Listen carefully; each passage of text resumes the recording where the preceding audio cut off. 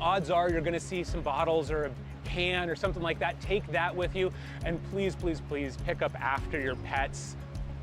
In addition to kind of picking up trash because of aesthetic reasons, we're also really worried about trash, the plastics and things like that, and also the dog waste for the health of the environment. Because if you don't, it's just going to end up in the river, and it's bad for human health. It's bad for the health of the environment as well.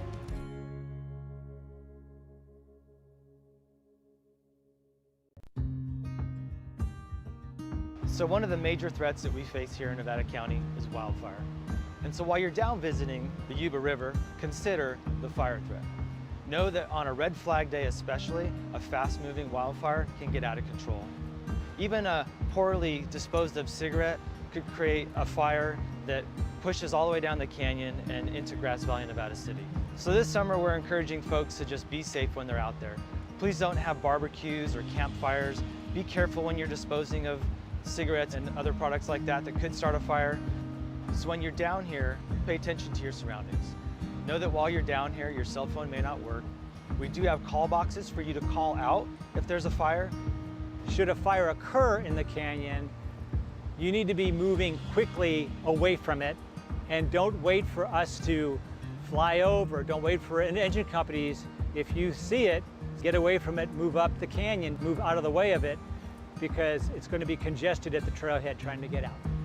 So have a plan to get yourself and your family out safely, and know that evacuations may take longer on those hot summer days if there's a fire in the River Canyon. Think about things like evacuation. How am I going to get out if a fire were to kick off? Because of the orientation of the fuels, weather, and topography, it's important that you do your part to prevent wildfires in the Yuba River Canyon.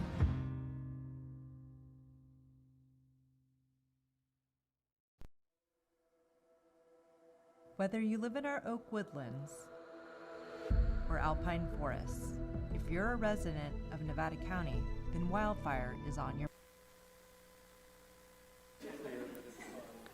So good morning, everybody.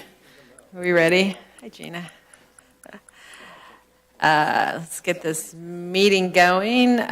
Welcome to the second day of our budget workshop. I want to give a thanks out to all of you for your flexibility because, something unusual happened. Yesterday we finished early, so we were able to modify our schedule, so I really appreciate you guys modifying your timing and be able to come here this morning. So we are just going to jump right in with our auditor controller. I guess, Erin, if you want to open us up or... Happy to. Good morning, Chair, Supervisors. Erin Mettler, Deputy County Executive Officer and Chief Fiscal Officer. Today we have a few presentations for you from our elected offices, and we're kicking it off with Auditor Controller Gina Will. Thank you so much, Erin, and good morning, honorable board members. It's a pleasure to be with you today on such a beautiful spring morning. Our county is so lovely at this time of year, so good morning, everybody. So thank you for the opportunity to present the Auditor Controller's budget for the 26-27 fiscal year. So the Auditor Controller's Office is responsible for overseeing all of the county's financial operations as required by federal, state, and local laws. Our office sets accounting policies, maintains internal controls, reports on the county's finances, and provides budget oversight. These responsibilities help ensure the county assets are protected and that financial information is accurate and reliable. Staff also serve on committees and boards to promote transparency and sound financial practices. Our team of 17 serves in 4 main areas. First, our accounts payable division reviews and processes payments for the county and its special districts, issuing more than $400 million each year to vendors. Accounts payable also oversees the county's purchasing card program and ensures that all use complies with established policies. Second, our general accounting team manages the county's revenues, assets, liabilities, and long-term debt. The team manages nearly 500 funds and about 14,000 accounts, processes over 35,000 journal lines each year, prepares the annual comprehensive financial report, coordinates independent audits, and collects audited financial statements from our independent districts. And our payroll team processes 26 biweekly payrolls each year, totaling $148 million for approximately 936 employees. Staff ensure all positions and pay are properly authorized, manage benefit and tax deductions, and complete required state and federal reporting. And fourth, but not last, our property tax administration team. That division calculates property tax rates and bills, distributes nearly $340 million in property tax revenue to local agencies, and manages refunds and corrections to the tax roll. Together, these functions support transparent, accurate, and accountable financial management for our community. So before I move into our priorities for the coming year, I wanted to take a moment to highlight some of the major accomplishments achieved by the Auditor Controller's Office this past year. These accomplishments reflect not only the dedication of our team, but also the county's ongoing commitment to strong financial stewardship and continuous improvement. First, we successfully implemented phase 1 of the county's new enterprise resource planning system, replacing a financial system that had been in place for more than 20 years. I'm pleased to share that we are the only county in California to go live with Workday on time and within budget. This accomplishment is a direct result of the hard work and dedication of our staffs countywide. But I wanted to take a moment to recognize Elena Gagne and Michael Graham from my office. Their prior Workday experience and implementing Workday was really instrumental in our success. Thanks to their leadership and the commitment of the entire team, we experienced minimal issues and very few disruptions to our business processes, aside from the normal learning curve that we're still dealing with. As part of the project, we developed a comprehensive chart of accounts to strengthen financial tracking and reporting. We created custom financial reports to reduce the county's reliance on manual spreadsheets, and our team supported departments through process documentation and extensive training for both internal and external users, helping ensure a smooth transition into the new system. We were honored to earn the Government Finance Officers Association Award for Excellence in Financial Reporting for the 18th consecutive year for the 23-24 Annual Comprehensive Financial Report. This award reflects the county's ongoing commitment to transparency, accountability, and high-quality financial reporting. Our 2024-25 ACFR was issued on March 31st, 2026, and is currently under review by GFOA and the Audit Committee. I am confident we will receive the award for this report as well. In addition, we supported departments and special districts in managing public funds through updated resources, training, and strengthened internal controls. One of our key initiatives this year was the revamp of the county's credit card program.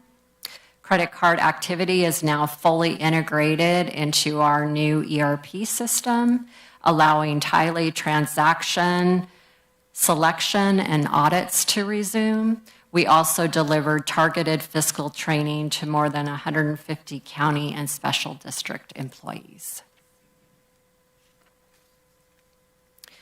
So looking ahead, our priorities for the coming year focus on strengthening our financial systems and supporting a successful continuation of the ERP project. Our top priority is the phase 2 implementation of the ERP system, which will focus on human resources and payroll functions. We are targeting a go-live date of January 2027. To prepare for this next phase, we will redesign, implement, and thoroughly test the processes needed to ensure accurate and timely payroll and benefits administration. Part of this work includes running parallel operations so we can compare results, validate system accuracy, and ensure everything is functioning correctly before we go live. We will continue supporting process documentation and providing training for end users so that departments and their staff can transition smoothly into the new system. Another key focus is establishing the long-term ERP support structure. This includes managing user security, maintaining the accounting structure, supporting business processes, developing and maintaining the county's financial reporting framework, and overseeing the mandatory workday upgrades that occur twice each year. In addition to the ERP work, we will be updating Gravity, the tool used to publish our annual comprehensive financial report, our component unit financial reports, and the state controller's required financial transaction reports. This upgrade will strengthen the underlying database and improve efficiency, accuracy, and overall reliability as we continue to maintain excellence in financial reporting. So another long-standing objective for our office is to reinstate the internal audit function that was eliminated during the Great Recession. Restoring this function will enhance and safeguard organizational value by providing risk-based objective assurance, advice, and insights. The internal audit team will assess the county's processes and procedures to ensure that grant and contract management practices meet their intended objectives, improve overall effectiveness, and reduce the risk of fraud and waste. The audit committee will play a key role by establishing audit priorities. This structure will also give your board an additional tool for evaluating how resources are being used and where improvements can provide the greatest benefit. As a central service department, most of the auditor's office budget is funded through the cost plan allocation charged to the departments we support. In addition to this funding, we receive about $215,000 for specialized accounting and auditing services. These services include placing direct charges on the tax roll for taxing entities, providing support to LAFCO, the Transportation Commission, and the county treasury. We also receive approximately $63,000 from our administrative work, primarily as a rebate from administrating the county's credit card program. Our budget is driven primarily by the hardworking and dedicated staff in our office. Salary and benefit costs in Class 51 are increasing by 6%, or about $191,000. This increase reflects recent MOU changes, the addition of an ERP program manager who replaces a limited-term accountant auditor, and the extension of a limited-term administrative analyst to support Workday system stabilization and phase 2 implementation. Outside of staffing, our office has very little discretionary funding, and the small amount that we do have is essential for delivering mandated services. These costs include replacing check stock, W-2s, and 1099s, maintaining software required for GASB 86 and 97 compliance, producing and publishing the annual county ACFR and the state controller reports, countywide timekeeping, scheduled computer replacements, postage for vendor checks and wage statements, specialized audits, actuarial studies, and necessary staff training. All of these expenditures have already been reduced to the minimum levels required to remain compliant and operational. Class 53, which includes intra and interfund charges, is increasing by 54%, or about $41,000. This increase is primarily due to the addition of a new $44,000 charge for the workday system maintenance. In our case, fund balance analysis is not applicable. So staffing analysis, our office will temporarily maintain a staff of 17 while the ERP system is being stabilized and phase 2 implementation moves forward. This assumes we are able to fill the senior accountant auditor vacancy, which we were unable to fill over the past year.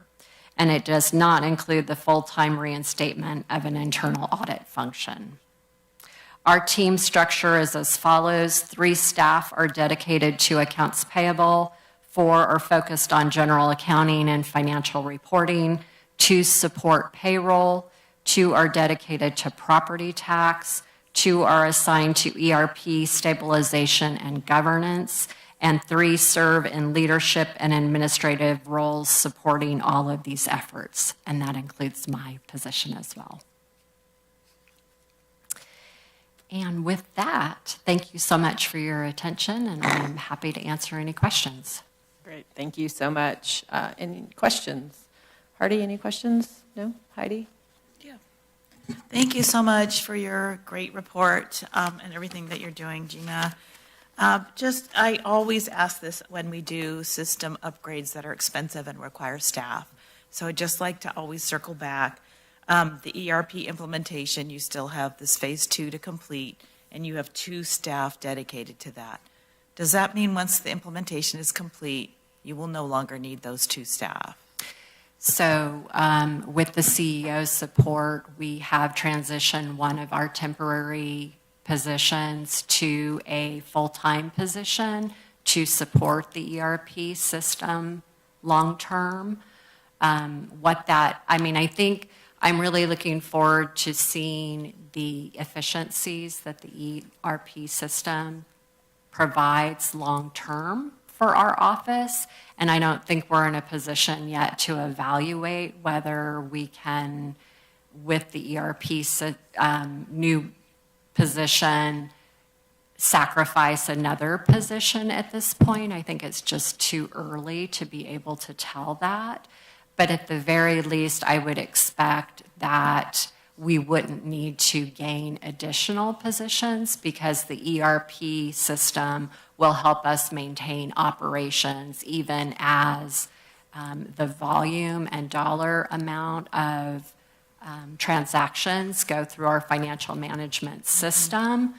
With the new system being so much more efficient, we won't have to add additional positions in order to be successful with our operations. So I know that was a long way of saying, but I believe that what we have requested in terms of our positions is appropriate and adequate for our future plans at this point. Okay. Okay. I mean, I see the budget is also going up. So this is more, I think, to Aaron, to you, and to the whole way we function with upgraded systems, computerization systems, to become more efficient. And it's something that I've raised since the beginning. So this is not so much towards your office, Gina, but is a consideration. To my mind, we spend a lot of time and millions of dollars upgrading systems that are old, that obviously need upgraded.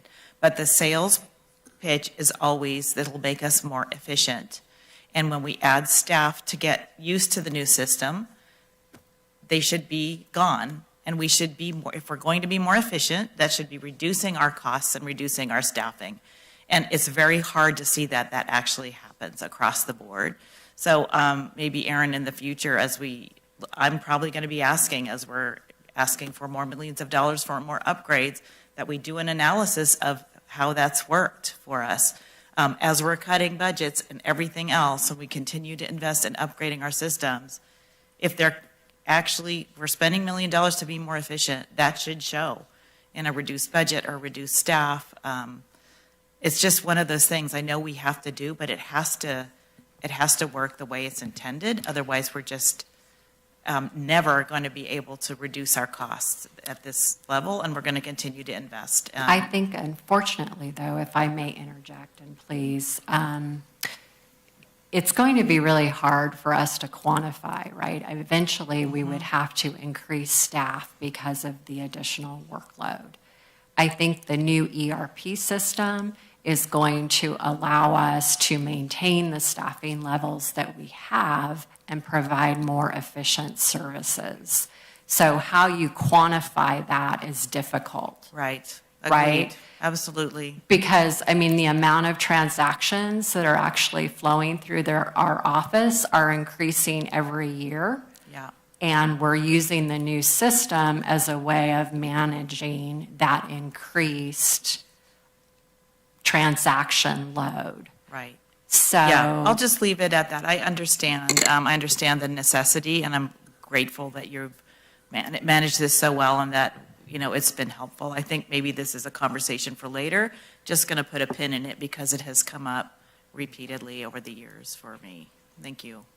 I would just like to add, and happy to have a more robust conversation, but what we're finding as we implement Workday is that the savings in staff time and positions is likely not going to occur in the auditor controller's office, but in the other departments. They're going to see the efficiencies and be able to reduce position administrative support through the consolidation of how we're doing business now. But Gina's correct in that the volume of transactions going through her office necessitated creating or converting rather one of those limited term positions to permanent. But as you see in the overall county staffing, we are shedding positions in the upcoming year, and we will continue to review the whole county staffing with those efficiencies in mind. Great. I think, being able to report out on that would be very helpful during our budget process, and thank you.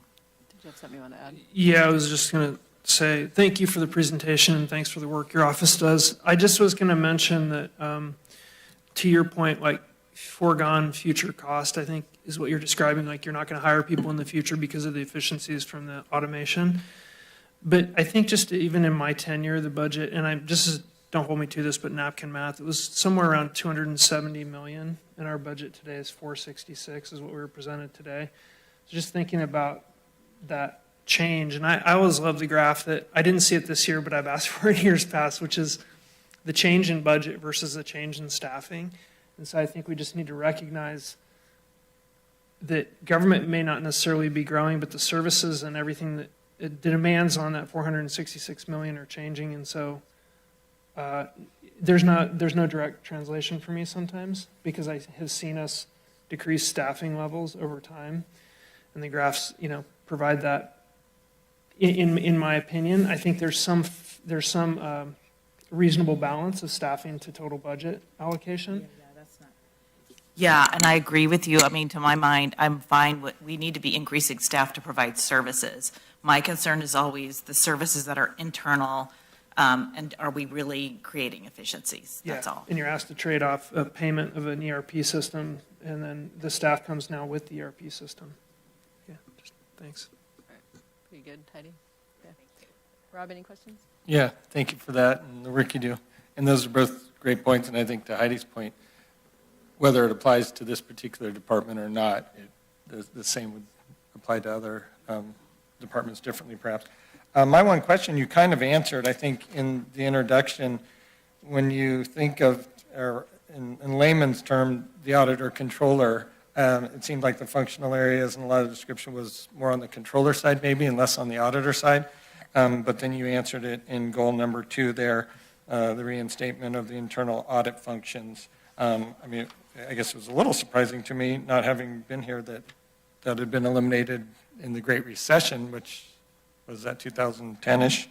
But I'm glad to see that that we've reinstated that, and it sounds like the implementation of the ERP is a good time to do that. And And then I think you said, so the Workday system, it's January of 2027, that goes live, is that correct? So we are live on the financial side now. So we went live in January 26 on the financial side, and we will go live with payroll HR functions in January 27. Gotcha. Okay. Yeah, looking forward to that. And yeah, don't have anything else. Thank you. Sue, any questions? No questions. Thank Gina for being here, though. I think that to keep up with the day and the age and all the things, that's why ERP came about. We have to work every day with darn fraud and all the things that are coming up, and this is going to make you more efficient in so many ways. So I get what Heidi's saying, but I kind of agree more with Hardy. I think we're going to see the savings over the training that's going into this. Still is a challenge, especially like with our little special districts, right? And so there's still a lot of work to be done, and I don't think we will see that until this is all the way implemented. But kudos to your team, because this has been a big step. Again, it says a lot, especially when you're being awarded for your audits and the things that are happening. So your team is doing a great job there, and I appreciate that. This is a lot of change. We've got a lot of grants coming through here now. We have so much more processing that you do. It's really, again, another amazing thing about Nevada County. For a little county, we do a lot here, and I think what you guys keep us in track is ultimately, I'd like to see the audit come back too. I think that actually, we're going to start working on that as we speak. So, thanks for the report. Appreciate it.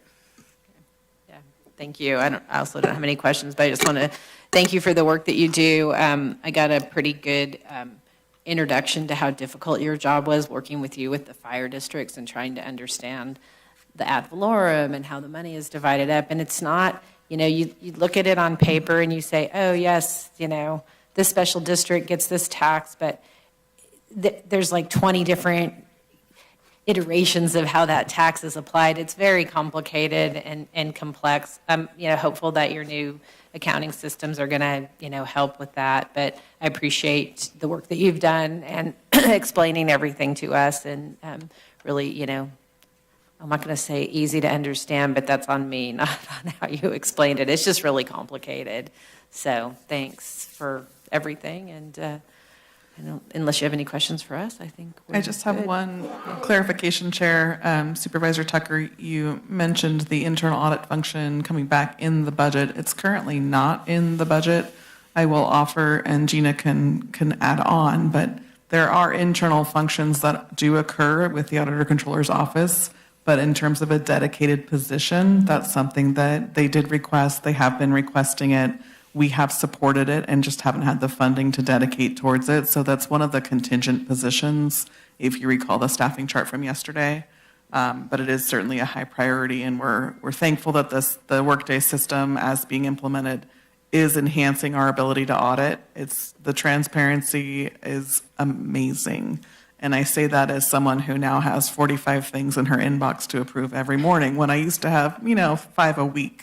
But the level of information that's flowing through and how it's flowing through really is enhancing all of our awareness of our financial transactions, which is a tremendous benefit. Can I make one quick comment? Sure. Yeah, go ahead. Oh, yeah. It's funny you bring the internal auditor position up, because when I was on budget subcommittee, we talked a lot about this. And we also had the confluence of other contractual enhancements we were making at the county for our nonprofit community. And one thing that comes to mind is you're an elected official. The voters have selected you, and your job is to audit all the financial record keeping and financial transactions at the highest level with GASB and the whole government accounting framework. That's auditing. We have an internal auditor. It's you, selected by the voters. So in my opinion, we're meeting that need. Plus we have the audit, the independent audit, and we have the grand jury that routinely audits many of the functions that the board and the auditor trade back and forth as far as allocation and expenditure goes. I kind of see it's done, in my opinion. One board member. Go ahead. Oh, I thought we were going to agree on this one. I was just going to say I agree, but I don't. No, I wanted to actually weigh in myself, as I know that, Gina, you've been asking for this for a while. And in my experience working with big bureaucracies, having a dedicated internal auditor does help prevent you from the things that an outside auditor might catch, and then it's a big public deal, and you have to spend more money correcting it. So I have been supportive, actually, of funding that internal auditor, and so want to weigh in on that as well. Yeah, and I think when we have the money, we'll absolutely want to support that position. But for right now, I believe you guys do the best job that you can with the resources that you have and appreciate it. So thank you. Thanks. All right. Who gets who? I see Ralph here and I see Armando here. We who gets have to go next? the clerk recorder register of voters up next. Okay, come on down.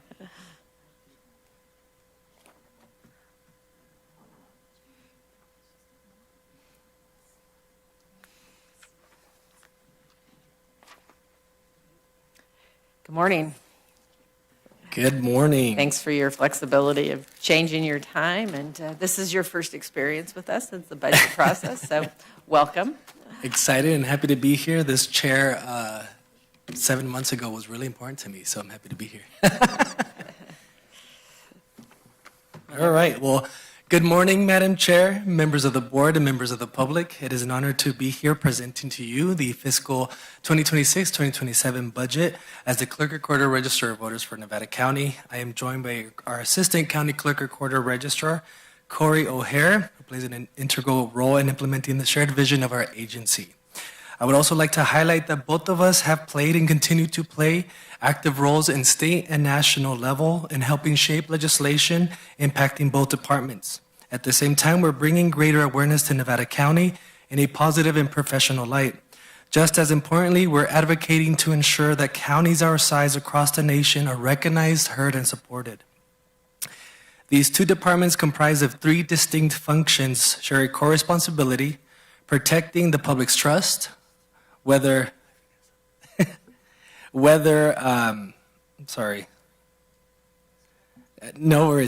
through the administration of elections or safeguarding official and vital records. And today we'll walk you through our programs, accomplishments, emerging issues, and the major cost drivers shaping this year's budget. Starting with our programs. On the clerk recorder side, we are responsible for recording over 250 types of official documents, maintaining vital records such as birth, death, and marriage certificates. And on the election side, our responsibilities include voter registration and outreach, candidate and campaign services, ballot designation and production, vote center operations, and the secure processing and counting of ballots. This includes mailing ballots to all active registered voters, ensuring accessibility, maintaining strict chain of custody procedures.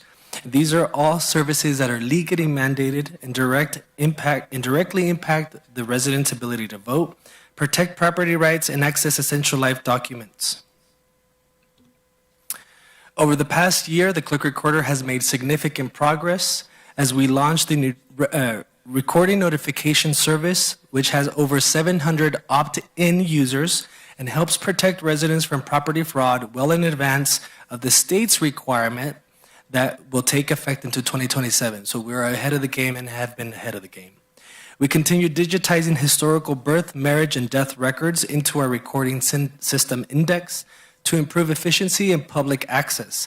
We are currently focused on the records from 1940 to 1960. We're advancing compliance with AB 1466, which is a restricted covenant law, ensuring that we go through all historic records, and review them, and make sure we correct them.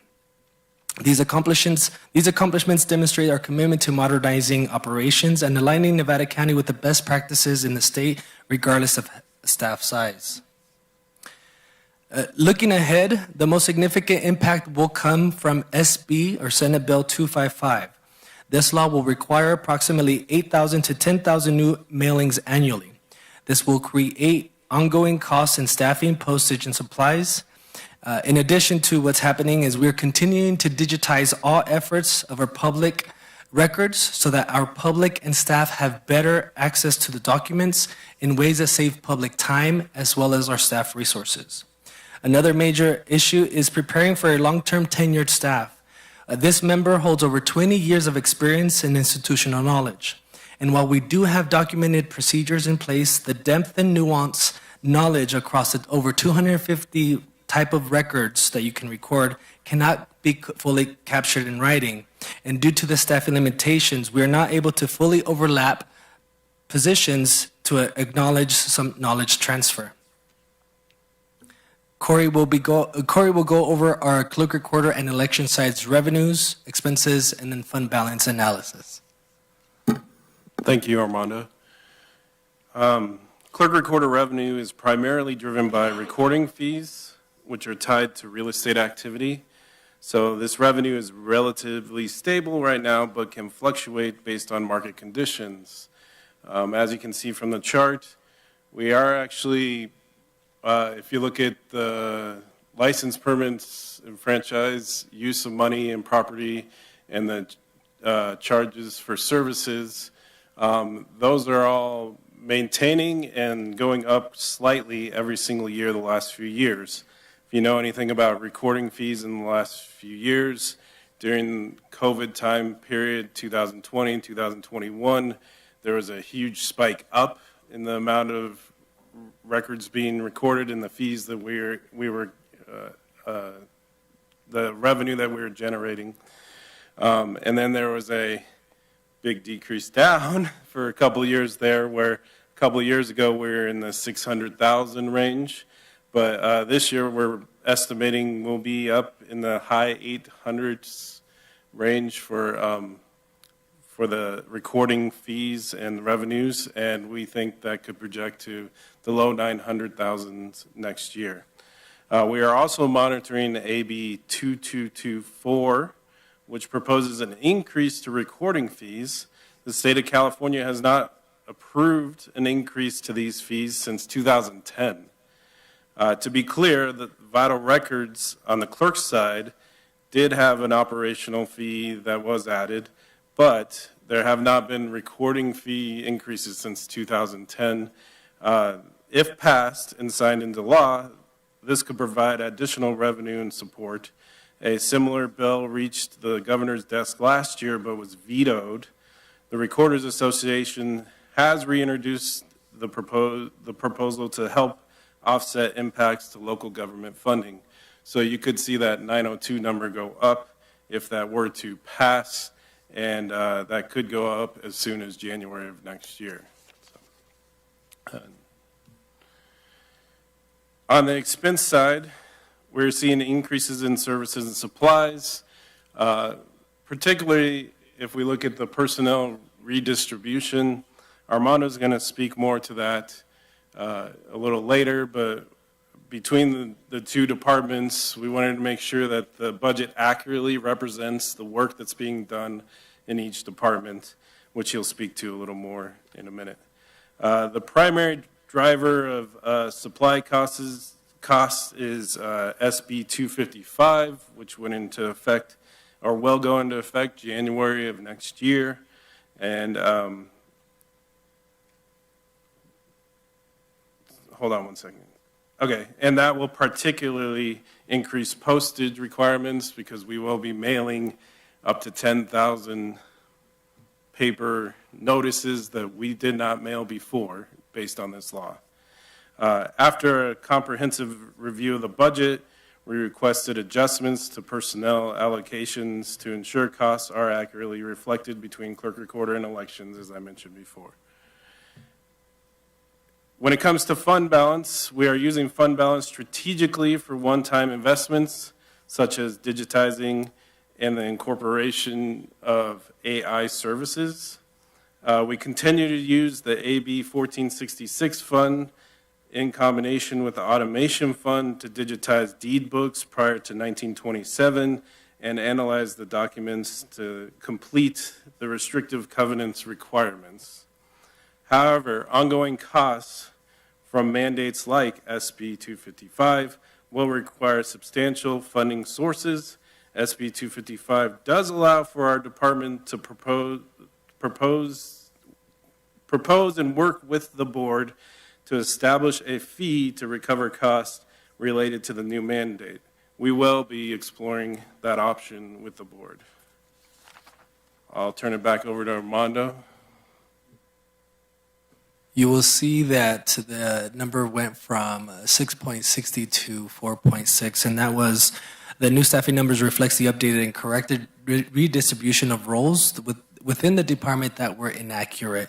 You will see later in the presentation the updated staffing distribution roles in elections, and at this time we are now requesting additional permanent staff for the clerk recorder side.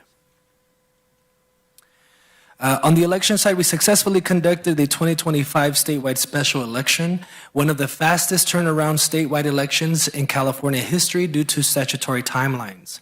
We successfully implemented a new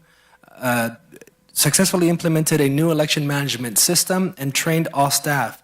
Notably, we are the only county in the state of California that has this new election management system, with more counties onboarding this summer.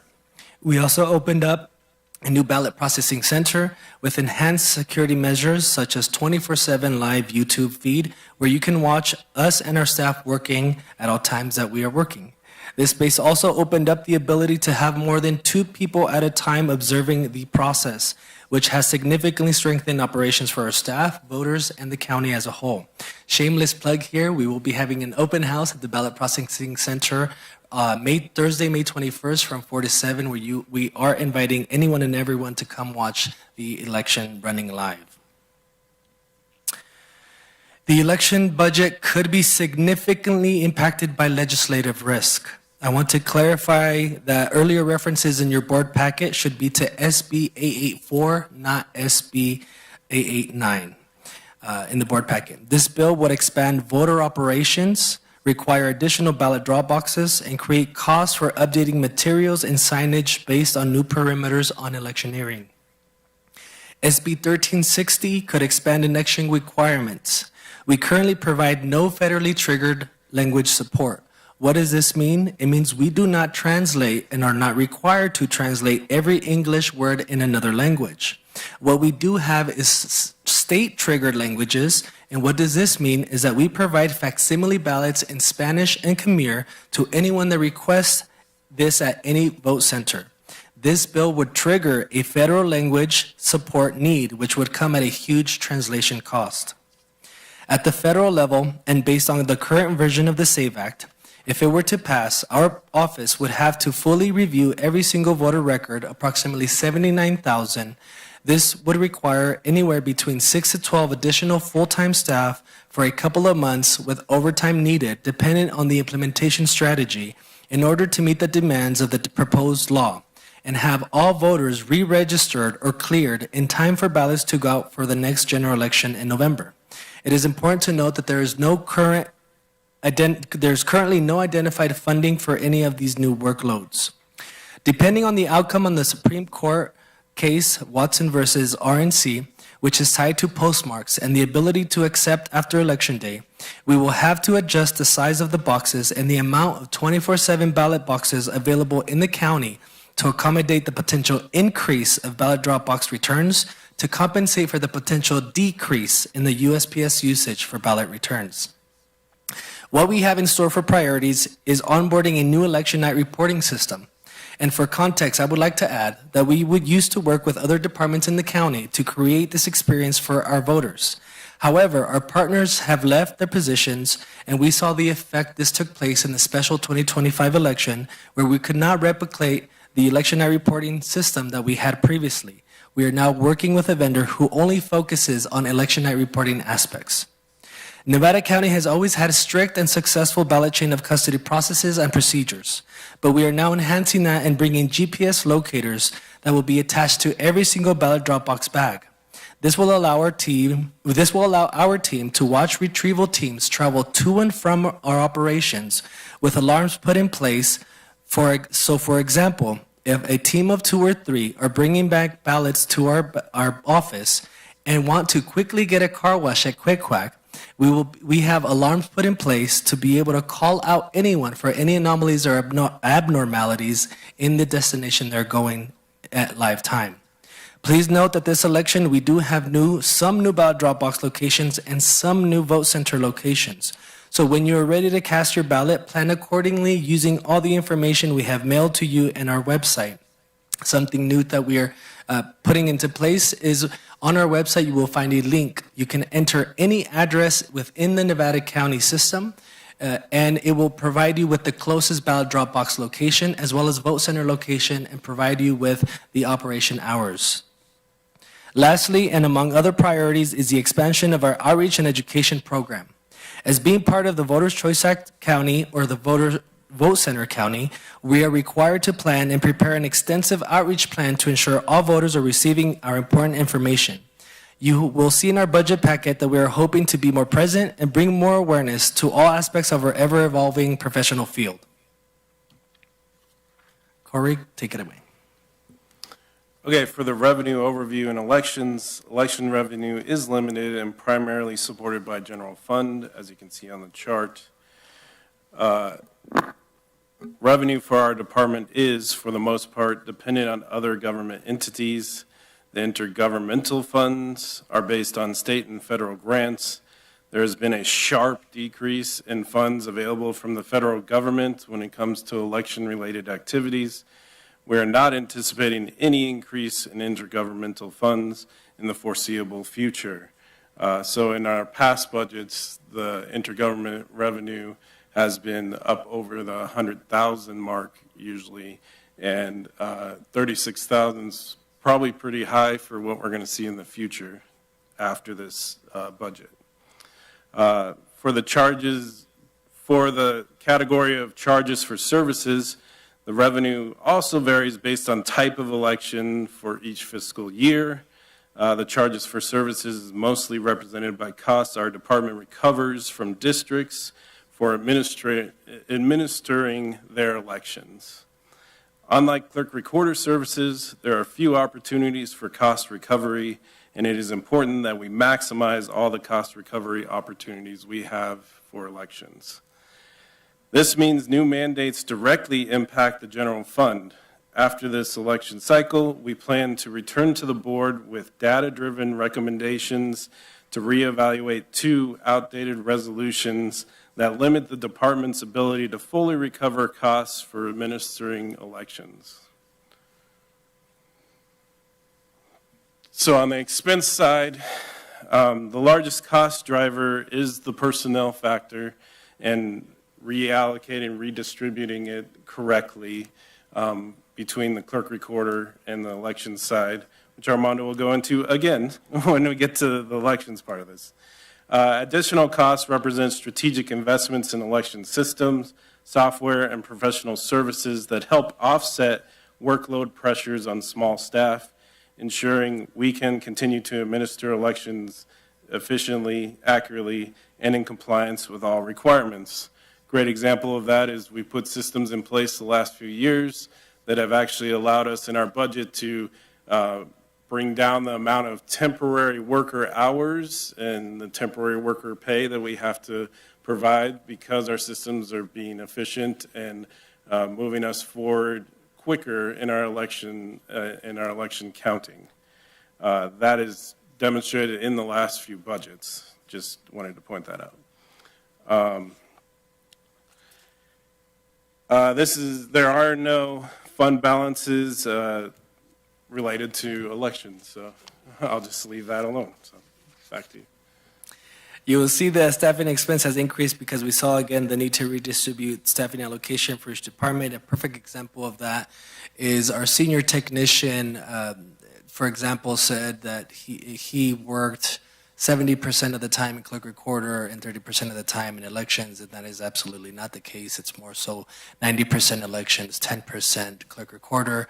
The department head, myself, is something along the lines of 60% clerk recorder, 40% elections. That is definitely not the case, and so that is what we mean when we talk about the accurately redistribution of the workload to the clerk recorder and the elections department. I would also like to add that during the request for staff changes, we did submit 2 requests for positions, one to serve as a permanent outreach specialist and the other as a project coordinator to support all precinct and precinct coordinator position to support all precinct operations that include but are not limited to securing vote centers, ballot drop boxes, vote center and in-office staff, election officer trainings, and supporting the warehouse operations and logistics. I want to take the time to thank the CEO's office for their continued support in seeing the need for such roles as to why we amended the PIO contract to expand the services needed for outreach and education. With their support, we also have now opened a stretch assignment twice that has been a huge support in filling the void that we currently have. So long story short, we would greatly appreciate the support in obtaining the project coordinator role that is currently in contingent for this new fiscal year. In closing, this budget reflects the cost of maintaining public trust, meeting legal obligations, and delivering essential services to our residents. Whether through elections, vital records, property records, these functions are fundamental to our local government. I want to take the time to thank my small but mighty and incredible team, the board's support, the CEO's office support, and our partner departments. The work we do is highly collaborative. I cannot emphasize that enough. And our success is a direct result of those partnerships. We cannot accomplish this work alone, but together we will continue to deliver to our residents of Nevada County. Thank you for the opportunity, and it's an honor to be present in front of you. Happy to answer any and all questions. Thank you. You've accomplished a lot in the short time that you've been here. So questions, Rob, any questions? Yeah, excuse me. Thanks for that and all the work you do, especially this busy time of the year. I was struck, as I always am, I know it's come up before, the function of the clerk recorder and the elections. And I know it's a complex issue, but they seem so vastly different, and particularly with, I guess the way elections used to be with 1 day paper ballots. Now, with a month-long election, mail-in, all the technology, it just has grown so much. It just strikes me as how different it is. My one question, and yesterday during the CDA presentation, they talked about the ADA Act, I think Title II, and 2024 ruling that required everything to be accessible. And they talked about in CDA, even with their records, building permits and such, how complex that was. Does clerk recorder and county records, like our historical records, come under that going forward? And is that going to be a huge challenge?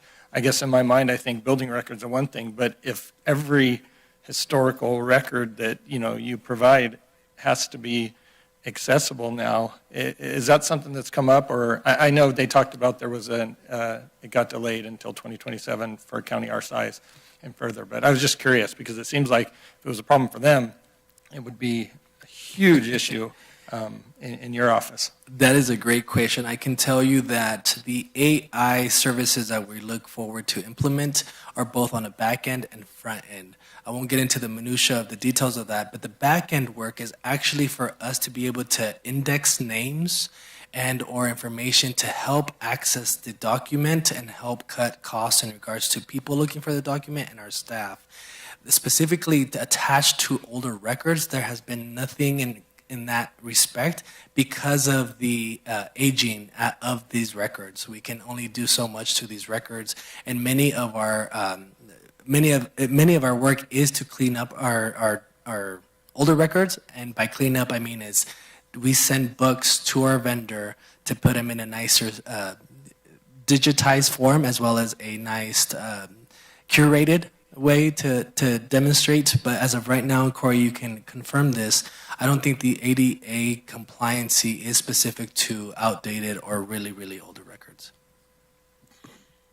And we're happy to assist with that as well, Corey, if that would be helpful. Yeah, I mean, when it comes, obviously we focused a lot on the website recently.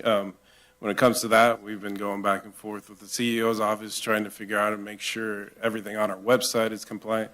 When it comes to records, as Armando was talking, the AI, what we're looking with AI and recording and bringing the digitized records more to the front for people to search, they also are under that ADA compliance. So If we're having them search in our office, we're working with those vendors to create all accessible avenues, so we can look deeper into that and make sure that we're adhering to that. Yeah, and Supervisor Tucker, you're bringing up an excellent point, which behind the scenes, county staff has been working very hard on, and it was a big lift this year.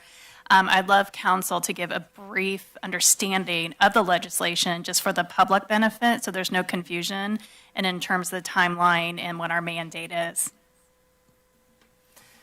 Yes, so the Title II, of course, applies always. The change happened is that they added a new regulation that had very specific requirements for websites and apps.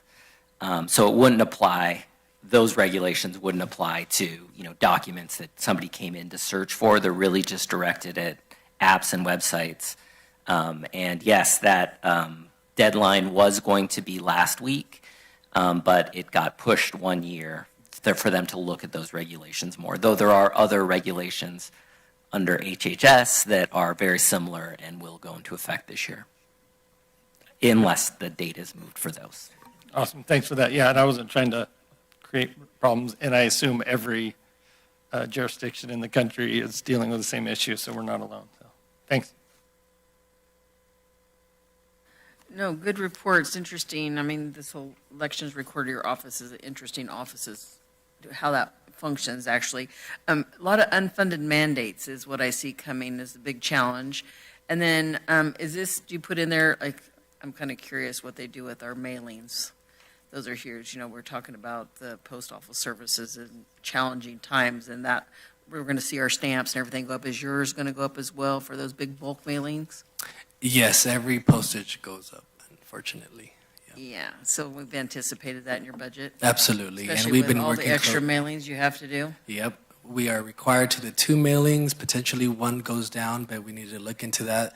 The law was written in a way that the election management system needs to help us, but the election management system has not been updated to do that. And that's not just Nevada County, that's the entire state. So we are looking at ways to mitigate the cost, but we are working with our vendor to ensure that we get the best rate for what we have, and that is our election material. Well, just shout out, actually, some of the information you have sent out, I think, has been very beneficial for people. I think we're going to see challenges with post-dating your ballots and those, so those are going to be some of that information that has to continue to go out. That's going to be interesting to see. We just saw that with taxes a little bit, because they don't postmark your mail on the day that you put it to the post office. I think that's kind of interesting. Actually, no, this is good. I think I really appreciate the work that's going on. It's amazing what you have done in a little short time to make changes that are going to make your office a little more efficient. So I don't have any other questions besides that. He asked one that I was kind of curious about. It's always interesting, too. You think about the missing records from a community, too. Remember we had a fire one time, so we lost a lot of those. And how do you recoup that kind of information? So it's one of my favorite facts to share. In 1956, the County of Nevada restarts because of the fire. Yeah, exactly. So when it's talking about ones from in the 40s, it's like, well, how are we gathering all that information, right? No, so thank you very much. Really quick, back to the postage.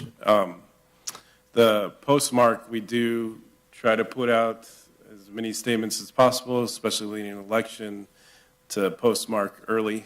Don't wait till election day. And also with that, we remind people that we do have more than we're legally required of drop boxes around the county. So we try to make voting as accessible as possible to everybody. And if you don't feel confident that you're going to get your postmark, make sure you walk into the actual post office and get it stamped right in front of you. So, yeah, just wanted to share that.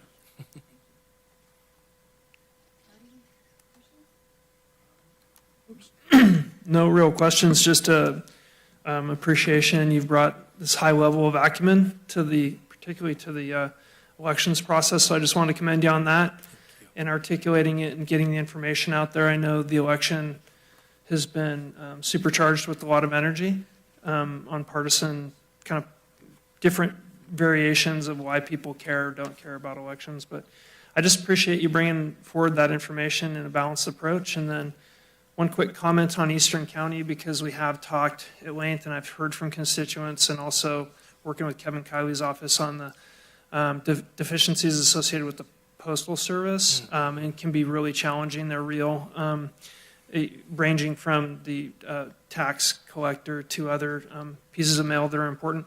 So just wondering if you could put additional or enhanced information out about using that ballot box as opposed to the mail in Eastern County, just because it has posed such a problem there. Absolutely, happy to do so. And I can tell you that we as the association, the statewide association, has weekly calls with the United States Postal Service, and they have been made aware of our struggles in the eastern side of the county. And just to make sure I kind of differentiate, most of the mail goes through the Reno distribution facility for Truckee, and most of the mail from the western side goes to West Sacramento distribution. So just acknowledging that we do have 2 distribution centers that has workings in the mail, and I have made them aware of the situation in Truckee based on the small post offices that we have. But education and outreach, as you saw, is one of my prime priorities in that we will definitely do so. Awesome, thanks. And I echo, Sue, your comment on the unfunded mandate piece. Just the additional cost that's going to flow to the counties out of our local tax base. So our citizens here, our constituents, are going to directly pay for that, whatever comes down from the state and the feds or lack of federal or state funding. I just want to acknowledge that. That's a big piece of what we are grappling with in this particular budget. Thank you. Thank you. Yep, thank you so much for this great presentation and your great explanation. Yeah, it's been great to see you bring a fresh eye to some of this, and it just seems like some of this is much clearer. So I appreciate that. I think most of my questions were answered. Also, I had concerns about the postal office and the postmark issue, so you're going to be doing extra outreach on that, which is great. And then the unknown sort of bills. So I know that the SAVE Act is federal. Are the other 2 Senate bills also federal? Those are local. Those are statewide, local. Statewide, okay. So when will we know? I mean, whether those are passed or not. When I started this conversation, I mentioned how both Corey and I sit on legislative committees to be voicing our concerns and opinions.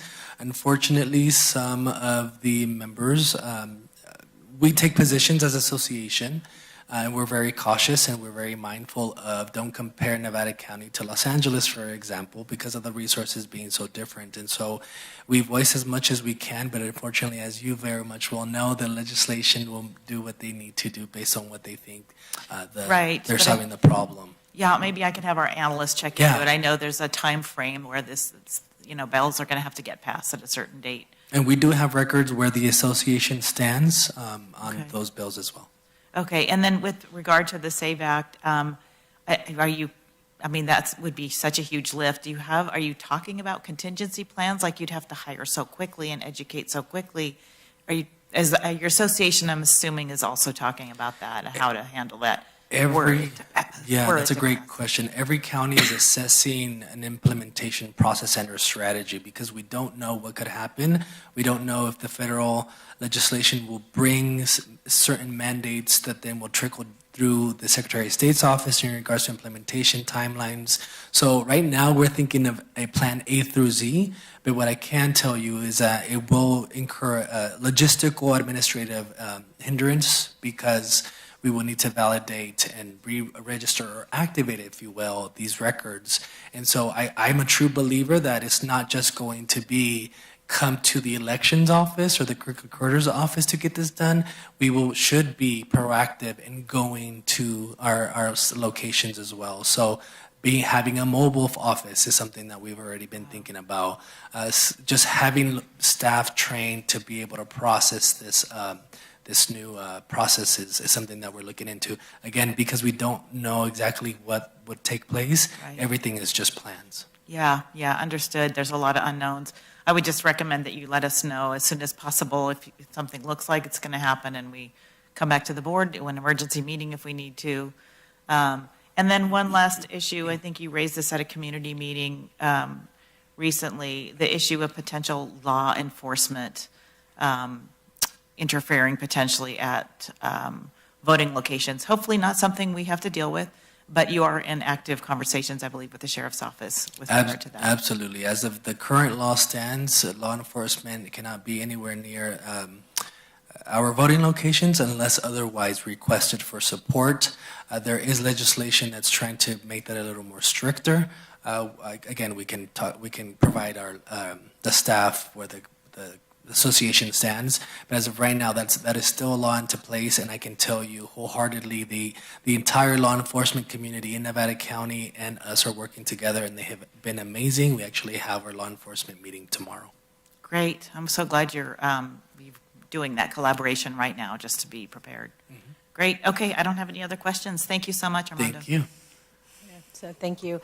So I just have one question, and this isn't based on like seeing the actual wording of it, but it's my understanding that there's been a ballot measure in California also qualified for the November ballot that will be a voter ID. Obviously, it's not going to take place for this year's election, but is that something that you will be looking at, what the cost of that would be if California actually required some sort of voter ID? Absolutely. That proposition that will be placed on the November ballot does not just bring voter ID, it brings other requirements similar to the SAVE Act. So just FYI. Okay, so it's just kind of a duplication. A duplication. And as we get closer, there will be an analysis of cost for sure. Okay.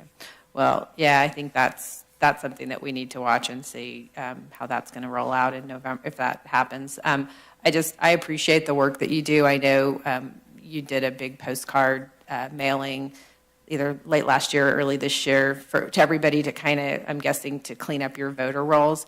I really appreciated that. I got 3 of them at my house, one for myself, one for my husband, and one for somebody who had lived there before but was deceased. So I brought that one up to your office for you guys to deal with. I'm assuming that when you got those back that you do a level of research to see if the person actually can be purged from the voter rolls. Absolutely, and I want to offer my thank you for opening this up.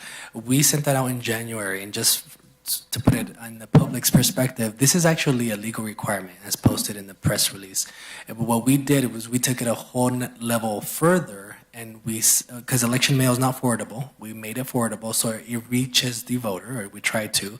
We also sent it out to inactive voters to start that process. So we are governed by the California National Voter Manual, Voter Rights Act manual. In California, if you read that manual, if you want to go to sleep, it will show you every scenario as to how you process a purge, if you will, or change a voter from active to inactive to cancel, so on and so forth. So that postcard did reach a lot of folks, and just to give you perspective, we went from about over 79,000 registered voters to about 76,000 registered voters. So action was taken thanks to the community, and the system worked, the plan worked. And so we will just continue to do that. Again, it's a legal requirement. I think there's different messaging that can be put out there because folks were confused about if there's nothing you have to do about it, should you return it, and that is a no. So we are working on a better, more clarified conversation for the next election cycle, but it worked, and we do process everyone, and we do based on the, again, National Voter Registration Manual. Great, thank you. And to clarify, really quick, so yes, we did send those to both active and inactive voters. Only active voters receive election materials from us in any election cycle. I just want to make that clear. And also by sending it to the inactive voters, we also got clarification and feedback from them that allowed us to then cancel them. Because sometimes we put people in an inactive state because we need to hear directly from them on the next step to cancel, and we haven't heard from them in a while. So this allowed us to contact and connect with them and get them to officially cancel, which once again, inactive voters do not receive any voting materials. But we went beyond the expectation to make sure we reached out to them to get them into a canceled state. Or some people don't realize they went inactive because, their mail wasn't forwardable when they were hanging out in Arizona last year or something, right? So it also communicated with inactive voters that are like, no, I shouldn't be inactive, I should be active, and got them reactivated. So just, that was a great opportunity that Armando brought to our office to go beyond what is legally required. Yeah, we appreciate that. So, great. Sure, go ahead. Yeah, just on this issue too, I'm wondering, when is the last day people can register to vote? Great question. The last day to register to vote is May 15th, that Monday, May 13th.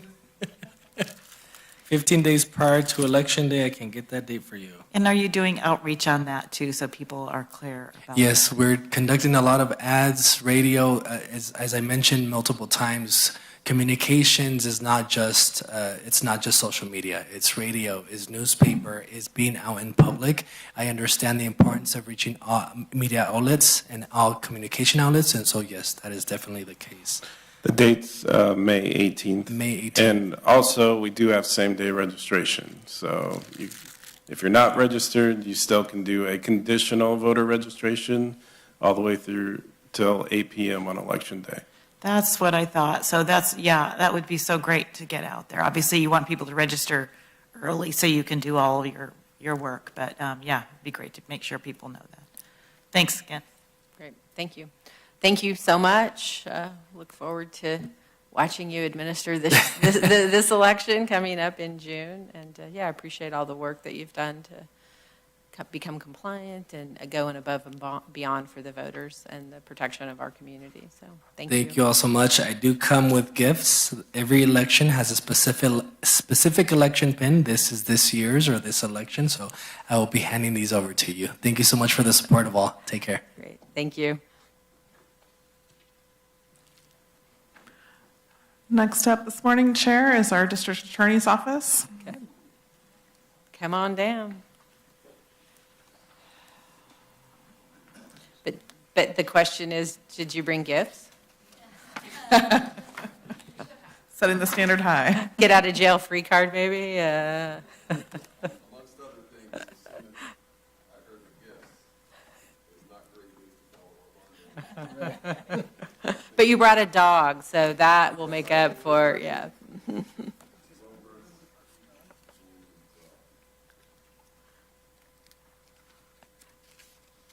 Welcome.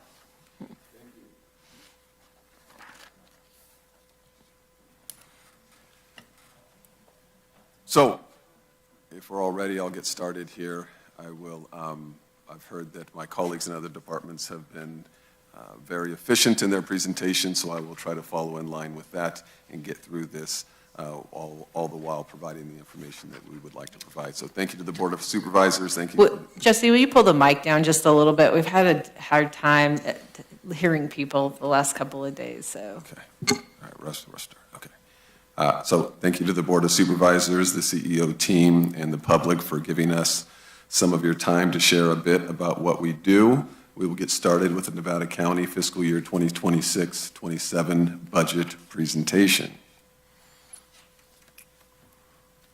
We will start out with an organizational chart and a breakdown to give you an idea of the different departments within the DA's office. We have the elected DA, that's myself. We have 4 main units within the DA's office. They have the prosecution unit, which is comprised of 11 full-time attorneys. That includes myself. We have an additional 2 part-time attorneys.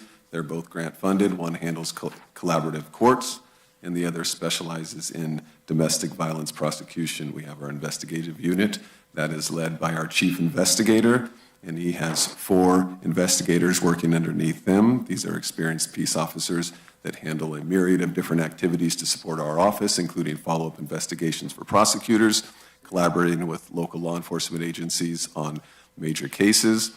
They handle witness coordination, subpoena service, and they also are the point person agency for various criminal investigations that would include white-collar crime, insurance fraud, that sort of thing, as well as officer use of force cases. They are the primary investigating agency. We have the victim advocacy unit that is comprised of 3 full-time advocates, and they are providing service to a community of over 100,000 residents. They act as consistent point of contact, coordinating services, and ensuring compliance with all statutory and constitutional victim rights obligation. The balance is provided by the administration in our office that is comprised of legal secretaries, legal office assistants, analysts, and they are the ones that effectively and process a tremendous amount of volume of data that allows our office to effectuate our mission of vigorous and ethical prosecution. We will roll right into, in addition to our essential core services of prosecution that our office performs, we will highlight some of our accomplishments over this past year, which include the establishment of the Nevada County Family Justice Center that is meant to enhance coordinated victim services. This was in partnership with many local law enforcement agencies, community organizations, the county, and other nonprofits. Particularly, we partnered with Western Sierra Medical, who will continue to partner with us as we work to expand the services provided out of the Family Justice Center. We implemented the Domestic Violence Vertical Prosecution Unit through the California Office of Emergency Service Funding. And specifically, vertical prosecution is when a prosecutor is assigned to a case from even before filing oftentimes, but certainly through the filing of charges all the way through the adjudication of that case, which would include the penalty phase. And this is shown to improve conviction rates, to reduce victim survivor trauma, and provide more consistent and appropriate sentencing. Moving on to expanded services in Truckee, this is another accomplishment that we have that we want to highlight. We have launched the DUI court up there and expanded our Truckee Collaborative Project in the partnership with the Navigation Center. The Navigation Center, which is recently launched up in Truckee, is a very natural and effective landing spot for us to be able to apply services to a very similar community and expand the services that we provide and expand the Truckee Collaborative Project just in general. We're moving on to some more accomplishments that we'd like to highlight, and this would be led regional cybercrime and digital forensic initiatives through a multi-agency high crimes task force that is housed out of our office. And we have in support here, we have Chris Roberts from GVPD, and this is a high-tech crimes task force that's comprised of Nevada City Police Department, Truckee Police Department, the Sheriff's Office, and Grass Valley Police Department. We presented Project LEAD for the 5th consecutive year. Project LEAD, evidence-based youth education program used throughout California that teaches students critical life skills. It's delivered in partnership with trained law enforcement officers who serve as instructors and mentors throughout the program, and we graduated 6 classes from this 10-week program over the last year. And in addition to Project LEAD, we also conducted 2 presentations to 8th grade government elective classes. We organized and hosted a range of trainings for law enforcement agencies, including the first District Attorney Annual Briefing and Human Trafficking Symposium. In addition to that, we also hosted several domestic violence trainings for local law enforcement agencies, and our plan is to continue to expand the types of trainings that we provide to local law enforcement to include a strangulation summit in the coming year. We have a number of emerging issues and priorities. The first bullet point and the sub-bullet point is going to be our main emerging issue that is also a priority, and then the balance of that will mainly be priorities for our office moving forward. But the first one is to address expanding caseloads and legislative mandates through sufficient staffing to maintain service levels and ensure public safety in Nevada County. We plan to address this by advocating for an additional $60,000 to fund a full-time deputy district attorney that's assigned to the collaborative court. This would be in addition to, well, the $60,000 would be to really piecemeal together. We'd be exchanging we would be exchanging 2 part-time attorneys in addition for that to try to stabilize that unit in collaborative court, which we think is essential to the ever-expanding mandates that are coming down as it relates to these collaborative courts, diversion courts, mental health courts, and the like, and really help us to collaborate with our other county partners, whether it be probation, mental, behavioral health, and in order to stabilize that and to maintain that, as I said, level of service to ensure the public safety here in Nevada County. We also want to expand services through the Family Justice Center This would include bringing forensic exams to the Family Justice Center. Right now, this is all outsourced, whether it be Auburn or Sacramento, and the forensic exams for sexual assault victims. Those are the ones that suffer. It increases traumatization. So to bring that in-house, again, I mentioned our partnership with Western Sierra Medical. That is a top priority to expand services through the Family Justice Center. And that would also be expanding out our domestic violence response teams and other collaborative efforts that are the perfect spot for the Family Justice Center to be the foundation for. We want to strengthen the vertical prosecution's team capacity for domestic violence cases.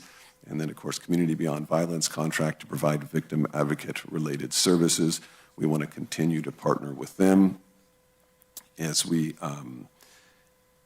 work towards trying to continue to support our small but mighty victim advocate unit with those 3 advocates that we have within the DA's office.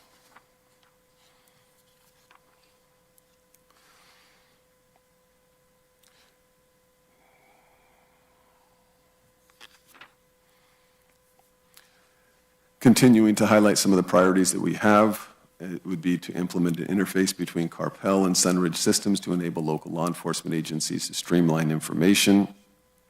The RIMS itself is a record information management system that interfaces with our case management system, which is Carpel, and it would automate communications between many county agency databases. It would improve data exchange and strengthen interagency collaboration.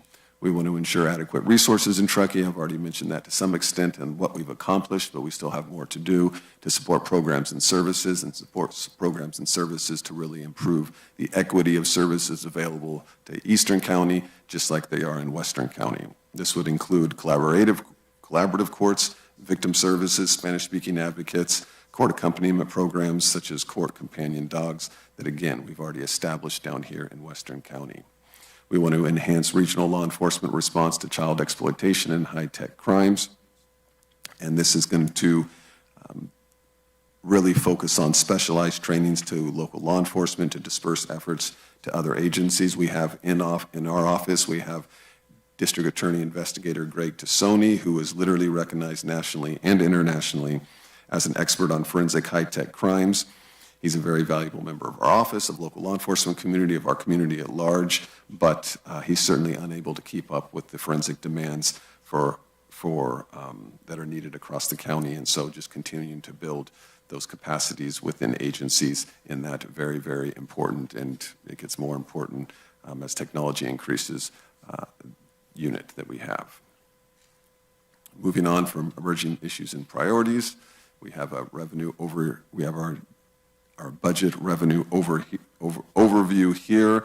The proposed revenue is $8,746,733, and as you can see by this pie chart here, the general fund accounts for over 74% of that. We have grant funds that account for over 12.5%, and then the balance is Prop 172 realignment that's over 12%, and then cumulatively another 1% that are combined, mostly restricted funds. Continuing the revenue overview, we have the expense overview, which just gives a chart of the ever-increasing budget at the DA's office, and it gives you a perspective from the 22-23 all the way up to the proposed one. And again, the vast majority of this is going to be salaries and benefits. I imagine that's similar to other departments, but that's certainly, in our department, 73% of our overall expenses. Some other variances that can be attributed to that increase would be the grant awards that we've secured. These are the first time that our office has really pursued and secured these grants, and we have another one in the Family Justice Center that we've secured this year, so that's going to lead to the increase. And that, of course, increase allows us to expand funding through grant streams as opposed to traditional general fund allocations. And then, of course, as, again, I imagine every department is feeling, there's the increase, sometimes dramatic increase in some of our contracts that we have that we need in order to enable us to do our day-to-day work.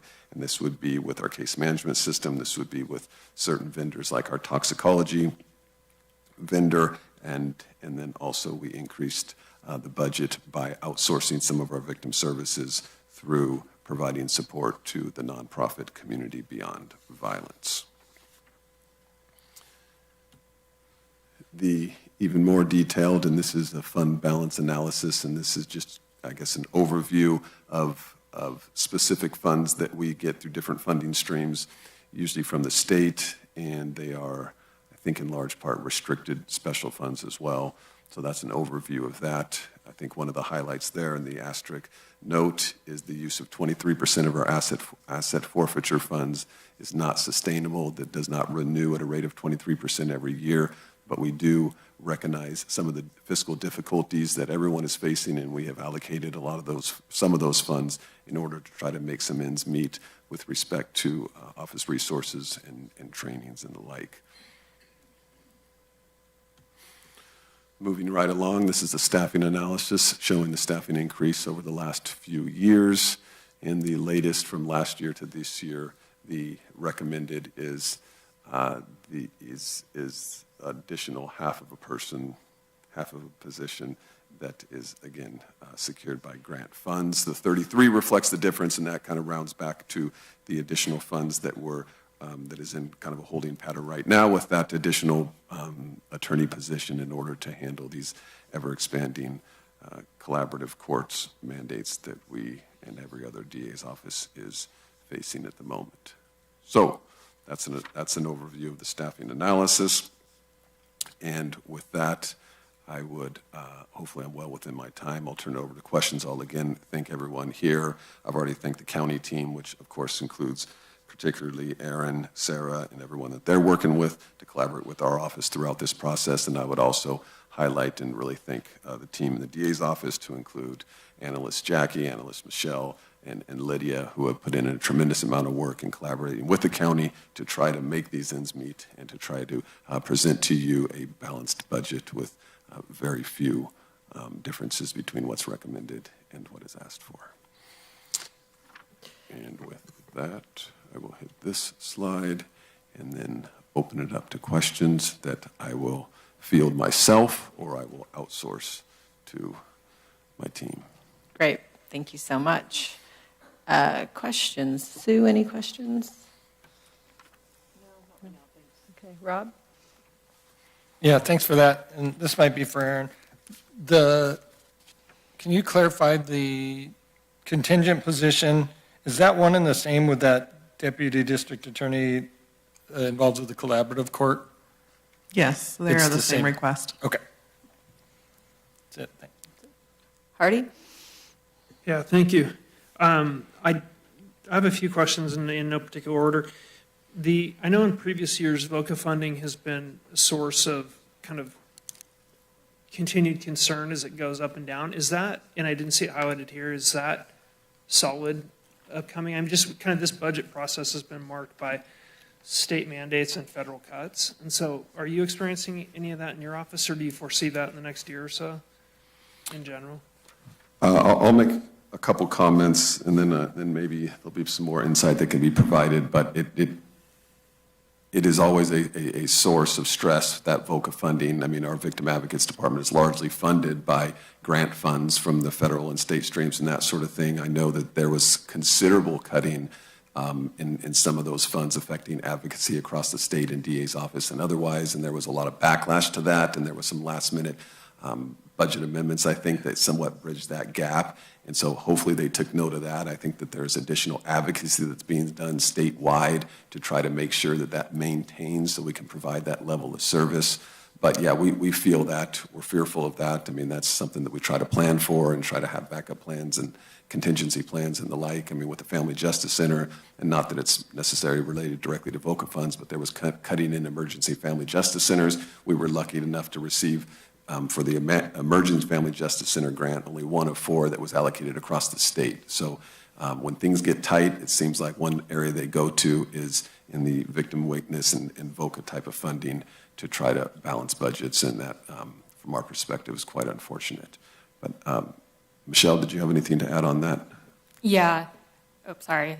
Our VOCA funding, we did lose a grant about 2 years ago. and that was a hard hit to our office. It did pay for a victim advocate, specifically in Truckee. It also, with that grant, had 2 subrecipients, Child Advocates of Nevada County and CBV, Community Beyond Violence. So losing that VOCA funding was a huge hit to our office and to the nonprofits. However, our victim witness program, we were given more VOCA funding once the XC VOCA funding was cut. So it was helpful that we did receive a little bit more funding, but yeah, VOCA funding is unpredictable and we are keeping an eye on it. Yeah, I think that was the one, what you described as the one I remembered. And again, congratulations on the Family Justice Center opening. It's awesome. And then I think the Community Beyond Violence contract that you're picking up now hopefully backfills the loss of the grant previously, because I know the work they do is really important. And we've talked a lot about what they offer for county services. Just a couple of quick questions. There has been a recent rise in youth violent activity in East County, and some kind of noted cases relating to gang involvement between Reno and Truckee. I'm just wondering is there anything in general, just kind of allocation on the eastern side? You talked about enhancements to that eastern side that we can look for coming up in the next year to see that we're trying to hit some of those special, like maybe your special investigator that you described. Just, there's a lot going on there, things I've never seen in my long tenure of living in Eastern County. Just wondering if there's any thoughts on that. Well, I mean, as I mentioned with our investigative unit and the district attorney investigators that we have on hand, they work collaboratively with law enforcement on major cases, and certainly that would expand to major issues, right? So, and I mean, Truckee PD is part of our forensic task force, so we're in close communication with them. We work with them on a regular basis. So if there's any issue, whether it's coming from law enforcement, community members, yourself, that we want to stand up a meeting and figure out how we can allocate more resources towards a particular issue, I mean, we're here at the ready, and so that's certainly well within what we do and what we're willing to do. Okay. Yeah, thank you. The mandated, the DUI court and stuff, the court system has routinely come back and said, hey, the Board of Supervisors in the county is responsible for providing DUI class educational materials for people to get sentenced with a DUI to get that off their record. So delays in that class structure. I've been told by the courts and also our support staff that that's being corrected. It's working now. And in your opinion, do we have enough, is there enough resources allocated so that people that get in trouble behind a DUI can get the resources they need for help and then move on? It seems like it's working to me, and just anything. Well, I mean, I'm certainly aware of the issue in Truckee and the impediment towards getting those services with the changeover of program managers and that sort of thing. And so we were involved in that, to putting that back online to at least start that, get that open again. But I mean, I guess the answer to the initial question would be no. I mean, there's never enough services, but I think there's enough services to at least have that option available and keep working towards getting more services. And, you know, in the digital age, what those services look like is ever changing, and we need to look kind of holistically at what that looks like and how we can do stuff with the resources that we have. So, yeah, that is an issue. It's been an issue. It's getting better, but certainly it's a concern, especially with the expansion of DUI court, making sure some of these high-risk offenders, right, like very, very much public safety risk that we're trying to address by addressing the underlying issue, are on track and have the guardrails and the services that they need in order to be successful, which is the spirit of that program, obviously. Yeah, okay, thanks for the clarity. And then one last piece, the Truckee Collaborative Project, I just want to say thank you, because a lot of the, opening up the NAV Center has gave our staff a lot of direct touch points with that population, so there's a real crosswalk between the work you do to help reintegrate that population, clean up their record, and get them, you know, being productive, you know, and the NAV Center. I think the whole thing kind of sews together. And anyway, talks with the operator there and our staff in Eastern County in your office, it sounds like it's working really well. So I just want to say thank you for that. Yep, and that would be right back at you guys too. I mean, you know, it's very tough in Truckee, as you know, to find spots to house these sorts of service-based programs. And so, I mean, the Navigation Center was a windfall for us, for our little Truckee Collaborative program. So, yeah, that was huge and very much appreciated on our end as well. Yeah, thank you again. Heidi? Yep. Thank you for the presentation. Yeah, just huge congratulations on the Family Justice Center. I was so sorry I could not be there, but I definitely love to come and take a look at it another time. I know on my national calls that has been with the Safety and Justice Committee, that's been a big conversation to try to get those out, and people have really loved them. So I'm really proud that we have that, and congratulations on getting that set up. Thank you.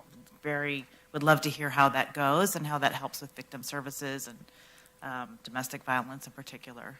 And then also with the grants that you've been able to pull down, that's really great. I think we're all going to be suffering from the loss of some of those grant opportunities, but just stay creative, because I think there's probably going to be more things coming along. Hopefully that will help with that.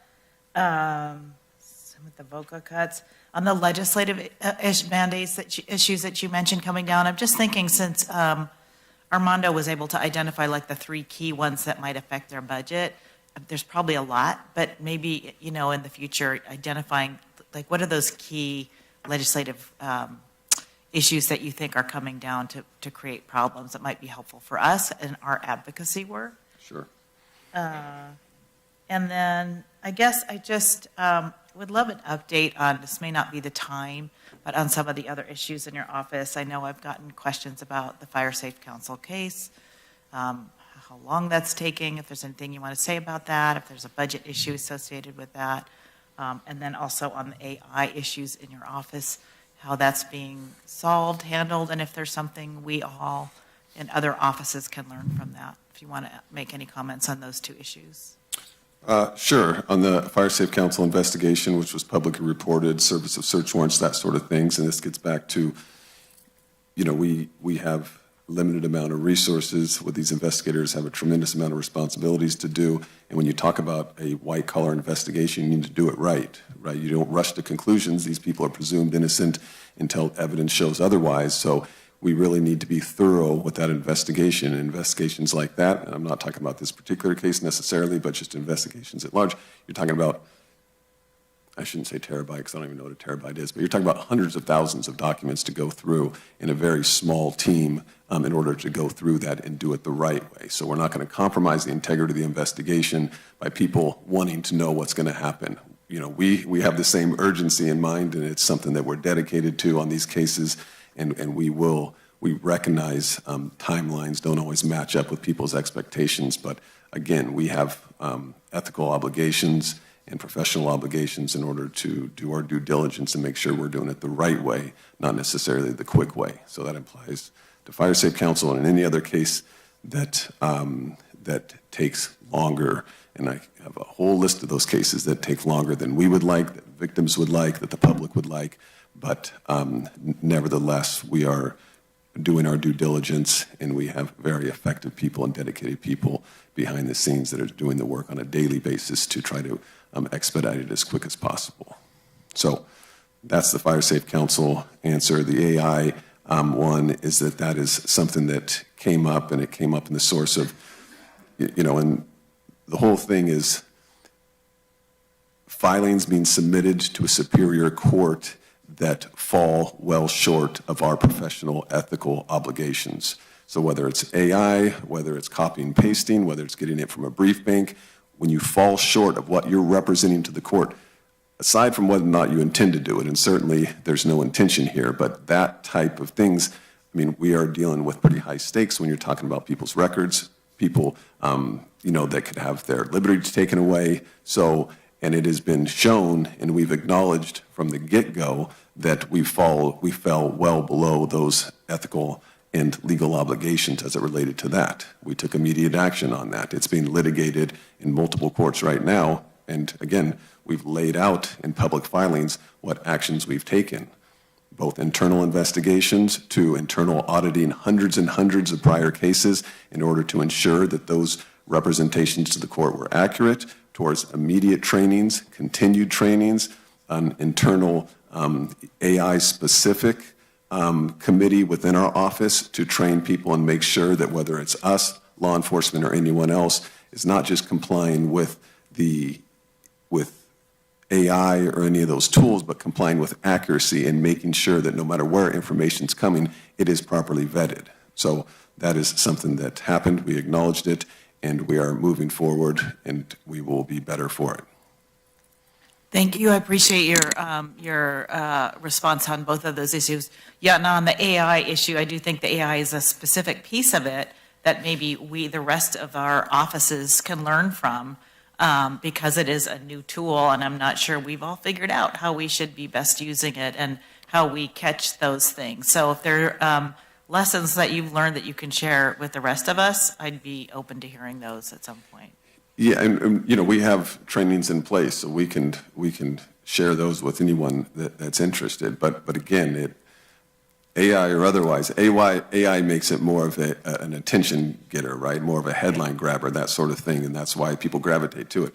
It doesn't change if it was 20 years ago and we filed something that was, it doesn't change. It falls below, it's inaccurate, and that's the bottom line. So that's the core of the issue, and we've accepted responsibility from the get-go. We've made all kinds of corrections to it, improvements, and we'll be stronger going forward. But certainly we have trainings. We've learned quite a bit, and AI is a useful tool, but your points are well taken on that.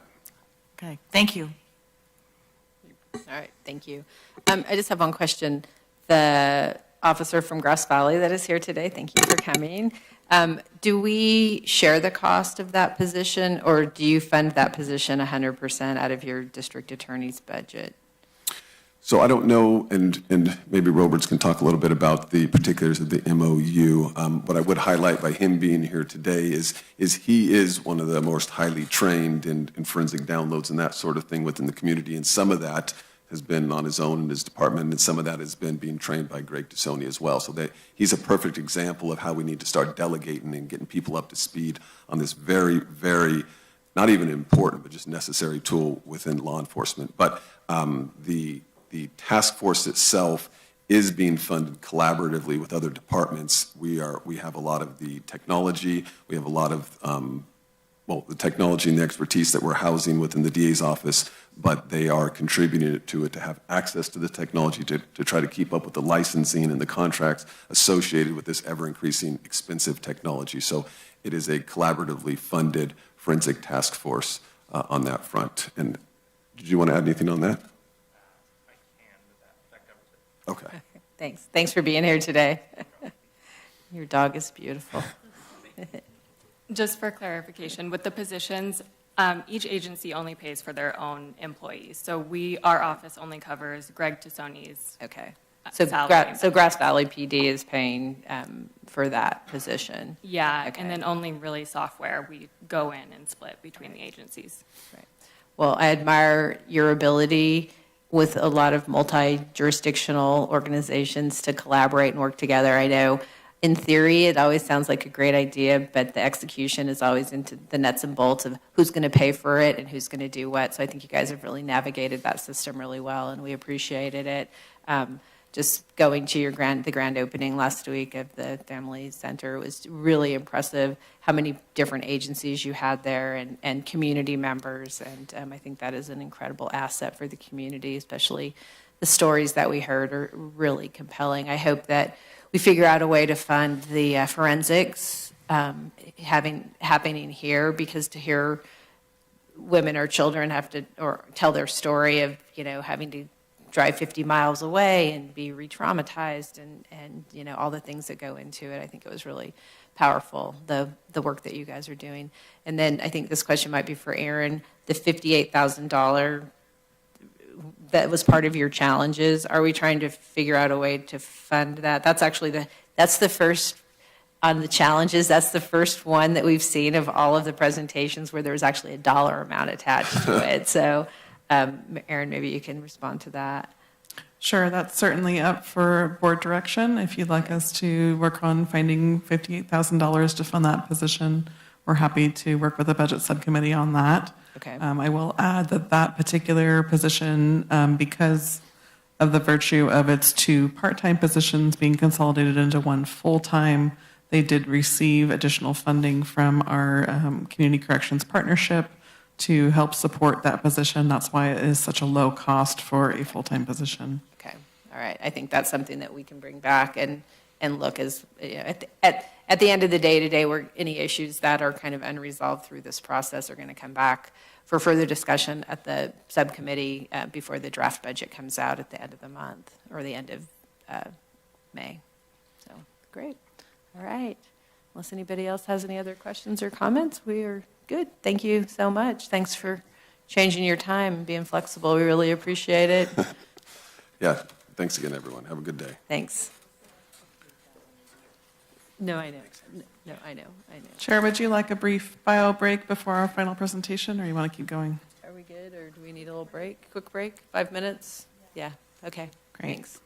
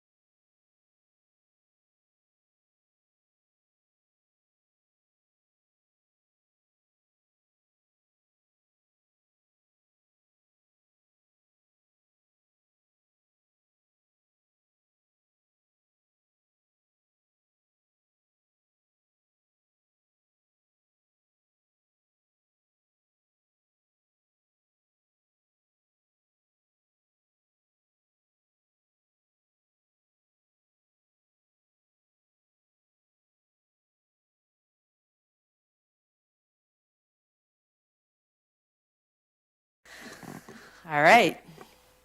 Our last elected official budget today. So welcome. All right. Jump right in. Okay. Well, good morning, Honorable Chair Swarthout and Board of Supervisors. For the record, I'm Rolf Kleinhans, your county assessor, and seated to my left is Assistant Assessor Ernie Thompson and Admin Analyst Vanessa McLaughlin. Together, we hope to be able to answer any questions you may have.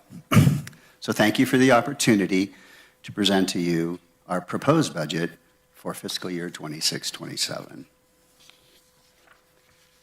So here you can see our organizational chart. And administration is actually included in our transfer and permits section. Valuations is broken primarily into the two pieces that you see there, real property and personal property. You would possibly consider personal property to be business property, which includes some esoteric things like racehorses or hot air balloons, neither of which we have at this point in time, but have in the past. So, as mandated by the California Constitution, the responsibilities of the assessor are as follows. We are required to locate all the taxable property in the county and identify its ownership. We are to appraise all property subject to taxation. We are to list the value of all property on the assessment roll. We're to apply all legal exemptions and value all property subject to enforceable restrictions, such as the Williamson Act, Mills Act, and timber preserves. Lastly, we're able to provide property tax relief due to value declines as a result of market conditions or calamities. So the assessor's office, while we deal with money and we don't have a canine unit, even if we would want to sniff out value, but what we do is the foundation of the county's overall general fund revenues that come in. So for 25-26, we closed the assessment roll for a net assessed value, taxable, of $28.36 billion, a $1.2 billion, 4.74% countywide increase over the prior fiscal year. Valuation increases translate directly into revenue increases. So taxable revenue also increased by 4.74%. We created and distributed the 2025 annual report, which is our second report. We initiated that for our office. A new brochure about assessing new construction. We distributed 14 press releases to local publications and the county's social media, reaching over 47,000 people.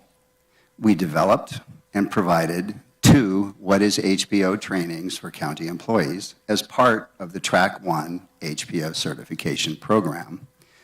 And we mapped the Loma Rica subdivision comprised of 234 lots. Annually, our office processes the valuation of over 60,000 real estate parcels, 6,000 business properties, 1,690 vessels or boats, 277 aircraft, and 24,000 exemptions. Those exemptions result in aggregate about $800 million in a reduction of the assessed value. And they comprise homeowners exemptions, disabled veteran exemptions, and so on. Also for our charities and nonprofits. Additionally, our office provides over 95,000 initial customer contacts at our front office counter or through the phones. Those translate into 3 to 5 additional follow-up calls. So we're heavy on customer service. The assessor's office has some emerging issues and priorities. We'll start with Proposition 19. This went into effect in 2021 and has had some significant impacts on our community and individual taxpayers. So Proposition 19 has a couple key points. Expanded the tax benefits for certain eligible homeowners. The ability to transfer their existing low property tax assessments from another county to our county, or actually inter-county as well, but anywhere in California. And you have to have a replacement primary residence, and your existing property that you're moving from or selling has to have also been your primary residence. this has ramifications for intergenerational transfers, meaning passing on things to children or grandchildren. And there are significant limits on property tax exclusions for inherited properties. It substantially narrowed the previous parent-to-child and grandparent-to-grandchild property tax exclusion under formerly Props 58 and 193, and has created significant fiscal impacts for the county. Who qualifies for homeowners are aged 55 or older, or are severely and permanently disabled individuals, or victims of wildfires and natural disasters. Up to $1 million above your transferred base, it can be protected. Above that, it gets added to your tax base. So there is a limitation on that protection under Proposition 119.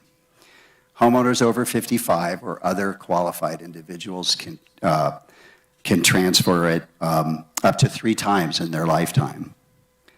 Then the significance of intergenerational wealth reductions is the elimination of other property exclusions, such as second homes or rental properties. Those used to be able to be transferred to your heirs with the low tax base. That's been eliminated.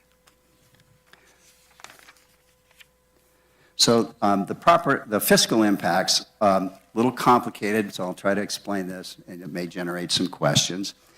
Inbound. Inbound means people moving here, bringing their base with them, their old low base. So what that did is it reduced it $394,272,913 from what is considered market value. That's less what they would have paid under a normal transfer. Outbounds are properties. I can see your questions, Heidi. Like I said, a little complicated, but ask away and we'll get it figured out. Outbounds are people leaving Nevada County and taking that low base here and moving to another county. So the other county has to accept that low base, and we get to sell or get the benefit of an upgraded market value transaction in our county. We have some intergenerationals that are denied because they didn't meet the strict requirements of Prop 19. So we have a net value loss of value to our county as of 6/25 of $226,959,000. So that's a direct 1% reduction of $2,269,000 the county does not receive. That's an incoming count at that point of 660 Prop 19 properties. What we're seeing is that rural counties are generally losing tax revenues while the urban counties are gaining revenues. People take their high-valued properties, sell them, come here, they've owned them for a long time, they have a low base, they bring their low base, and they move that here, and we lose the market value of that taxable revenue. This amount is going to continue to grow each year because that's a cumulative amount for 3 years. So as it grows each year and we add new properties, so there's a continuation of each year's low base that they have, plus new properties that come in.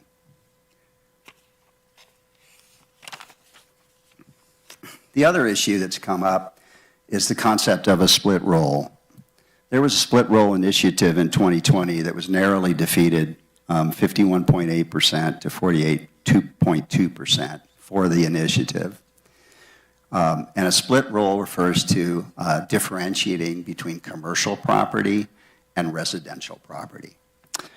One of our gubernatorial candidates right now is a big proponent of going through with a split roll, and that's personal to that particular individual. And while I don't think it'll happen here in 2026, doesn't have time, that individual can personally fund that initiative for 2027. So what that means is that it will tax commercial and industrial property at market value on an annual type basis. Now, it can be 3-year type rollover or annually. That hasn't yet been determined. That has significant impacts to landlords and tenants.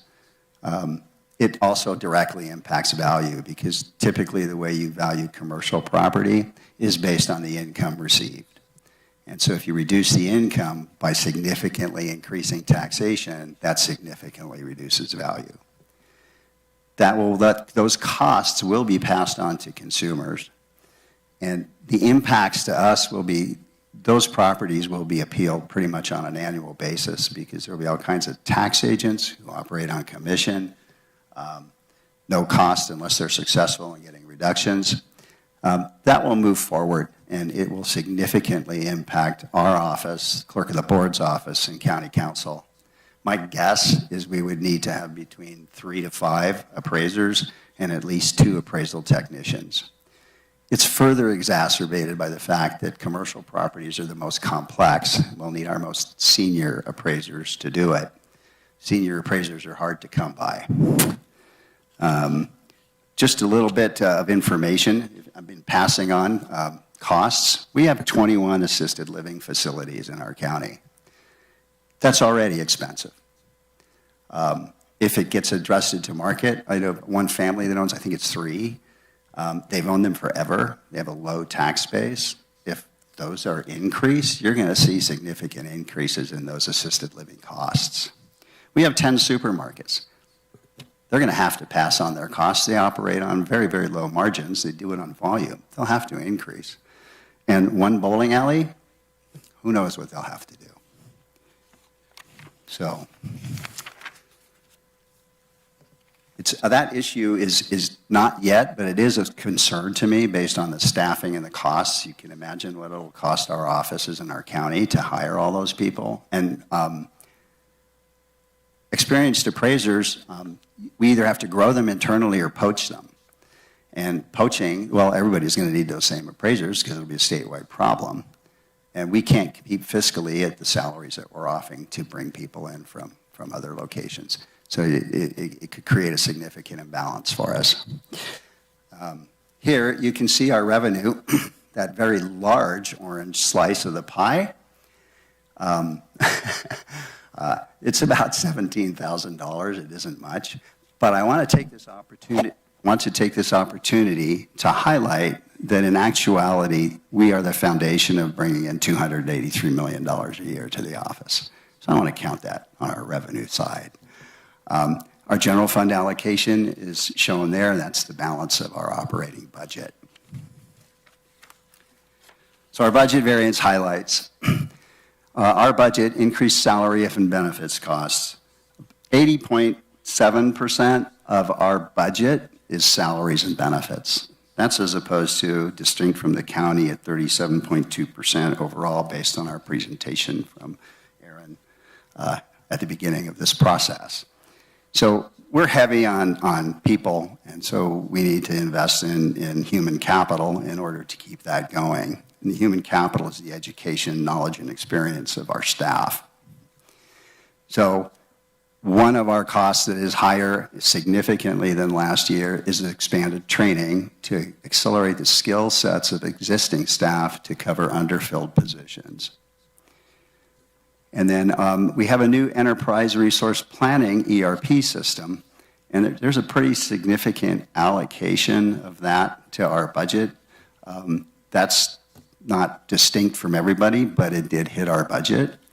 And in our Class 2s, about 50% of our Class 2s are tied up in allocated costs, insurance, our software megabyte, and a couple other small items. So 50% of our discretionary funds are not really discretionary. We have to have them. A little bit more of that goes into using CoStar, which provides commercial data information. By the way, that's another issue that would impact split rolls. It's very hard to get commercial information in a tertiary type market that we have. So appraiser positions, as I mentioned, they're highly technical. They require good judgment and decision making along with skilled customer service. There is no one single answer. An opinion of value is what's generated by a human being viewing comparable properties, exercising their judgment and skill sets, and being able to synthesize, if you will, a reasonable valuation based on comparisons. So it takes a long time to become adept. 3 years typically to become independently competent, and 5 years to become an expert. So development of those skills is critical and is the driving force behind our increased training budget. We use general fund. We're a general fund organization, so there's no fund balance to value here. We'll keep that simple. Here's our staffing. We were at 24 and 23 and 24. We were able to add a appraiser for our 24-25, and that's where we are today. I want to thank the board again for supporting that addition. And there's no change perceived here. I reserve the right to change that should split roles become reality. But there'll be a lot of discussions about that. And I want to thank you for the opportunity to present our proposed budget and to thank the CEO team. Aaron, thanks for your help in bringing this to here. Thanks. Questions? Yeah, thanks, Ralph. Questions? Rob, any questions? No, thanks for that. I don't think I have any specific questions. Sue? Did I bore you? Yeah. No, not at all. This was a good report. I know, I think a lot of when we look at these, like, it's again, decisions that get made aren't a one-size-fits-all when it comes to a rural community. And rural people, we talk about that. Prop 13 has not been a benefit to some operations that happen here, especially like ad valorem, and that we've watched that with our fire consolidation and those kinds of things. Yet again, we have a community that's over 65 in general, right? So that was interesting, but you don't think about that. It was great for our people, but you don't think of the ones leaving that come, and then not necessarily are they being filled by ones that, because you got people coming in town, so that's a real interesting part of the budget. So yeah, the ups and downs of all this and how we work and what we look to, I mean, right back to inheritance, right? That became a challenge because now you have to live in that house. You don't get to bring your assessment with you where you came. So there's lots of little challenging things that happen in more of a rural community than we would have seen possibly in an urban county. And I mean, we look at that in our commercial. We had that, we're dealing that with people with fire insurance, right? When in all of our districts with assessments, your fire insurance for a commercial building is significantly higher than what it is for residential. So it's always interesting to watch these numbers all come together, and especially with the fluctuation of people coming and going. I think some of the big eye-openers were some of your personal property things that you have to maintain. We've had that with some of our restaurants. That was like all of a sudden a shock. And I got to appreciate the work that we've been doing with that and helping to get those folks through those processes. Some of them are working, some of them not so good. I get that. But I do think the work that you do on the other side of that with your customers is really important because there's an educational component with that. Whether you're going through secession, whether you're going through a business change or out of business, you guys, there's a lot of customer service that goes on. And for myself, I just want to give a shout out. I really like the fact that you send out little, what am I looking for? Just your informational things that you send out.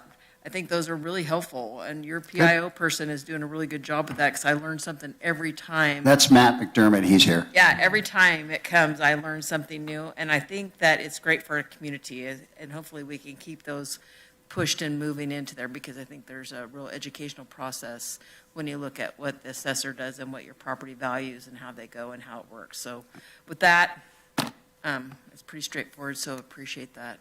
Absolutely. Hardy?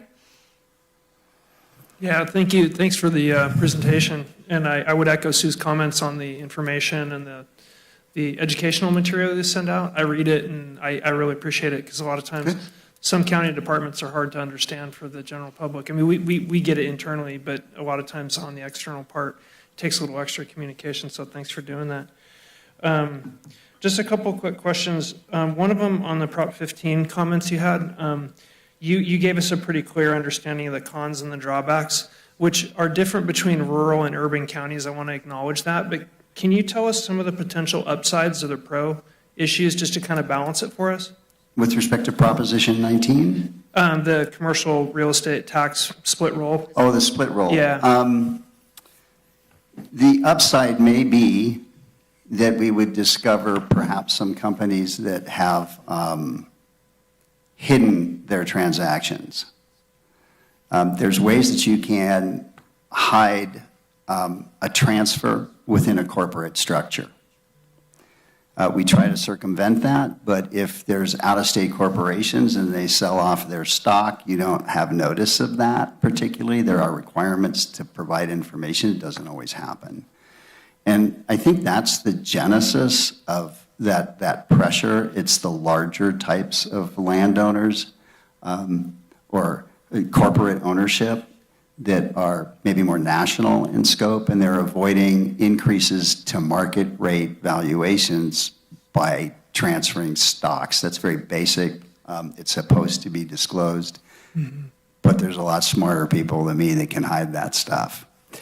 Any implications positively affecting our tax roll, bringing tax revenue in for schools or law enforcement or any of our other county benefit pieces? If you go to market, particularly on properties that have been locally owned, pick a strip mall that you have or some of our other centers that have had long-term stable ownership. They're at a low tax base. So while there may be some increased taxes, there's going to be increased costs to get to those taxes because we can't possibly process the volume of appeals that will come in.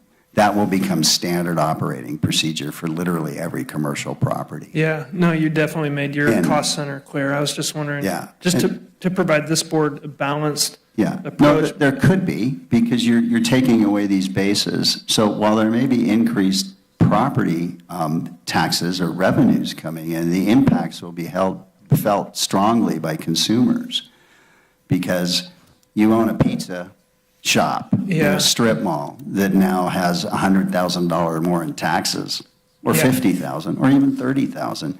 Those have to end up, the landlord is going to pass that on, or at least as much as they possibly can. They'll get reduced rates at some level. Let's say they split the difference between what they can pass and what the market would bear in rents. But then you have that appeal that comes in. Appeals are our most intensive labor product that we deal with. Upwards, typically an average, and that's not even ones that go to completion, are 80 hours. So if you multiply that by the 2,300 plus properties that we have, even if they are like every 3 years, you're going to have between 700 and 800 a year. The costs at this end to the county, because we only get 14% of every dollar, that was on your chart, it might come close to, it won't be a wash, but not what the county receives. Other entities will benefit. Yeah, you'll have higher ad valorem taxes to some degree, but not everywhere. Okay, thanks. I know in previous years, supplemental assessments and reconveyed property assessment was a challenge for you based on staffing. Do you feel like you're caught up? I saw the staffing request was modest this year. Do you feel like you're getting caught up, and are those happening quickly? We're mostly caught up. We're not really behind. We're a little slower than I would have liked in processing our legacy Prop 8 properties. Many of those date back to 2010, 12. Those require individual review. And so we're working on those now. We should have those reduced by, that's one of our goals, by the way, for next fiscal. We should have reviewed every legacy Prop 8 so that they're more current. Some are justifiably still on that Prop 8, and some should be increased. But we've dealt with the supplementals, and there's two reasons. Our staff is more productive than it had been 4 years ago. And transactions are way down. Construction is way down. If we start to see a significant increase in the number of transactions that happen, you can get caught up in that. I don't see that happening in the near term, but I think if rates get down 5% or lower, you'll see a significant uptick in transactions of property. People leaving because they've had life changes and they've held it off too long. And people just jumping in because, okay, I can do that. Finally afford it. Yeah. Okay, great. Thank you. Thanks. Yeah, on echo, I appreciate the extra outreach that you've been doing. Educational materials, always helpful to educate the consumer about what's going on and what they can do about it. So that's been great. Just with respect to Prop 19 or the split roll, just with all due respect, assessing commercial properties at annual market rate would bring in substantial amounts of new tax revenue, which would benefit the county.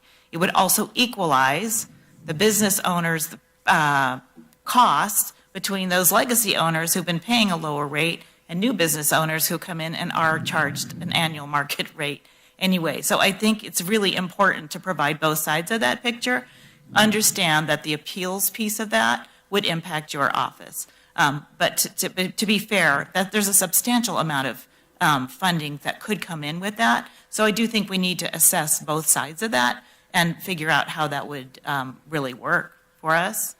My question on the fiscal impacts chart that you had there is just, I may just not understand how you're identifying the inbound, but 394 million, is that, are you talking about the change, the change in the taxable amount from when their base rate to what we're losing, or the whole cost of the house? Because that 394 million is more than the 280 million that you bring in. That's just doesn't sound right unless I'm... 280 million is revenue coming in. Right. $394,272,913 is a reduction of value. So I'm going to give you So the whole house value, not just the difference in, right? Not just the difference. Yeah, so that's a kind of a weird way to identify it. It's a value. That's what we're supposed to do, is determine value. The 1% revenue, that's mandated by the Section 13 of the Constitution. But the loss is really between what they would have paid if we'd assessed them at the real value versus the Prop 13 value, right? Or the Prop 8 value, whatever that is. Can I give you an example? Let's assume that you have a $300,000 tax base in the Bay Area, and you move up here to Nevada County, and you pay $1 million for a piece of property. We would normally assess that at $1 million. However, you're allowed to transfer your $300,000 base. So that $700,000 difference is the lost value to Nevada County. So that's what you're this counting number. Here. Yes. Okay, that was my question. Yes. That's an amazing amount. Yes, it is. Yeah. Okay. Now, we do have the offset, though. The 162 is that same example, but reversed. Right. Okay. Got it. Yep. And so that's how we get to the net value of 226. Right. That's value, and then 1% of that value difference is the revenue.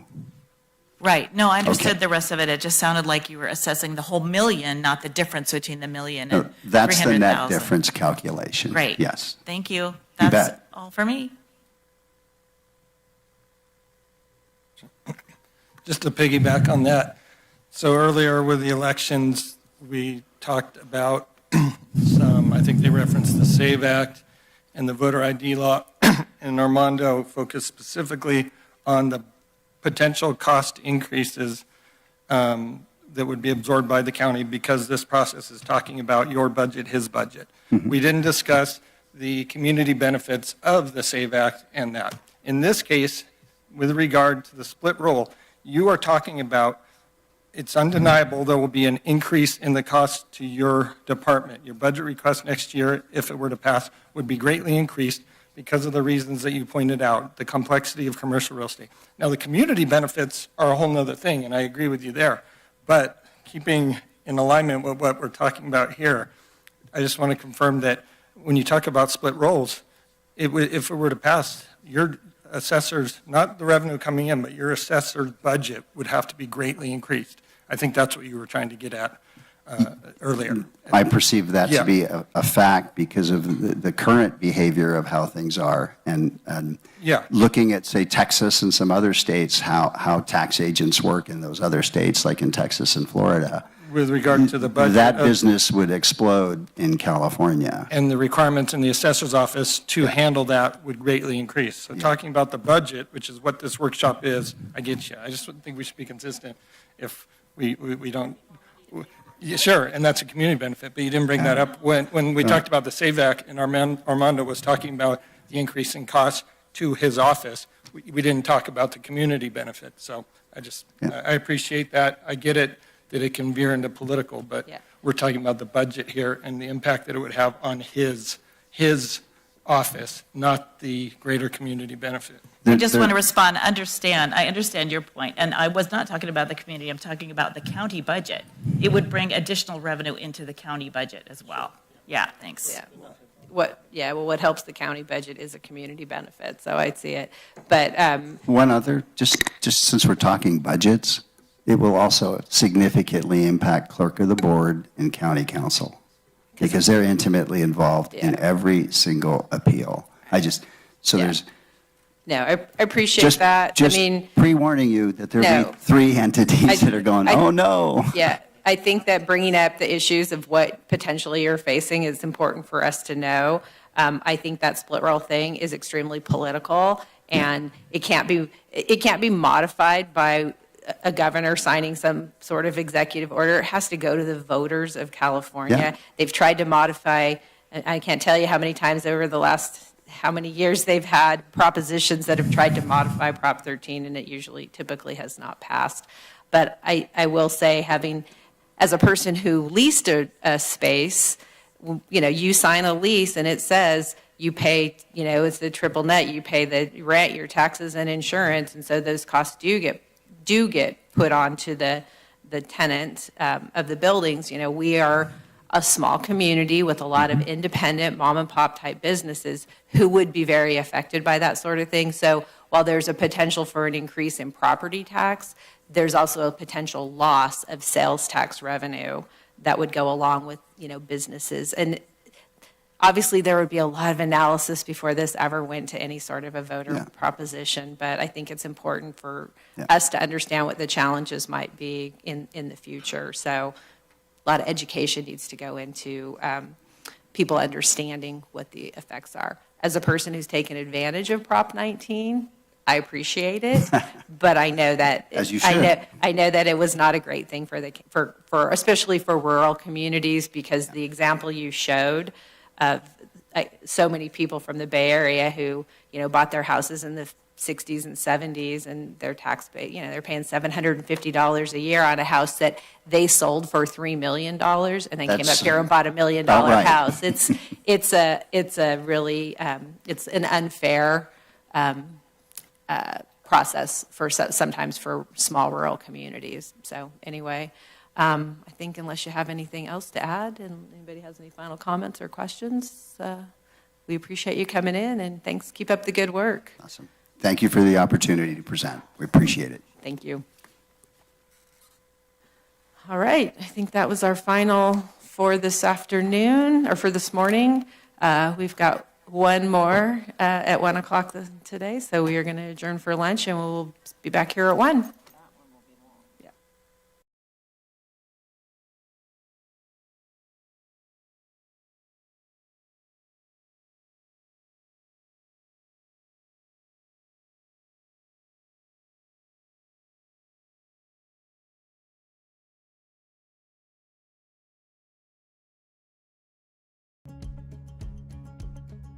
What people should not bring to the river is alcohol, a barbecue, anything that has an open flame, any type of glass containers. That glass container that you're carrying could very easily shatter on the rocks, and it becomes a hazard for not only you, but other people at the river. If you're coming to the river, that's wonderful. Enjoy it. It's an incredibly magical place. But take all of the trash that you brought with you, everything that you brought, bring that back out with you. Odds are you're going to see some bottles or a can or something like that. Take that with you, and please, please, please pick up after your pets. In addition to kind of picking up trash because of aesthetic reasons, we're also really worried about trash, the plastics and things like that, and also the dog waste for the health of the environment. Because if you don't, it's just going to end up in the river, and it's bad for human health. It's bad for the health of the environment as well.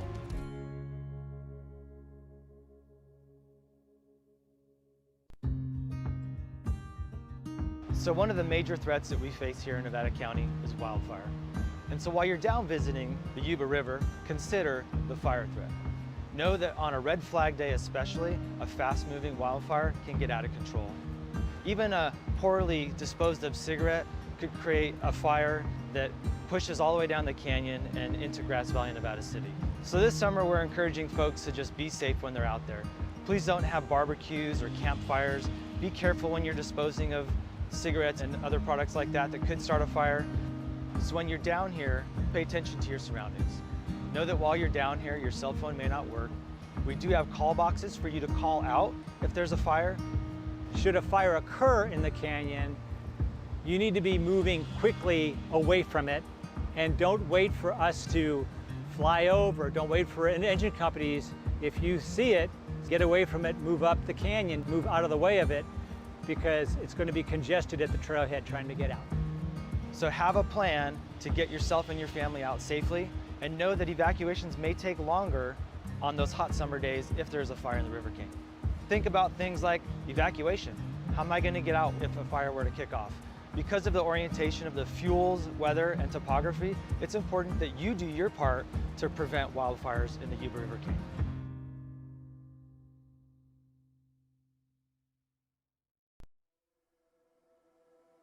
Whether you live in our oak woodlands or alpine forests, if you're a resident of Nevada County, then wildfire is on your mind. From community planning to defensible space and green waste collection. All efforts make a difference. We are all in this together. Learn more about wildfire preparedness at readynevadacounty.org. In Nevada County, defensible space is a year-round effort. From winter storm recovery to preparing for wildfire season, resilience takes a united community. Create defensible space around your home, property, or business to give first responders a chance to protect what matters most. We are all in this together. Learn more at readynevadacounty.org/defensible space. The river gives us a challenge. This year particularly with the Spalding Dam issues is that the water now is unregulated coming down the South Yuba River.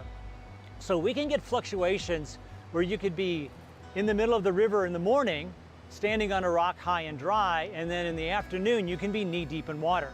And it all depends on how much heat they have that's going to melt the snow, that's going to come into Lake Spalding, and that's going to spill over the dam.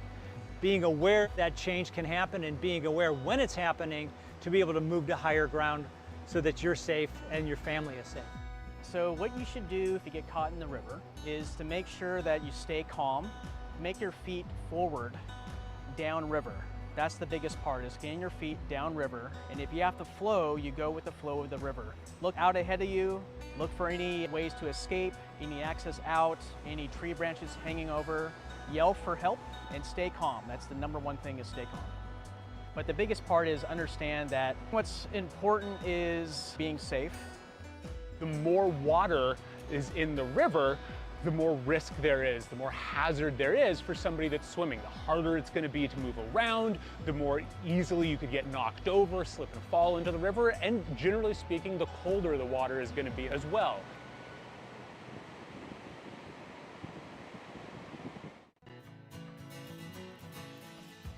The parking lots here at the Yuba River are very limited.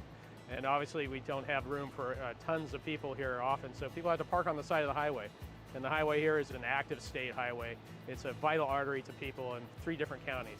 When we have medical emergencies or any other kind of emergencies in this area, access is always key. And it's always very difficult to get in these areas with fire apparatuses and equipment. So to have that ability to maneuver and to park and to get to somebody in need quickly is very important. Financial cost for parking citations in the hundreds of dollars, especially for these areas. The county has enhanced some of the fines for specific parking zones in this area, so it is very expensive.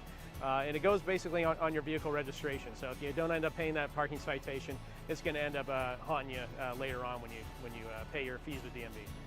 So on the weekends, expect long lines, not a lot of parking, a lot of people, a lot of foot traffic on the roads. Be very cautious when you're driving down towards the river. And I think the biggest thing is just to be patient, to understand that it's going to take time to actually park safely, walk down to the river and enjoy. So patience is something you have to bring.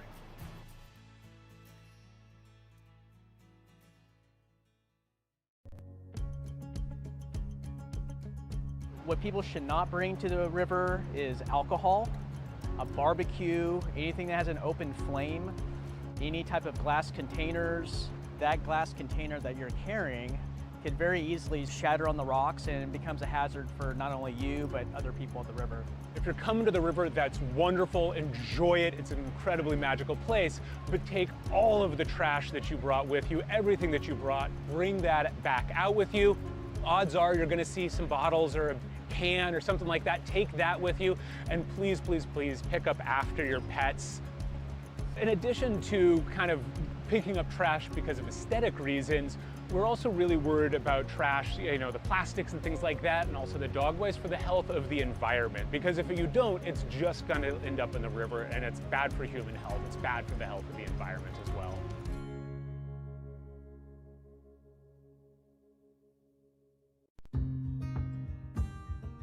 So one of the major threats that we face here in Nevada County is wildfire. And so while you're down visiting the Yuba River, consider the fire threat. Know that on a red flag day especially, a fast-moving wildfire can get out of control. Even a poorly disposed of cigarette could create a fire that pushes all the way down the canyon and into Grass Valley, Nevada City. So this summer we're encouraging folks to just be safe when they're out there. Please don't have barbecues or campfires. Be careful when you're disposing of cigarettes and other products like that that could start a fire. So when you're down here, pay attention to your surroundings. Know that while you're down here, your cell phone may not work. We do have call boxes for you to call out if there's a fire. Should a fire occur in the canyon, you need to be moving quickly away from it, and don't wait for us to fly over, don't wait for engine companies. If you see it, get away from it, move up the canyon, move out of the way of it, because it's going to be congested at the trailhead trying to get out. So have a plan to get yourself and your family out safely, and know that evacuations may take longer on those hot summer days if there's a fire in the River King. Think about things like evacuation. How am I going to get out if a fire were to kick off? Because of the orientation of the fuels, weather, and topography, it's important that you do your part to prevent wildfires in the Yuba River King.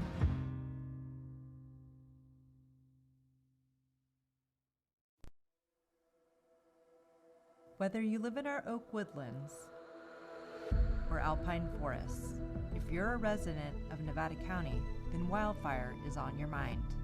From community planning to defensible space and green waste collection. All efforts make a difference. We are all in this together. Learn more about wildfire preparedness at readynevadacounty.org. In Nevada County, defensible space is a year-round effort. From winter storm recovery to preparing for wildfire season, resilience takes a united community. Create defensible space around your home, property, or business to give first responders a chance to protect what matters most. We are all in this together. Learn more at readynevadacounty.org/defensible space. The river gives us a challenge. This year particularly with the Spalding Dam issues is that the water is now unregulated coming down the South Yuba River. So we can get fluctuations where you could be in the middle of the river in the morning, standing on a rock high and dry, and then in the afternoon you can be knee deep in water. And it all depends on how much heat they have that's going to melt the snow, that's going to come into Lake Spalding, and that's going to spill over the dam. Being aware that change can happen and being aware when it's happening to be able to move to higher ground so that you're safe and your family is safe. So what you should do if you get caught in the river is to make sure that you stay calm, make your feet forward, downriver. That's the biggest part, is getting your feet downriver. And if you have to flow, you go with the flow of the river. Look out ahead of you, look for any ways to escape, any access out, any tree branches hanging over. Yell for help and stay calm. That's the number one thing, is stay calm. But the biggest part is understand that what's important is being safe. The more water is in the river, the more risk there is, the more hazard there is for somebody that's swimming. The harder it's going to be to move around, the more easily you could get knocked over, slip and fall into the river, and generally speaking, the colder the water is going to be as well.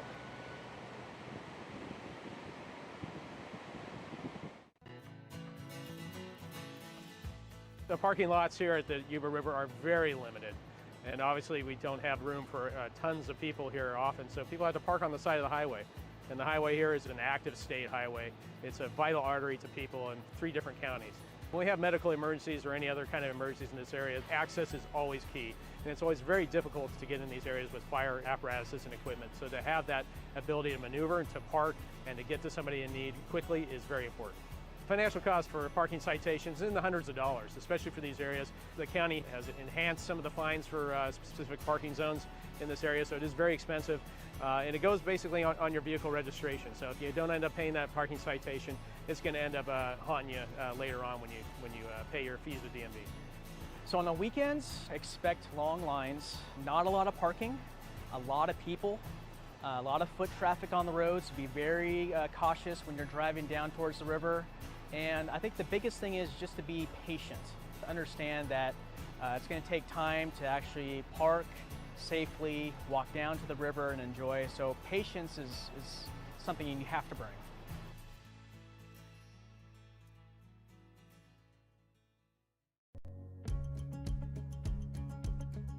What people should not bring to the river is alcohol, a barbecue, anything that has an open flame, any type of glass containers. That glass container that you're carrying can very easily shatter on the rocks and it becomes a hazard for not only you, but other people at the river.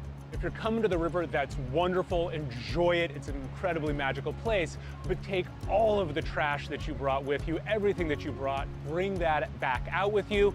Odds are you're gonna see some bottles or a can or something like that, take that with you, and please, please, please pick up after your pets. In addition to kind of picking up trash because of aesthetic reasons, we're also really worried about trash, the plastics and things like that, and also the dog waste for the health of the environment. Because if you don't, it's just gonna end up in the river and it's bad for human health. It's bad for the health of the environment as well.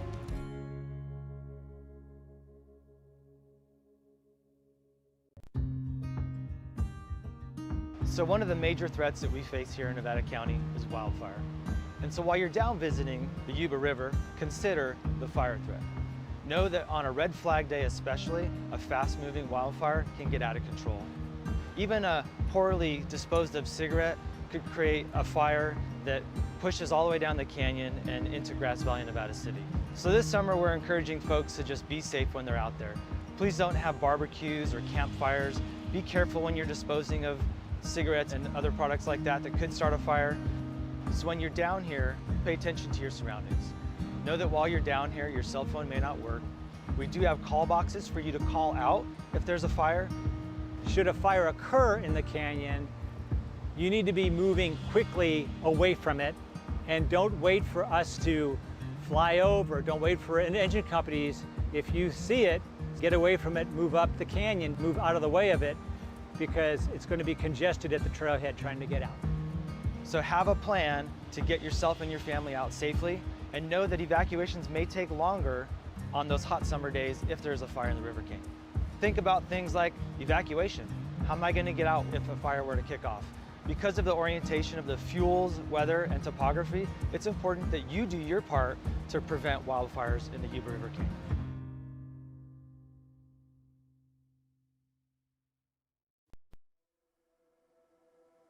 Whether you live in our oak woodlands or alpine forests, if you're a resident of Nevada County, then wildfire is on your mind.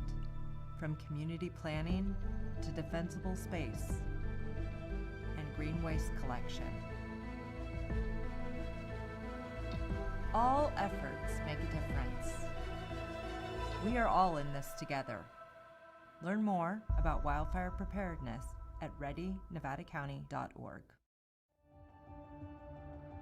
In Nevada County, defensible space is a year-round effort.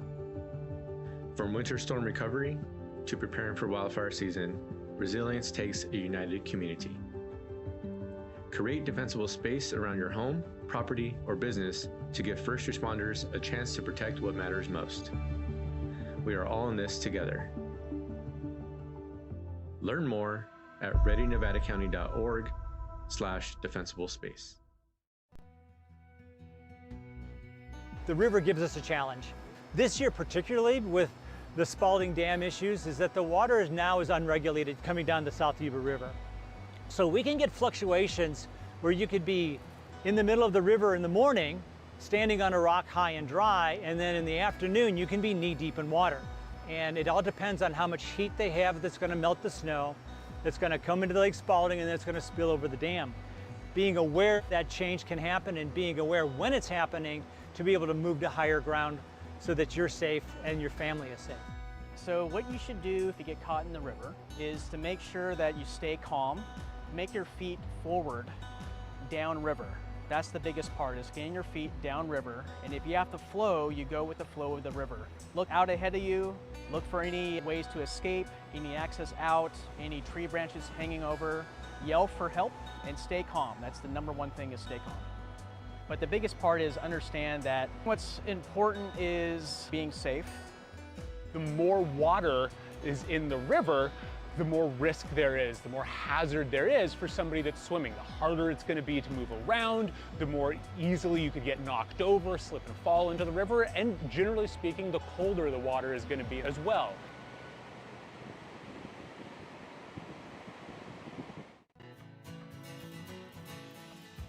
The parking lots here at the Yuba River are very limited. And obviously we don't have room for tons of people here often, so people have to park on the side of the highway. And the highway here is an active state highway. It's a vital artery to people in 3 different counties. When we have medical emergencies or any other kind of emergencies in this area, access is always key. And it's always very difficult to get in these areas with fire apparatuses and equipment. So to have that ability to maneuver and to park and to get to somebody in need quickly is very important. Financial costs for parking citations in the hundreds of dollars, especially for these areas. The county has enhanced some of the fines for specific parking zones in this area, so it is very expensive. And it goes basically on your vehicle registration. So if you don't end up paying that parking citation, it's going to end up haunting you later on when you pay your fees with DMV. So on the weekends, expect long lines, not a lot of parking, a lot of people, a lot of foot traffic on the roads. Be very cautious when you're driving down towards the river. And I think the biggest thing is just to be patient, to understand that it's going to take time to actually park safely, walk down to the river and enjoy. So patience is something you have to bring.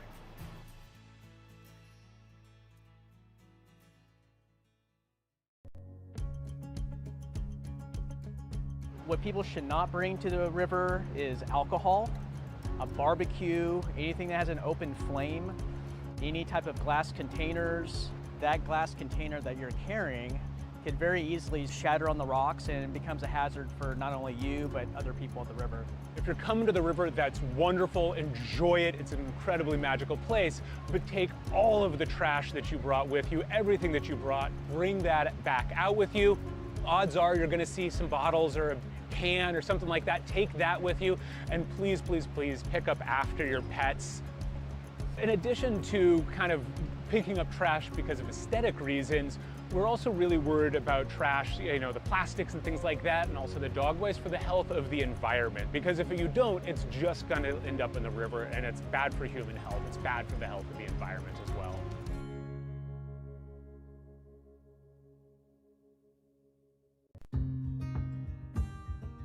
So one of the major threats that we face here in Nevada County is wildfire.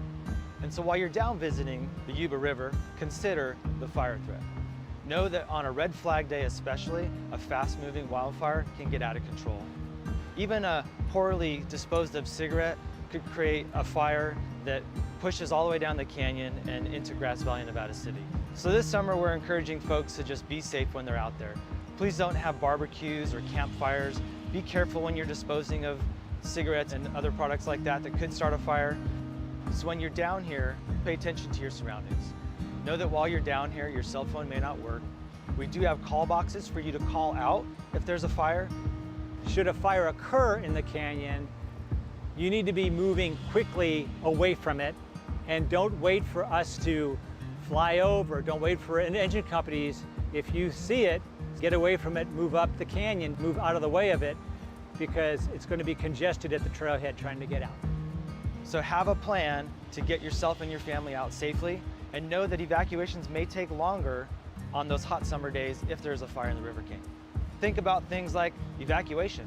How am I going to get out if a fire were to kick off? Because of the orientation of the fuels, weather, and topography, it's important that you do your part to prevent wildfires in the Yuba River Canyon.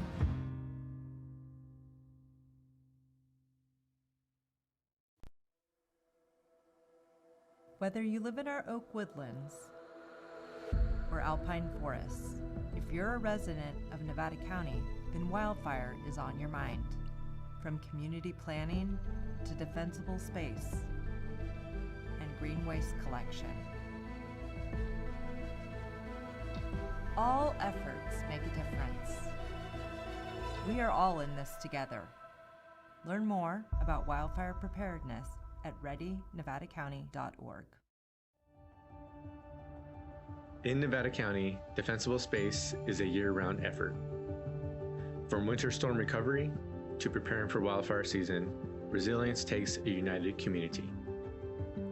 Create defensible space around your home, property, or business to give first responders a chance to protect what matters most. We are all in this together. Learn more at readynevadacounty.org/defensible space. The river gives us a challenge. This year particularly with the Spalding Dam issues is that the water now is unregulated coming down the South Yuba River. So we can get fluctuations where you could be in the middle of the river in the morning, standing on a rock high and dry, and then in the afternoon you can be knee deep in water. And it all depends on how much heat they have that's going to melt the snow, that's going to come into Lake Spalding, and that's going to spill over the dam. Being aware that change can happen and being aware when it's happening to be able to move to higher ground so that you're safe and your family is safe. So what you should do if you get caught in the river is to make sure that you stay calm, make your feet forward, downriver. That's the biggest part, is getting your feet downriver. And if you have to flow, you go with the flow of the river. Look out ahead of you, look for any ways to escape, any access out, any tree branches hanging over. Yell for help and stay calm. That's the number one thing, is stay calm. But the biggest part is understand that what's important is being safe. The more water is in the river, the more risk there is, the more hazard there is for somebody that's swimming. The harder it's going to be to move around, the more easily you could get knocked over, slip and fall into the river, and generally speaking, the colder the water is going to be as well.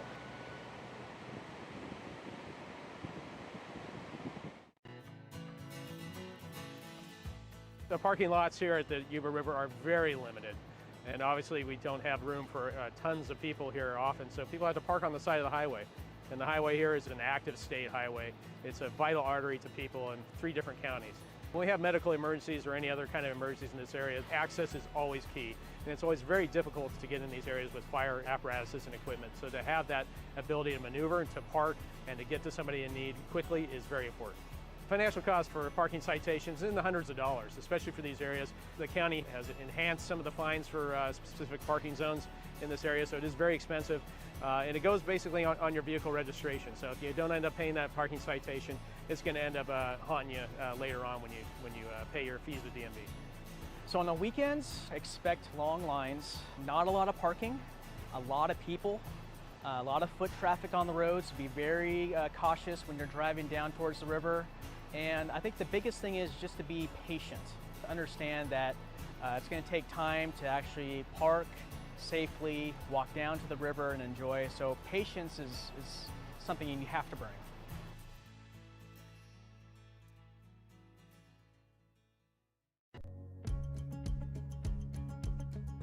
What people should not bring to the river is alcohol, a barbecue, anything that has an open flame, any type of glass containers.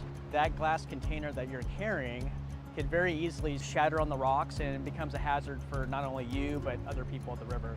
If you're coming to the river, that's wonderful, enjoy it, it's an incredibly magical place, but take all of the trash that you brought with you, everything that you brought, bring that back out with you. Odds are you're gonna see some bottles or pan or something like that, take that with you. And please, please, please pick up after your pets. In addition to kind of picking up trash because of aesthetic reasons, we're also really worried about trash, the plastics and things like that, and also the dog waste for the health of the environment. Because if you don't, it's just going to end up in the river, and it's bad for human health. It's bad for the health of the environment as well.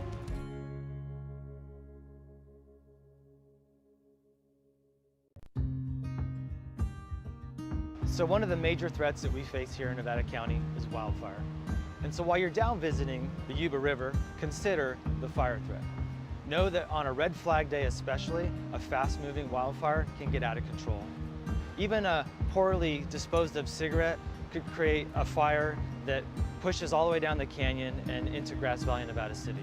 So this summer we're encouraging folks to just be safe when they're out there. Please don't have barbecues or campfires. Be careful when you're disposing of cigarettes and other products like that that could start a fire. So when you're down here, pay attention to your surroundings. Know that while you're down here, your cell phone may not work. We do have call boxes for you to call out if there's a fire. Should a fire occur in the canyon, you need to be moving quickly away from it, and don't wait for us to fly over. Don't wait for engine companies. If you see it, get away from it, move up the canyon, move out of the way of it, because it's going to be congested at the trailhead trying to get out. So have a plan to get yourself and your family out safely, and know that evacuations may take longer on those hot summer days if there's a fire in the River Canyon. Think about things like evacuation. How am I going to get out if a fire were to kick off? Because of the orientation of the fuels, weather, and topography, it's important that you do your part to prevent wildfires in the Yuba River Canyon.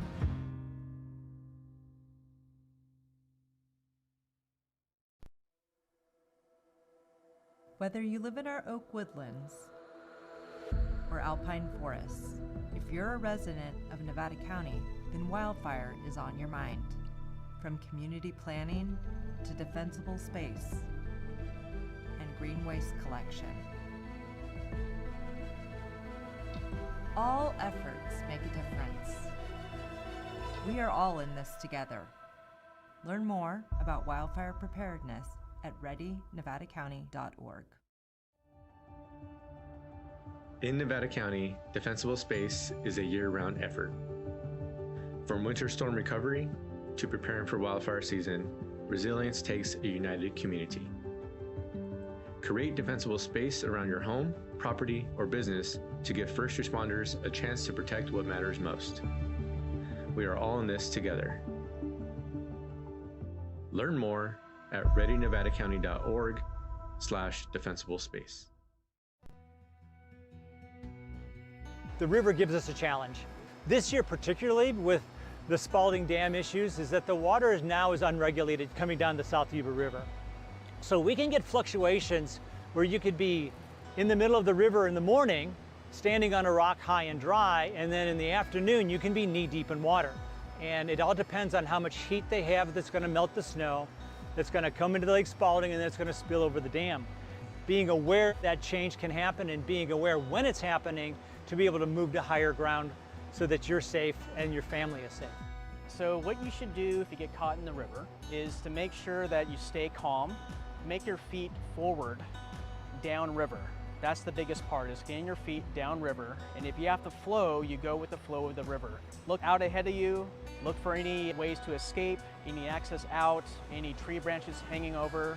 Yell for help and stay calm. That's the number one thing, is stay calm. But the biggest part is understand that what's important is being safe. The more water is in the river, the more risk there is, the more hazard there is for somebody that's swimming. The harder it's going to be to move around, the more easily you could get knocked over, slip and fall into the river, and generally speaking, the colder the water is going to be as well.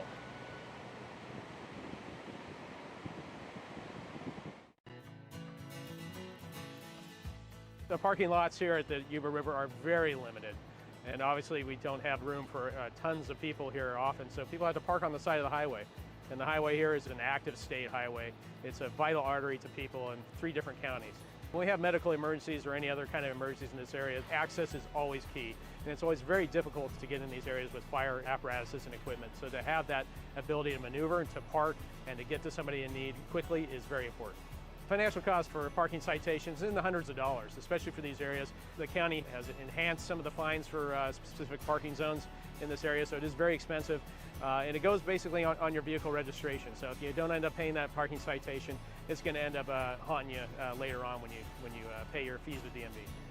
So on the weekends, expect long lines, not a lot of parking, a lot of people, a lot of foot traffic on the roads. So be very cautious when you're driving down towards the river. And I think the biggest thing is just to be patient, to understand that it's going to take time to actually park safely, walk down to the river and enjoy. So patience is something you have to bring.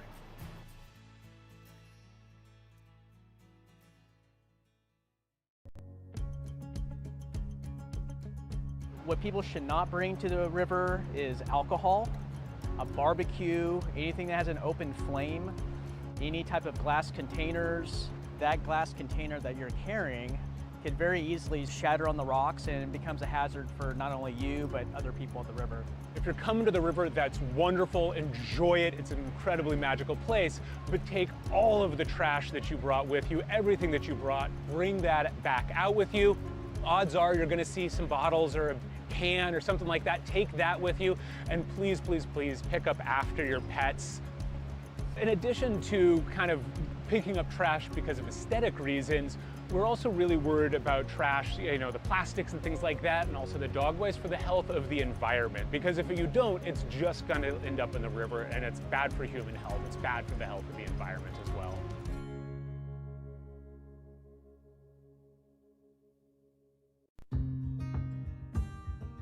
So one of the major threats that we face here in Nevada County is wildfire. And so while you're down visiting the Yuba River, consider the fire threat. Know that on a red flag day especially, a fast-moving wildfire can get out of control. Even a poorly disposed of cigarette could create a fire that pushes all the way down the canyon and into Grass Valley, Nevada City. So this summer we're encouraging folks to just be safe when they're out there. Please don't have barbecues or campfires. Be careful when you're disposing of cigarettes and other products like that that could start a fire. So when you're down here, pay attention to your surroundings. Know that while you're down here, your cell phone may not work. We do have call boxes for you to call out if there's a fire. Should a fire occur in the canyon, you need to be moving quickly away from it, and don't wait for us to fly over, don't wait for engine companies. If you see it, get away from it, move up the canyon, move out of the way of it, because it's going to be congested at the trailhead trying to get out. So have a plan to get yourself and your family out safely, and know that evacuations may take longer on those hot summer days if there's a fire in the River King. Think about things like evacuation. How am I going to get out if a fire were to kick off? Because of the orientation of the fuels, weather, and topography, it's important that you do your part to prevent wildfires in the Yuba River King.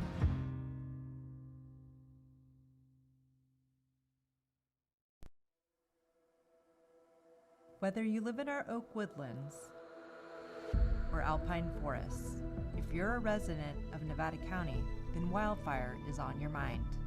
From community planning to defensible space and green waste collection. All efforts make a difference. We are all in this together. Learn more about wildfire preparedness at readynevadacounty.org. In Nevada County, defensible space is a year-round effort. From winter storm recovery to preparing for wildfire season, resilience takes a united community. Create defensible space around your home, property, or business to give first responders a chance to protect what matters most. We are all in this together. Learn more at readynevadacounty.org/defensible space. The river gives us a challenge. This year particularly with the Spalding Dam issues is that the water is now unregulated coming down the South Yuba River. So we can get fluctuations where you could be in the middle of the river in the morning, standing on a rock high and dry, and then in the afternoon you can be knee deep in water. And it all depends on how much heat they have that's going to melt the snow, that's going to come into Lake Spalding, and that's going to spill over the dam. Being aware that change can happen and being aware when it's happening to be able to move to higher ground so that you're safe and your family is safe. So what you should do if you get caught in the river is to make sure that you stay calm, make your feet forward, downriver. That's the biggest part, is getting your feet downriver. And if you have to flow, you go with the flow of the river. Look out ahead of you, look for any ways to escape, any access out, any tree branches hanging over. Yell for help and stay calm. That's the number one thing, is stay calm. But the biggest part is understand that what's important is being safe.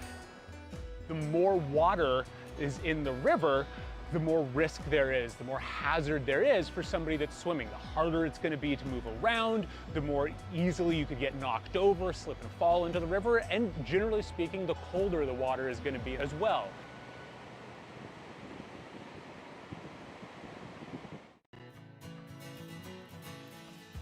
The parking lots here at the Yuba River are very limited. And obviously we don't have room for tons of people here often, so people have to park on the side of the highway. And the highway here is an active state highway. It's a vital artery to people in 3 different counties. When we have medical emergencies or any other kind of emergencies in this area, access is always key. And it's always very difficult to get in these areas with fire apparatuses and equipment. So to have that ability to maneuver and to park and to get to somebody in need quickly is very important. Financial cost for parking citations in the hundreds of dollars, especially for these areas. The county has enhanced some of the fines for specific parking zones in this area, so it is very expensive. And it goes basically on your vehicle registration. So if you don't end up paying that parking citation, it's going to end up haunting you later on when you pay your fees with DMV. So on the weekends, expect long lines, not a lot of parking, a lot of people, a lot of foot traffic on the roads. So be very cautious when you're driving down towards the river. And I think the biggest thing is just to be patient, to understand that it's going to take time to actually park safely, walk down to the river and enjoy. So patience is something you have to bring.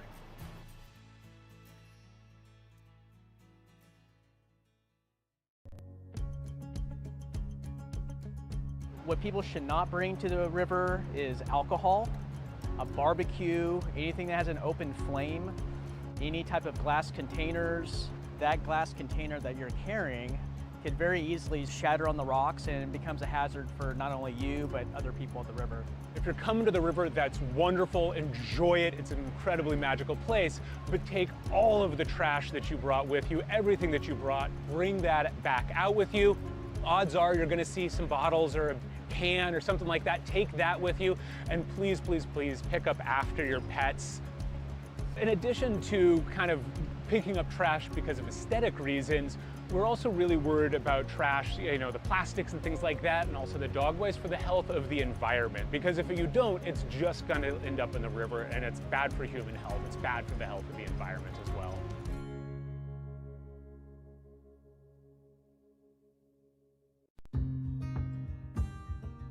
So one of the major threats that we face here in Nevada County is wildfire. And so while you're down visiting the Yuba River, consider the fire threat. Know that on a red flag day especially, a fast-moving wildfire can get out of control. Even a poorly disposed of cigarette could create a fire that pushes all the way down the canyon and into Grass Valley, Nevada City. So this summer we're encouraging folks to just be safe when they're out there. Please don't have barbecues or campfires. Be careful when you're disposing of cigarettes and other products like that could start a fire. So when you're down here, pay attention to your surroundings. Know that while you're down here, your cell phone may not work. We do have call boxes for you to call out if there's a fire. Should a fire occur in the canyon, you need to be moving quickly away from it, and don't wait for us to fly over, don't wait for engine companies. If you see it, get away from it, move up the canyon, move out of the way of it, because it's going to be congested at the trailhead trying to get out. So have a plan to get yourself and your family out safely, and know that evacuations may take longer on those hot summer days if there's a fire in the River King. Think about things like evacuation. How am I going to get out if a fire were to kick off? Because of the orientation of the fuels, weather, and topography, it's important that you do your part to prevent wildfires in the Yuba River King.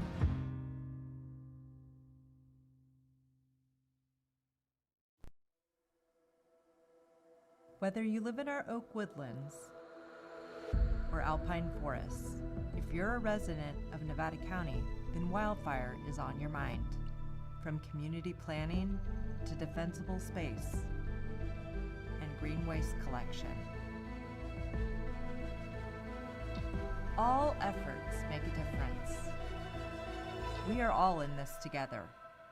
Learn more about wildfire preparedness at readynevadacounty.org. In Nevada County, defensible space is a year-round effort. From winter storm recovery to preparing for wildfire season, resilience takes a united community. Create defensible space around your home, property, or business to give first responders a chance to protect what matters most. We are all in this together. Learn more at readynevadacounty.org/defensible space. The river gives us a challenge. This year particularly with the Spalding Dam issues is that the water is now unregulated coming down the South Yuba River. So we can get fluctuations where you could be in the middle of the river in the morning, standing on a rock high and dry, and then in the afternoon you can be knee deep in water. And it all depends on how much heat they have that's going to melt the snow, that's going to come into Lake Spalding, and that's going to spill over the dam. Being aware that change can happen and being aware when it's happening to be able to move to higher ground so that you're safe and your family is safe. So what you should do if you get caught in the river is to make sure that you stay calm, make your feet forward, downriver.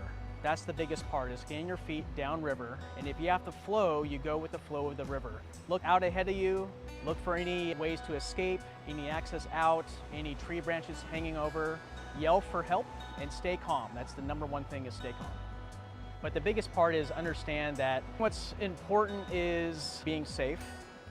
The more water is in the river, the more risk there is, the more hazard there is for somebody that's swimming. The harder it's going to be to move around, the more easily you could get knocked over, slip and fall into the river, and generally speaking, the colder the water is going to be as well.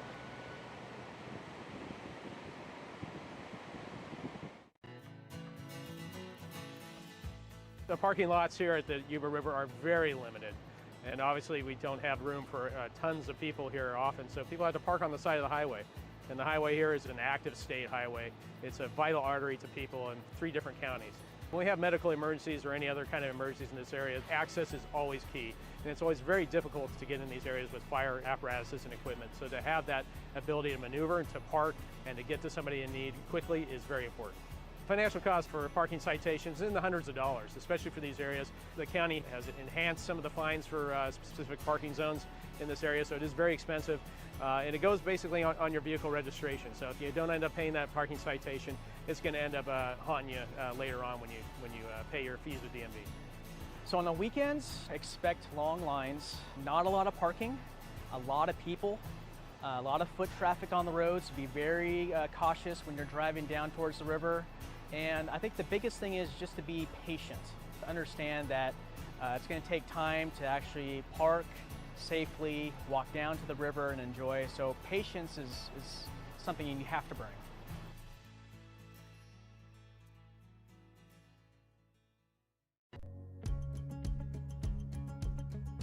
What people should not bring to the river is alcohol, a barbecue, anything that has an open flame, any type of glass containers. That glass container that you're carrying could very easily shatter on the rocks and it becomes a hazard for not only you, but other people at the river. If you're coming to the river, that's wonderful, enjoy it, it's an incredibly magical place, but take all of the trash that you brought with you, everything that you brought, bring that back out with you. Odds are you're gonna see some bottles or a can or something like that, take that with you, and please, please, please pick up after your pets. In addition to kind of picking up trash because of aesthetic reasons, we're also really worried about trash, the plastics and things like that, and also the dog waste for the health of the environment. Because if you don't, it's just gonna end up in the river and it's bad for human health. It's bad for the health of the environment as well.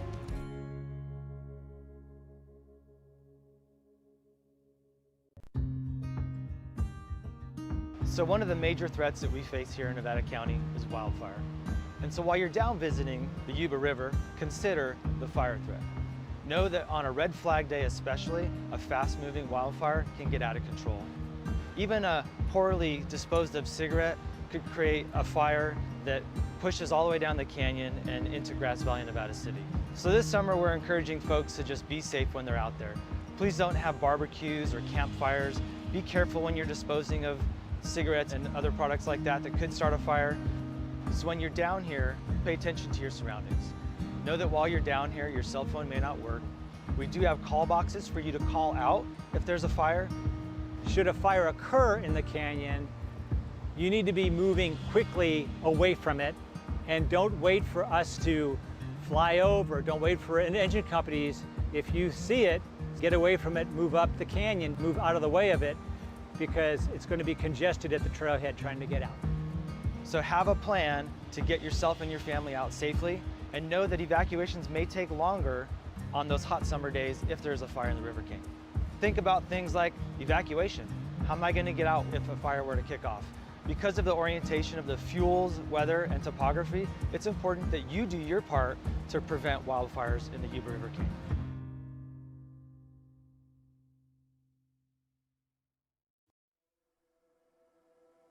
Whether you live in our oak woodlands or alpine forests, if you're a resident of Nevada County, then wildfire is on your mind.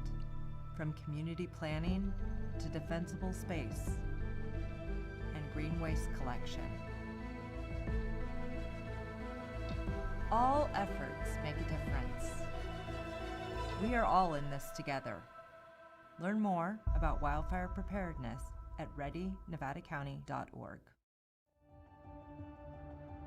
In Nevada County, defensible space is a year-round effort. From winter storm recovery to preparing for wildfire season, resilience takes a united community. Create defensible space around your home, property, or business to give first responders a chance to protect what matters most. We are all in this together. Learn more at readynevadacounty.org/defensible space. The river gives us a challenge. This year particularly with the Spalding Dam issues is that the water is now unregulated coming down the South Yuba River. So we can get fluctuations where you could be in the middle of the river in the morning, standing on a rock high and dry, and then in the afternoon you can be knee deep in water. And it all depends on how much heat they have that's going to melt the snow, that's going to come into Lake Spalding, and then it's going to spill over the dam. Being aware that change can happen and being aware when it's happening to be able to move to higher ground so that you're safe and your family is safe. So what you should do if you get caught in the river is to make sure that you stay calm, make your feet forward, downriver. That's the biggest part, is getting your feet downriver. And if you have to flow, you go with the flow of the river. Look out ahead of you, look for any ways to escape, any access out, any tree branches hanging over. Yell for help and stay calm. That's the number one thing, is stay calm. But the biggest part is understand that what's important is being safe. The more water is in the river, the more risk there is, the more hazard there is for somebody that's swimming. The harder it's going to be to move around, the more easily you could get knocked over, slip and fall into the river, and generally speaking, the colder the water is going to be as well.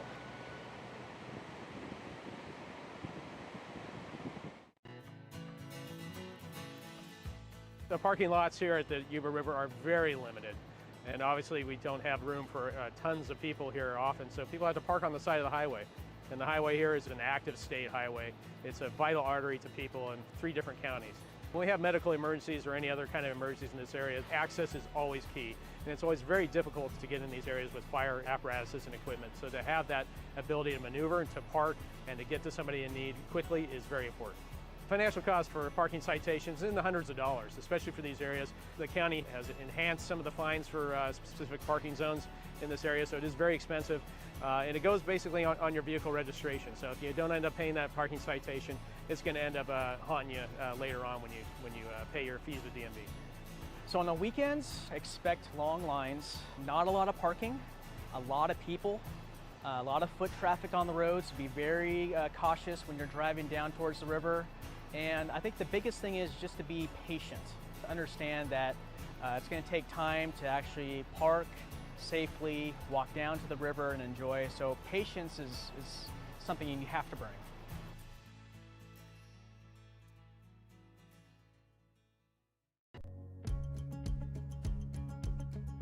What people should not bring to the river is alcohol, a barbecue, anything that has an open flame, any type of glass containers. That glass container that you're carrying could very easily shatter on the rocks and it becomes a hazard for not only you, but other people at the river. If you're coming to the river, that's wonderful. Enjoy it. It's an incredibly magical place. But take all of the trash that you brought with you, everything that you brought, bring that back out with you.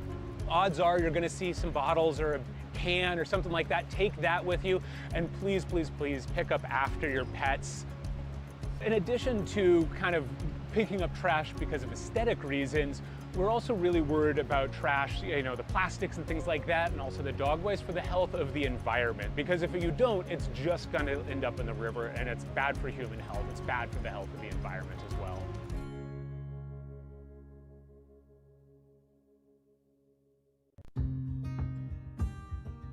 So one of the major threats that we face here in Nevada County is wildfire. And so while you're down visiting the Yuba River, consider the fire threat. Know that on a red flag day especially, a fast-moving wildfire can get out of control.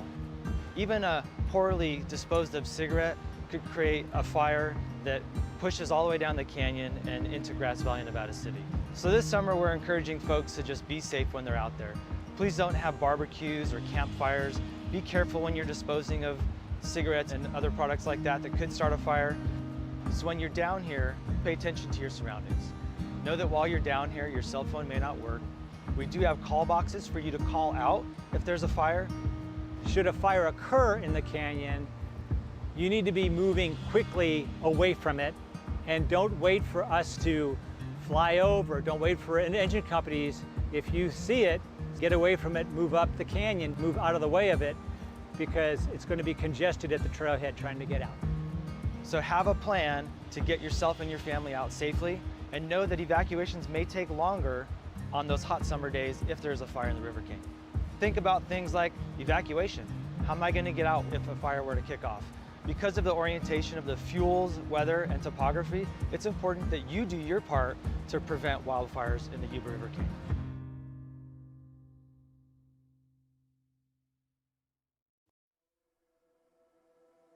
Whether you live in our oak woodlands or alpine forests, if you're a resident of Nevada County, then wildfire is on your mind. From community planning to defensible space and green waste collection. All efforts make a difference. We are all in this together. Learn more about wildfire preparedness at readynevadacounty.org. In Nevada County, defensible space is a year-round effort. From winter storm recovery to preparing for wildfire season, resilience takes a united community. Create defensible space around your home, property, or business to give first responders a chance to protect what matters most. We are all in this together. Learn more at readynevadacounty.org/defensible space. The river gives us a challenge. This year particularly with the Spalding Dam issues is that the water now is unregulated coming down the South Yuba River. So we can get fluctuations where you could be in the middle of the river in the morning, standing on a rock high and dry, and then in the afternoon you can be knee deep in water. And it all depends on how much heat they have that's going to melt the snow, that's going to come into Lake Spalding, and that's going to spill over the dam. Being aware that change can happen and being aware when it's happening to be able to move to higher ground so that you're safe and your family is safe. So what you should do if you get caught in the river is to make sure that you stay calm, make your feet forward, downriver. That's the biggest part, is getting your feet downriver. And if you have to flow, you go with the flow of the river. Look out ahead of you, look for any ways to escape, any access out, any tree branches hanging over. Yell for help and stay calm. That's the number one thing, is stay calm. But the biggest part is understand that what's important is being safe. The more water is in the river, the more risk there is, the more hazard there is for somebody that's swimming. The harder it's going to be to move around, the more easily you could get knocked over, slip and fall into the river, and generally speaking, the colder the water is going to be as well.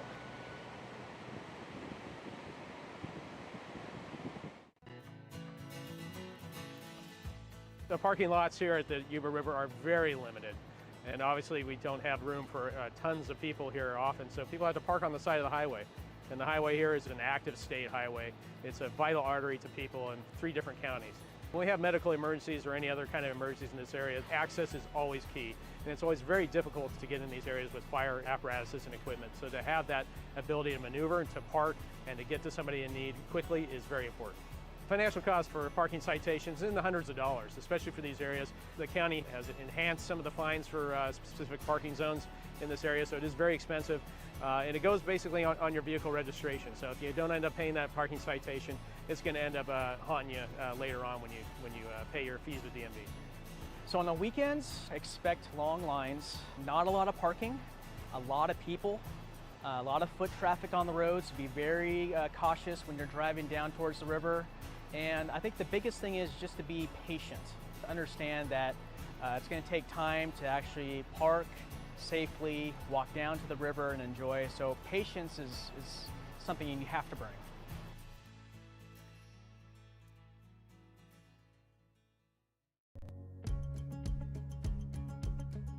What people should not bring to the river is alcohol, a barbecue, anything that has an open flame, any type of glass containers. That glass container that you're carrying could very easily shatter on the rocks and it becomes a hazard for not only you, but other people at the river. If you're coming to the river, that's wonderful, enjoy it, it's an incredibly magical place, but take all of the trash that you brought with you, everything that you brought, bring that back out with you. Odds are you're gonna see some bottles or a can or something like that, take that with you, and please, please, please pick up after your pets. In addition to kind of picking up trash because of aesthetic reasons, we're also really worried about trash, the plastics and things like that, and also the dog waste for the health of the environment. Because if you don't, it's just gonna end up in the river, and it's bad for human health. It's bad for the health of the environment as well.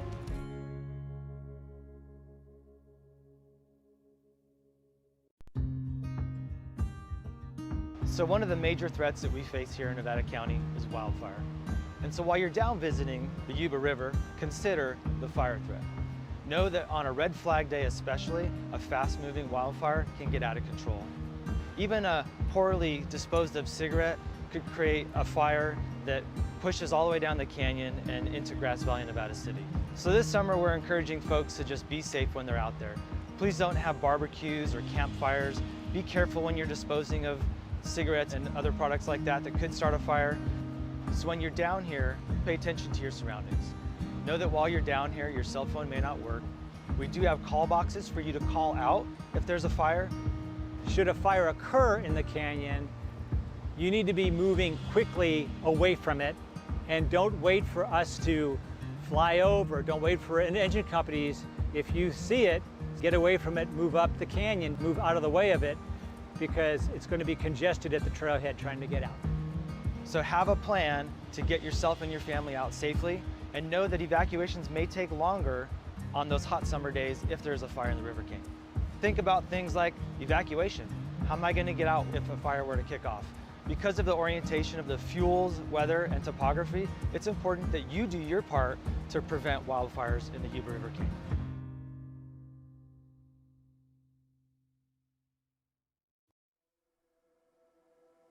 Whether you live in our oak woodlands or alpine forests, if you're a resident of Nevada County, then wildfire is on your mind.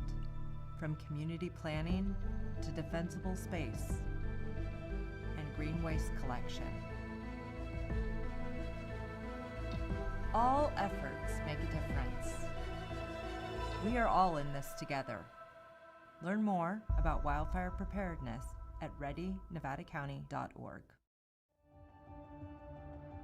In Nevada County, defensible space is a year-round effort.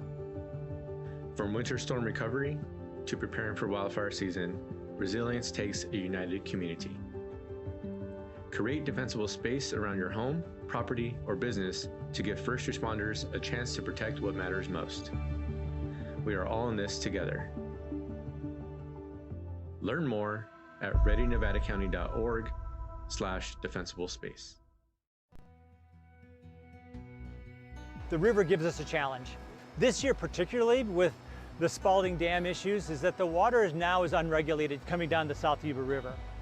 So we can get fluctuations where you could be in the middle of the river in the morning, standing on a rock high and dry, and then in the afternoon you can be knee deep in water. And it all depends on how much heat they have that's going to melt the snow, that's going to come into Lake Spalding, and that's going to spill over the dam. Being aware that change can happen and being aware when it's happening to be able to move to higher ground so that you're safe and your family is safe.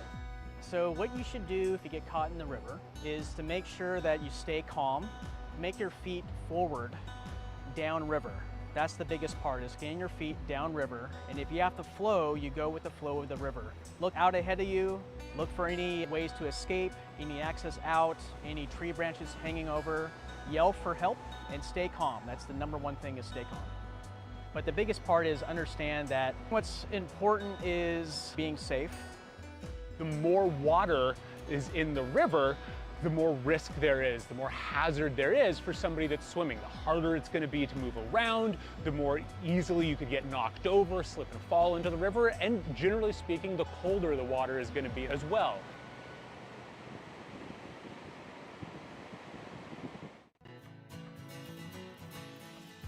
The parking lots here at the Yuba River are very limited. And obviously we don't have room for tons of people here often, so people have to park on the side of the highway. And the highway here is an active state highway. It's a vital artery to people in 3 different counties. When we have medical emergencies or any other kind of emergencies in this area, access is always key. And it's always very difficult to get in these areas with fire apparatuses and equipment. So to have that ability to maneuver and to park and to get to somebody in need quickly is very important. Financial cost for parking citations in the hundreds of dollars, especially for these areas. The county has enhanced some of the fines for specific parking zones in this area, so it is very expensive. And it goes basically on your vehicle registration. So if you don't end up paying that parking citation, it's going to end up haunting you later on when you pay your fees with DMV. So on the weekends, expect long lines, not a lot of parking, a lot of people, a lot of foot traffic on the roads. So be very cautious when you're driving down towards the river. And I think the biggest thing is just to be patient, to understand that it's going to take time to actually park safely, walk down to the river and enjoy. So patience is something you have to bring.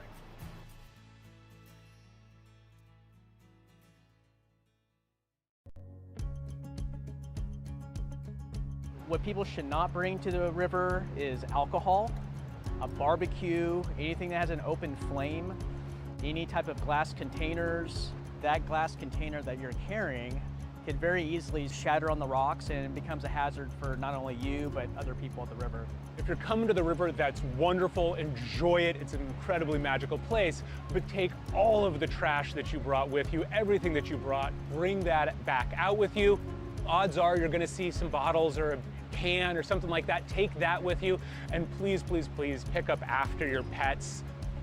In addition to kind of picking up trash because of aesthetic reasons, we're also really worried about trash, the plastics and things like that, and also the dog waste for the health of the environment. Because if you don't, it's just gonna end up in the river, and it's bad for human health. It's bad for the health of the environment as well.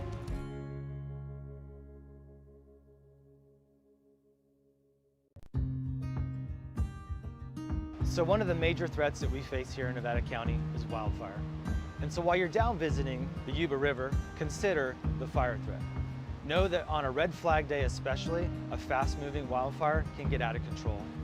Even a poorly disposed of cigarette could create a fire that pushes all the way down the canyon and into Grass Valley, Nevada City. So this summer we're encouraging folks to just be safe when they're out there. Please don't have barbecues or campfires. Be careful when you're disposing of cigarettes and other products like that could start a fire. So when you're down here, pay attention to your surroundings. Know that while you're down here, your cell phone may not work. We do have call boxes for you to call out if there's a fire. Should a fire occur in the canyon, you need to be moving quickly away from it, and don't wait for us. Yes. Yeah. If you have a board of supervisors who's not talking or not, getting along, then you should be worried that we're too serious up here. Right. But welcome back to the afternoon session for our budget workshop. I want to say, Ryan, that we saved the best for last. How's that? But you do not. You do not get the prize for bringing the most people. I still think that's tied between the sheriff's office and CDA, but I think you got a pretty good group of people going on here, so. You didn't know there were prizes for that, did you? Well, and actually, Armando brought us presents too, so, you know, we like that. So anyway, welcome. There you go. Yeah. I did. They're really pretty. Sue's got hers on. We got a pin. We got a pin from the elections office, yeah. So anyway, welcome. We'll just get right in it, and you're on. Madam Chair, members of the board, Ryan Groover, your Health and Human Services Agency Director, and I am appreciating this after work, last day, or after lunch, last day of the workshop vibe that we have going on here, so hoping to continue that. And I want to start by apologizing in advance because my colleagues set the bar unreasonably high with their concise presentations. HHSA budgets aren't very intuitive, and we've got some pretty dense things to get through here. I was told to read the room, so I will try to pause if we're talking about something particularly complex, but I'm not great at reading the room, so throw something at me. We'll let you know if you need to move on, or if we need a further explanation, or when we go to the question. So if you feel the need to maybe go a little deeper, kind of wait and see if there's questions on it. We can go back to those. So. Sounds good. So told to read the room. I was not told to not make jokes and pop culture references. So get ready. So because HHSA is large and we have this template for the slides, I will not be able to read everything that's in front of you. So I am going to try to hit the high points. This presentation is 61 slides long. If I try to read everything, we're going to be skipping dinner together. And so, I do want to go through the important things. Feel free to stop me if we need to dig in on anything that I haven't touched on. The biggest threat that's on the horizon for us is House Resolution 1, the reconciliation package that extended tax cuts and partially offset those tax cuts through cuts to social safety net programs, some of which come into effect in this year's budget. And so we will specifically highlight those things as we go through. I've tried to highlight in yellow the things that are HR1 related, just so that they jump off the page to you. I do want to say that much is still unknown in that space, and the true impacts are going to take time to mature. And so, we don't have all information even going into this budget cycle. Still some uncertainty there. I want to say before we go in that HHSA is in the strongest fiscal position that it's ever been in going into HR1. That's not by accident. The fiscal policies of the Board of Supervisors, the CEO's office, my department heads and our fiscal team are what's created that, and we see a very strong starting point as we navigate these challenges. Much more so than you'll find from some other counties in the state, and I'm very proud of that. That doesn't mean that there aren't problem areas, and we will talk about them. And it doesn't mean that there aren't threats on the horizon. What it means is that we can navigate those in a planful, methodical way. And remember the words that are emblazoned on the cover of The Hitchhiker's Guide to the Galaxy, which are? Don't panic. Don't panic. So that's my only pop culture reference, actually.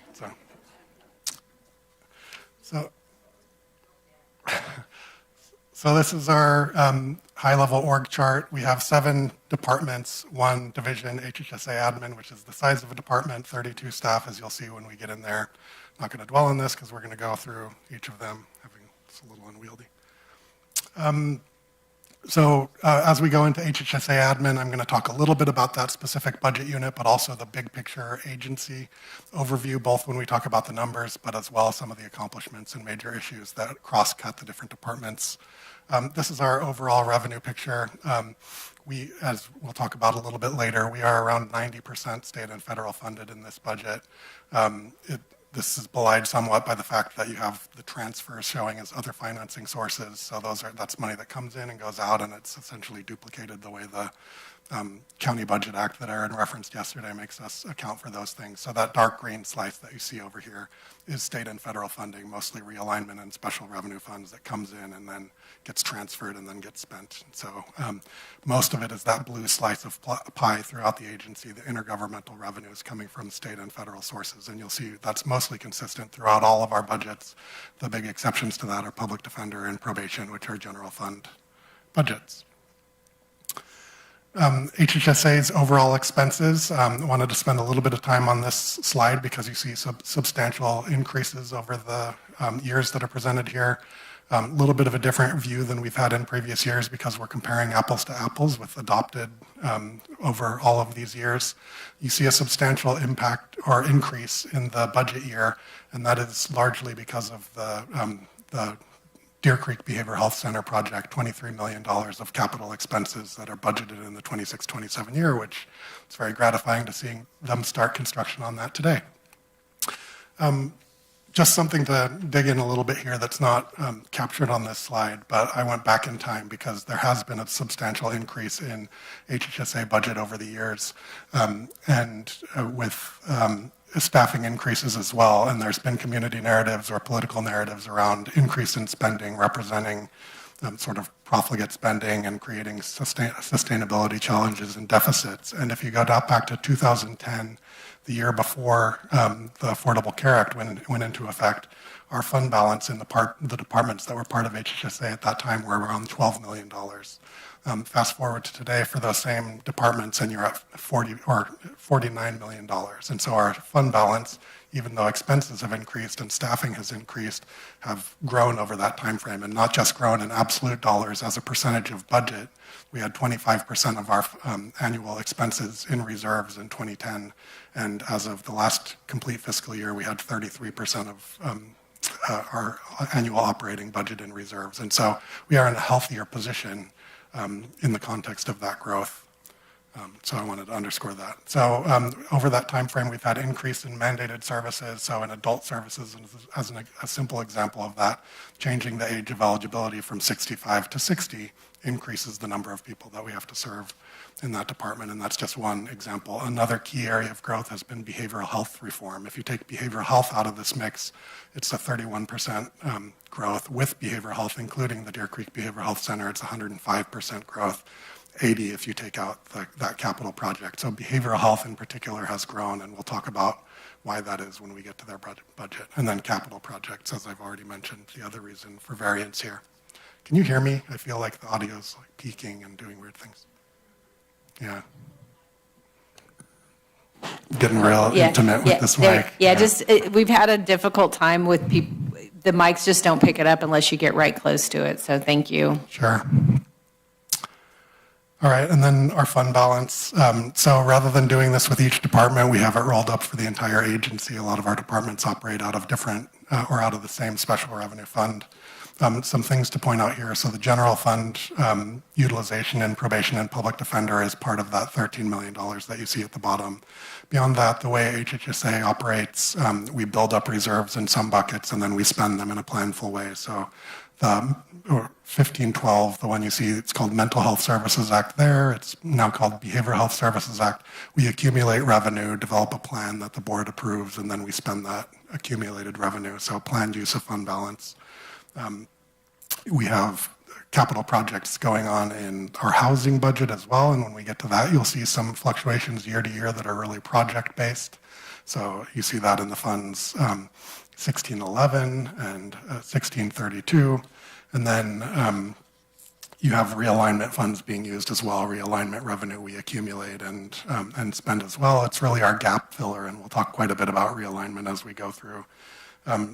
Certain budget gaps appear at budget time and then don't materialize in the actual expenditures. I think Supervisor Bullock referenced this yesterday, particularly in behavioral health. We contract for beds because we think we might need that capacity, or we know we have a mandate to provide that capacity should the need occur, and we often don't expend those contracts. But because of the accounting practices, we're required to budget for the full contract, even though we know we likely aren't going to use all that. So that's our overall fund balance for the agency. If you total all that ending fund balance, it comes out to around $67 million. And I talked about all these things. So turning over to HHSA admin, we have these divisions of HHSA admin. Ariel, our chief fiscal officer for the agency, manages this budget unit. I won't go into detail on these as we don't have time. Accomplishments for the year, one I want to highlight, this is really a cross-agency effort that's led out of HHSA admin and is a key fiscal strategy going forward is Medi-Cal administrative activity expansion. So I want to shout out to Ariel, Debbie in our public health office, and Chad within HHSA admin for expanding that. And that's a source where we can build new revenue for activities that we're already doing in different departments to try to diversify funding and stretch our dollars further. Capital projects already mentioned, like Deer Creek Behavioral Health Center, Badger Lane, others. So we help coordinate that in HHSA admin. We help coordinate efforts around homelessness. I'll highlight in a little bit. We've joined Partnership Health Plan, the Medi-Cal provider for our 30,000 Medi-Cal recipients in Nevada County. I'm on their board, and they've been really incredible partners and really valuable in navigating HR1 and keeping us abreast of how that's impacting them and our Medi-Cal population beyond what we would typically get and definitely beyond what we would have gotten from our previous two commercial health insurance plans. And then analyzing and communicating the impacts of HR1 has been a continued accomplishment and priority. So a little bit of breaking news, sent a memo to the board earlier today, and there will be a press release coming out from the Homeless Resource Council of Sierras tomorrow, but I want to highlight as an accomplishment the board's priority of homelessness. In 2017-18, the board prioritized homelessness for the first time. Over that time, you know, we've made substantial investments, and I just want to highlight that in the most recent point in time count that happened during the board workshop, we're down to 394 people counted in that point in time count. I won't be satisfied until that's down to functional zero. I want to work on that 394, but I do want to highlight that with the expansion of beds in our behavioral health system that our board has supported us in pursuing, with leaning into the Regional Housing Authority collaborations to develop projects like Cashin's Field. You can see that light blue and the light green. Those are people that likely would be part of this point in time count if not for the leadership of the board in this space. And then something else to highlight as we go into the detailed budgets in the departments. I want to highlight some peculiarities about the HHSA budget that are different from what you've heard previously. One is that I already mentioned that we're around 90% state and federal funding. That 8% is, again, probation and public defender. And then additionally, want to highlight our major revenues and a couple things to point out here. So realignment, as our board knows, that's sales tax and economically driven revenue that the state, when they faced fiscal crises, they pushed open-ended expenses onto the counties and gave us a revenue stream that was not connected to the cost of delivering those services. And to pay for that, they passed sales tax increases and vehicle license fees. That's what realignment is. And so, I highlight that because that, along with the BHSA, the 1% tax on incomes over $1 million, both of those are economically driven revenue streams. They're not connected to the demand for our services, which goes up during a time of recession when these revenues are going down. So that management and building up of reserves and gives that I mentioned, putting us in a position of being planful is especially critical for us because we're going to have less revenue when our demand goes up. The other thing that I'll highlight here, and this speaks to the behavioral health piece, I didn't change the order. This used to be ordered from largest to smallest. And you can see that Medi-Cal is now significantly the largest revenue stream that we have in HHSA. It used to be lower than realignment, and that's because of that behavioral health reform that I mentioned. So those things are all relevant as we step through these budgets. And then over to HR1, I just want to highlight the components. I'm not going to rehash the presentation I gave to the board at the board workshop, but I did want to highlight some of the things that take effect this year. So this year in October, we're going to see a restriction on who can receive Medi-Cal, particularly for the folks that are lawful residents of certain categories, like asylees, as an example of that, will no longer be eligible for Medicaid. And then a SNAP share of costs. So CalFresh in California, we are going to have a local share of cost, and that is in our budget that's before you today, and we'll talk about that when we get to social services. And then in January is when sort of the big workload and Medicaid impacts kick in, where you have the 6-month redetermination, so having to renew people's benefits every 6 months instead of every year, and then the Medicaid work requirements, which will be the first time we've had to prove that somebody's working to get health insurance. That kicks into effect in January. So those are the things that take effect this fiscal year in HR 1. I want to highlight some strategies around HR 1. First of all, I mentioned we're in a very healthy fiscal position, so we are starting ahead. We're starting in a position where we have significant reserves. We are using a realignment transfer. That's a provision within realignment that the state created, knowing that expenses in given departments might not keep pace with those revenues. They allow for transfer between buckets. It'll be the first time we've done this in a decade. So we are including going to be recommending a resolution with the final budget that authorizes that transfer. That's about $400,000 from behavioral health to social services, which will offset the cost of that CalFresh increased cost. Working on diversifying revenue, I mentioned that with MA, but we're going to be working on that well beyond MA, trying to leverage CalAIM and other revenues as well. Some targeted reductions, which we'll talk about when we go through heavy utilization of vacancy review, and is this a funded position when it comes open, to make sure that at that point when it's vacant, we are having a conversation around switching something to a funded source. Collaboration and partnership with our partners, can talk about that more when we get to social services and Medi-Cal, and then staff creativity, our staff really using the HPO model to try to come up with solutions that can keep people on Medi-Cal and help minimize some of these impacts. Revenue in HHSA admin, some of it is intergovernmental revenue, then we also get reimbursements and some other revenues in HHSA admin. And then the budget variance for the expenses in HHSA admin. I know this one looks a bit wonky. You've got a significant increase in 24-25 and then sort of ticking down these subsequent years. HHSA admin is where some of this buildup of reserves that I talked about. We've been very strategic in trying to build up some reserves that can be mixed and matched and used to support departments as they face deficits or as we need gap funding for projects and things like that. HHSA is where that revenue has been accumulating and where over the last several years we've been budgeting to spend it. Some of this is rebudgeting, where we have capital projects like the Commons Resource Center that has a match, and the project might not be completed in 24-25, so some of that money goes over to the next fiscal year. So this wasn't all expended. A lot of this was placeholders that got delayed and got moved over. And so that's what this is mostly. It's gap financing for capital projects. Staffing in HHSA admin, so we are at 32 staffing. That is flat from the prior year and the year before that as well. And moving on to behavioral health, which is going to be one of our more dense. So you can see the divisions of behavioral health up here. I'm not going to go into this in the interest of time. Some accomplishments for behavioral health: increased Medi-Cal revenue by 250% due to payment reform. And so here's where I'll pause to talk about payment reform a little bit. Behavioral health used to be based on reimbursement of their costs, where we, as a Medi-Cal program, front 50% of the cost, or front 100% of the cost, and then get reimbursed 50% typically by the federal government for providing that service through Medicaid. And then there was a process of settling that and then being audited for it, and we're currently being audited, I think, for 26-27, so 10 years behind. And so a really wonky, insecure, or not insecure, but sort of payment structure for behavioral health that used to exist. There wasn't as much risk because we would get reimbursed based on the expenses that we incurred, but we also didn't have the opportunity to sort of build the system.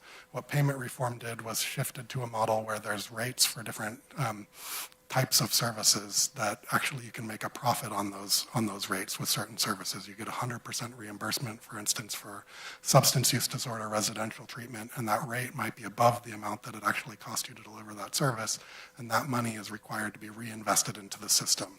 That has resulted in an increase in revenue into behavioral health and increase in contracted expenses, and that is an interim step to get to what's called capitation, which is a more traditional medical billing model where it's based on a per member per month calculation where the state goes in and they capture all your costs and say you have this many people, so we're going to give you this amount per month. And so getting as much as we can into our behavioral health system when we're in this interim step will make capitation beneficial to the county. And so that's been part of this, growing out the system as we're mandated to do by the Department of Healthcare Services, as well as preparing ourselves for eventual capitation, which is how like our hospitals are paid based on or our partnership health plan is paid based on a per member per month basis. I'm seeing questions.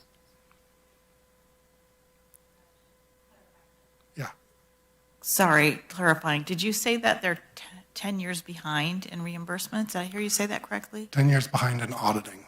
So what happens is that they pay us based on a rate, and then we give them our actual costs. They give us an interim amount, and then they audit it, and then they either take back or give us more based on that audit. And so we're 10 years behind on that audit. Okay, thank you. Yeah. And so that's going to be around still, even after we've gotten to this new payment model. Okay. Moving on, unless there's any more questions on that. Other accomplishments, so we've really maximized that, and you see that in the budget with the growth in behavioral health and the reinvestment in the system, and that allows us to pay for less profitable areas in the budget, like homelessness, which is one of the accomplishments in this budget. So I won't read through all of these. We lean into opportunities. We have a grant for treating kids 0 to 5. Imagine providing behavioral health services to somebody who's nonverbal. Those are the kinds of innovative grants we pursue in behavioral health. And you can see the increases in the various services here. And then Commons Resource Center opened in October. And then, yeah, I'm not going to read through all the bullets. But a big one, which I've already mentioned, Deer Creek Behavioral Health Center, $23 million grant for that, which started construction today. So emerging issues and priorities for behavioral health, continued implementation of those capital projects we talked about, continuing to try to maximize revenue. The pace of state and federal reforms continues to be a challenge. Behavioral health has been highly targeted for legislation at the state level over the last 5 years or so. There will be some HR1 impacts if people are uninsured. The county could be responsible for that behavioral health care for them. Housing and homelessness continue to be priorities, and then a focus on substance use disorder services and preventing overdoses, which thankfully has gotten a little bit better in our community in recent years. So this revenue, it's almost entirely state and federal. Again, that dark green is transfers between special revenue funds. And here you see the expenses. I already talked about this, but the big increase in the budgeted fiscal year is the Deer Creek Behavioral Health Center, but substantial growth even without that because of payment reform. Any questions before we move on from behavioral health? You can see staffing has grown significantly in behavioral health. Again, we're mandated to reinvest and build the system, and the state has a whole slate of additional requirements that they've placed on behavioral health in the last 5 years or so, so increased staffing to accommodate that. This budget year includes 2 limited term positions to help with the new Home Key project so that we can bill Medi-Cal for that housing support when people are placed in a permanent supportive housing project.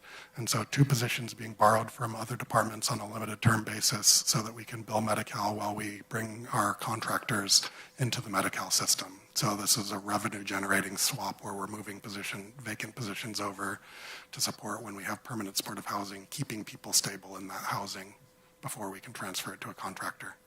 So that's what that 2 additional is. Make sense? Yeah. Oh, sorry, talking to the microphone. Moving on to child support services. So 3 main functions in child support: locate, establishment, and enforcement. Child support accomplishments for this year, collections of almost $8 million that go back into the families in our community. You see the picture up there of the backpack drive with Bright Futures for Youth. They work closely with regional counties to support and share services across counties. And I want to highlight that we have the 2nd ranked child support agency in the state out of 47 local child support agencies. Ours is ranked 2nd behind Placer. And so you can see the federal performance measures next to the state average in that chart down there. And don't ask me about the parentage and why it's over 100%. You can, but. So priorities for child support, increasing awareness of the program. There is a piece of legislation also being proposed that would require people to opt out of having a child support case if they have an order. So that's not part of your legislative platform. And I know Paul is looking to educate the board on that as that legislation progresses. And then navigating some reforms that have been passed in recent years related to child support. And then getting more cases in Eastern County where we've struggled to find the right mix of staffing presence and getting people to actually apply for cases there. And the money in child support is almost all state and federal as well. For every $1 of state funding, there's $2 of federal funding that comes in. The tiny little slice of the pie there is interest, and we don't get to spend that. That's all restricted and very highly controlled how that money can be spent. And the budget, they budget the allocation that they get from the state. So you see stability here because that's been a consistent allocation. We consistently underspend that allocation as well. So this is a status quo budget. And then staffing, you see one of those borrowed positions that I mentioned in behavioral health is coming from child support. So you have a vacant position going down from 17 to 16 in child support. So despite a reduction in staff over the years, they had 44 staff. When I started with the office in 2006, they're the second ranked department in the state. So a lot of automation, a lot of efficiencies and innovation in child support. Another small but mighty department in the county is housing and community services, where you have the housing components and the grants that compose the community services. So the board heard presentations at the annual workshop about working towards that middle income down payment assistance program. Sorry, can you hear me? There's going to be a board item coming on May 12th to authorize that program, and then we'll get that kicked off and rolling. Working with CDA on policies, the MORE program supporting people to stay in their mobile homes, continuing to work on tax credit projects with the Regional Housing Authority, collaborating with behavioral health around supportive housing, and other projects as well. The emerging issues, cost of housing continues to be a major driver of homelessness and the need for other HHSA service in our county. And we want to continue leaning into facilitating development of housing with Regional Housing Authority, continue pursuing grants that can benefit our community. The MORE program was oversubscribed almost as soon as we opened the program up. There's much more demand for those kinds of services than we have funds available, and just continuing to lean into grants. Something I want to pause and talk about a little bit. This budget includes a $200,000 one-time grant proposal. So we have noticed that we've been getting a lot of requests from community-based organizations, particularly those that have been impacted by state and federal funding cuts, to try to enter into an ongoing funding relationship with the county and with HHSA. Some of them have approached board members directly, some of them have come to us, and we're not in a fiscal position with the headwinds associated with HR 1 to be able to enter into an ongoing relationship. And so what we're proposing is to do a one-time competitive grant using our intergovernmental transfer funds, where our community-based organization, particularly those impacted by state and federal funding cuts, could apply for one-time funding. So basically enhancing the community initiative funding that this board authorizes every year, but with a specific health and human services focus, because they are still restricted dollars, so that community partners can apply for these funds in a structured, competitive fashion. So, not sure if there's any questions on that piece. We will continue to work forward, going forward on what that could be structured like and how we could operate that. Can we wait till the end of Yep. Keep us moving. Yeah, keep going, and then Yeah. we'll ask the questions at the end. I think that's going to be more efficient. Sounds good. Housing and community services budget, again, almost all intergovernmental revenues with some transfers going on as well. The housing budget expenses jump around year to year. This has been the case for decades, and that's really because it's project-based. And so depending on the grants and projects we're operating, that just dictates the expenses. You can see on the explanation for the variance, the reason for the big jump in 26-27 is $9 million for the Lone Oak affordable housing project in partnership with Regional Housing Authority. So a lot of fluctuation based on projects. And the staffing in this, as I mentioned, small but mighty unit, we went from 2 to 3, creating a standalone director based on the board's direction last year, and we are stable for this coming year. Probation has the 3 divisions that you see in front of you, adult, juvenile, and pretrial, and you can see the team on this picture here. Prop 36, the reforms to sentencing and criminal justice that passed by the voters last year. Probation took a lead role in implementing that. That's not something they had to do. That's a role that they stepped in using their unique position in the system with a foot in law enforcement, a foot in rehabilitation to be able to lead that effort forward with the courts and other partners.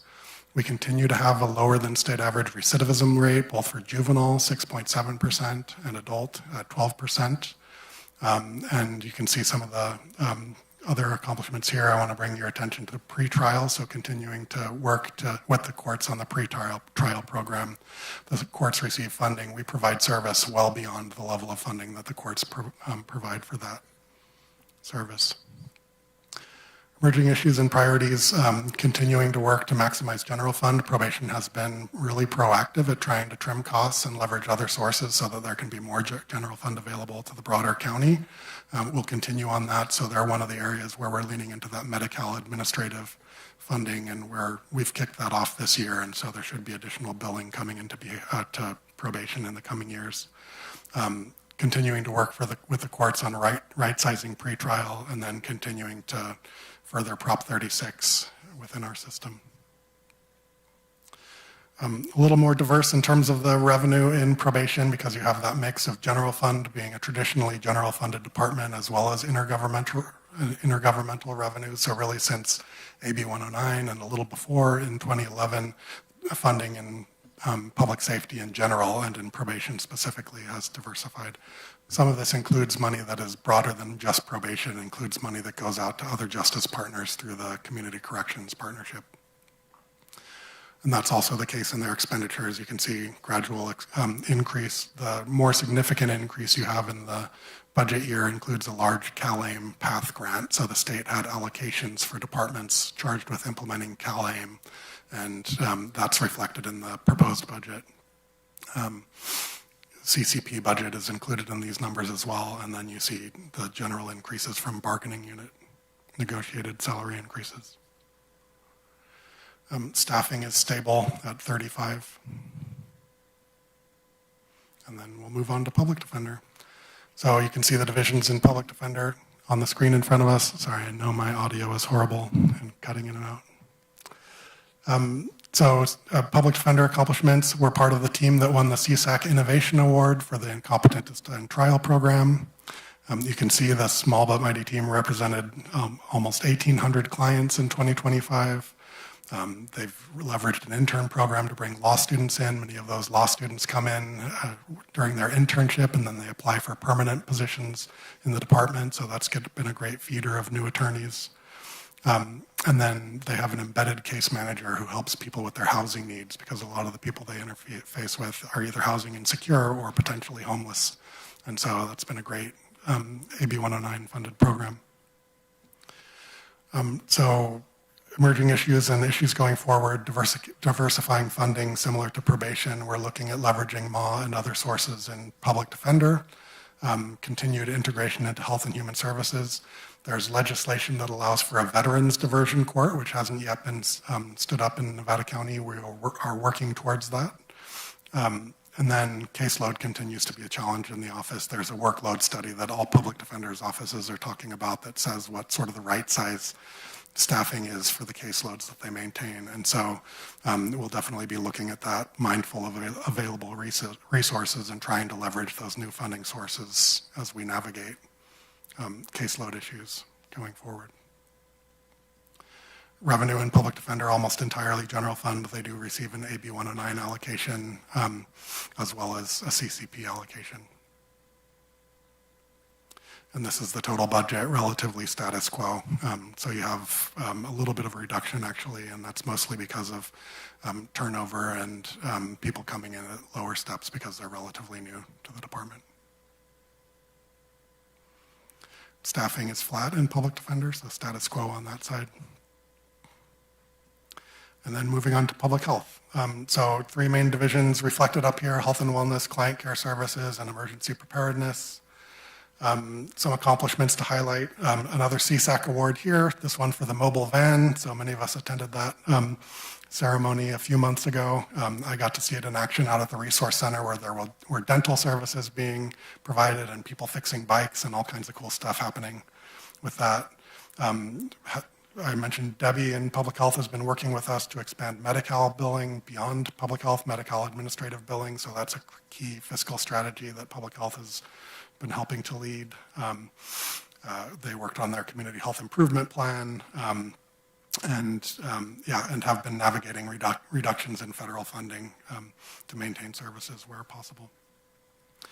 So emerging issues, so the board is familiar with some of these, but changes and reductions to state and federal funding, including some that were known. So there's COVID era funding that some of it was 5-year funding and we knew it was going to be going away. There were attempts to pull it back early that were litigated and ultimately defeated, but that funding is expiring, and so we are working to make sure that the department's expenses are right-sized to their ongoing revenue. One of the first impacts of HR1 was the elimination of the CalFresh Healthy Living program, and so that program has been eliminated in this budget. And then another potential HR1 impact is the implications for county indigent health programs. And it's unknown how that will play out. We are what's known as a CMSP county. We can talk more about that in discussions, but we're part of a consortium that used to provide those indigent health services. But in counties that don't have access to that, it's usually public health that's responsible for providing those indigent care services. So if people fall off Medi-Cal and don't have insurance, it's technically a county obligation, and there could be implications for our public health department there. Continued program efficiency and diversification of funding so we can navigate those fiscal challenges that could be posed by this, and then continuing to expand Medi-Cal administrative funding in public health and beyond. So public health, again, just similar to other HHSA departments, almost entirely intergovernmental revenues. And the total budget, you can see, as opposed to most other county budgets that are just having general inflation, is flat, and that's partly because of that reduction in COVID-era funds. Public health has very healthy fund balances. I mentioned earlier 2010 versus 24-25. They, in 2010, had $1 million fund balance. As of the last complete fiscal year, they had almost $9 million in reserve. So they have built up, through that MAW program, substantial reserves to help navigate what's in front of them.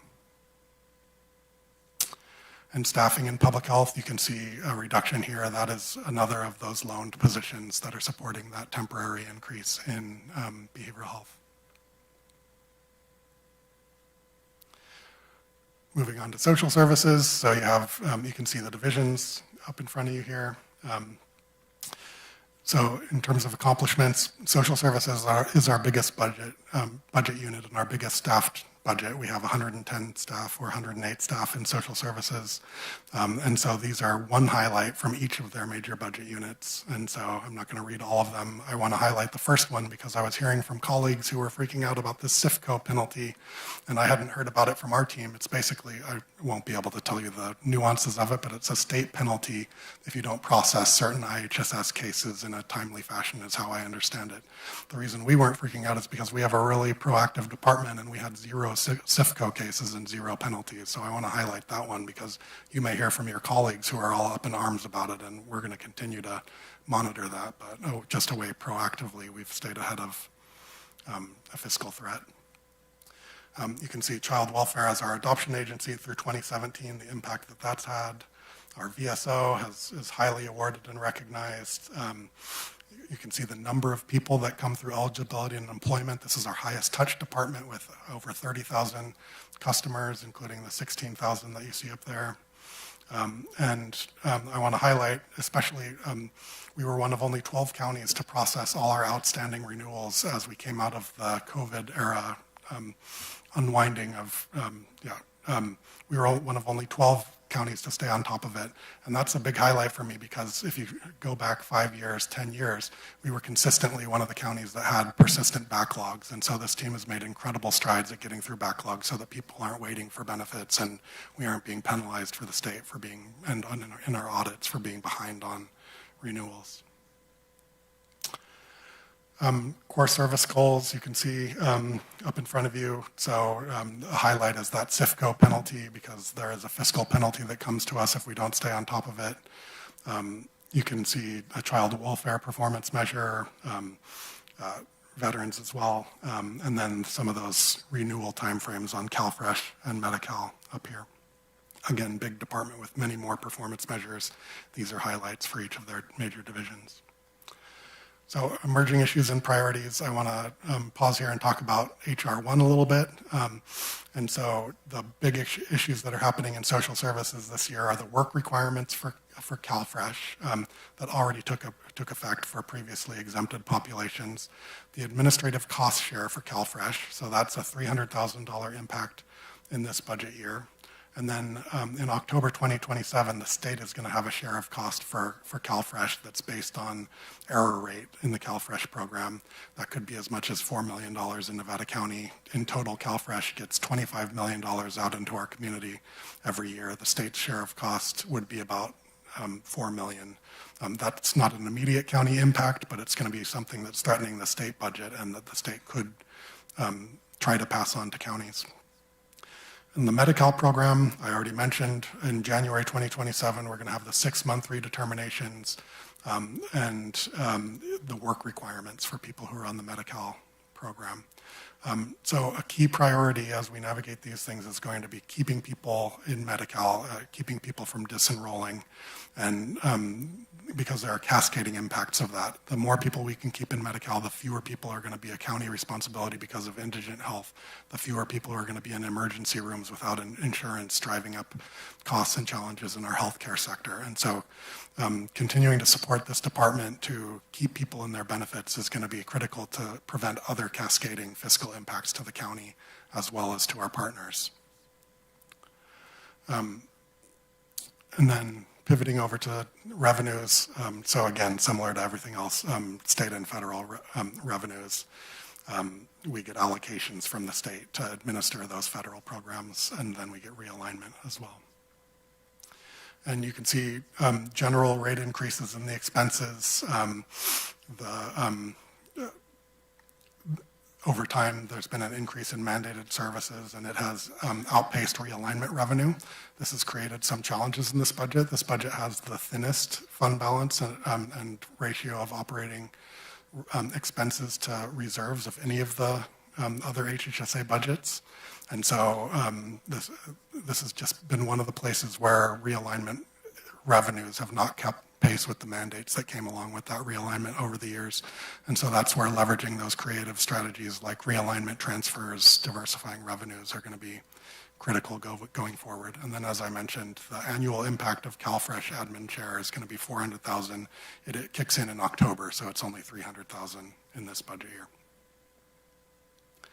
And here you can see the staffing for the budget. So we have a 2 FTE reduction in social services. The board several years ago authorized 4 limited term positions to deal with the Medi-Cal unwinding. So both with that additional workload, but also with us having a fairly thin budget, we requested those as limited terms, and 2 of those are cycling off during this budget year. And that brings us to the end. This picture really exposes my lack of a diverse wardrobe because I'm wearing the same outfit. Summary of trends and priority strategies. So as I mentioned, minimizing Medi-Cal disenrollment, enhancing efficiencies and diversification of revenue going forward, continuing to manage capital projects, analyzing impacts and keeping this board informed as we learn more about the impacts of HR1 and other changes, being really tight in terms of fiscal policies, managing vacancy review and making targeted reductions, partnership and collaboration. And then I really want to highlight staff creativity. Our social services department has a goal that nobody will lose their Medi-Cal unless they've actually become ineligible, that it won't be because they can't get their paperwork in or they needed additional support and hand-holding from staff. And so they've come up with a whole list of strategies to try to keep people in their benefits. And so really leaning into that HPO work with our staff to make sure that we're being creative as we navigate this. So that felt like a lot, and you probably couldn't hear me for half of it. Thank you. You did that very well, very efficient.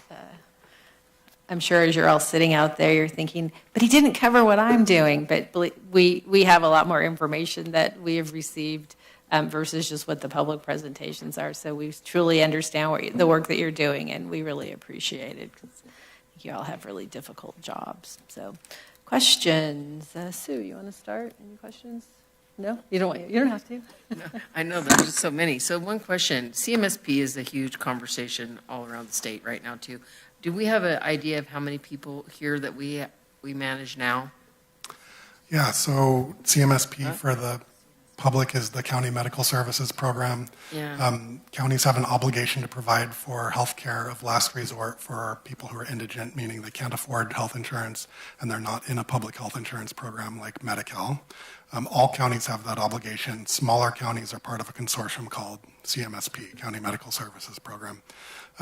Prior to the implementation of the Affordable Care Act, we had 1,800 individuals in the CMSP program. 2 months after the implementation of ACA, we had one, and we've continued to have 1 or 2 people in the CMSP program, and usually it says they're getting enrolled in benefits. It's a temporary thing before they get into benefits.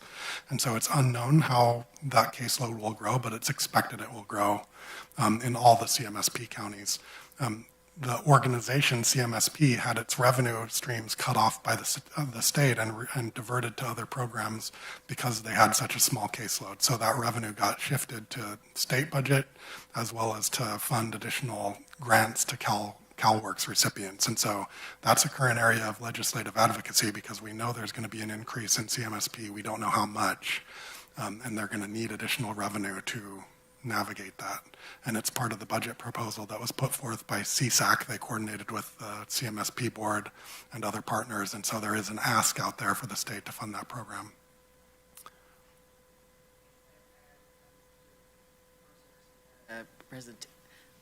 RCRC had a presentation from CMSP too, and it was a challenging conversation at the time, so I just wondered where we were at that, so thank you. And we could invite their executive director to present to us. I've been in several conversations with her, and she's willing to do that.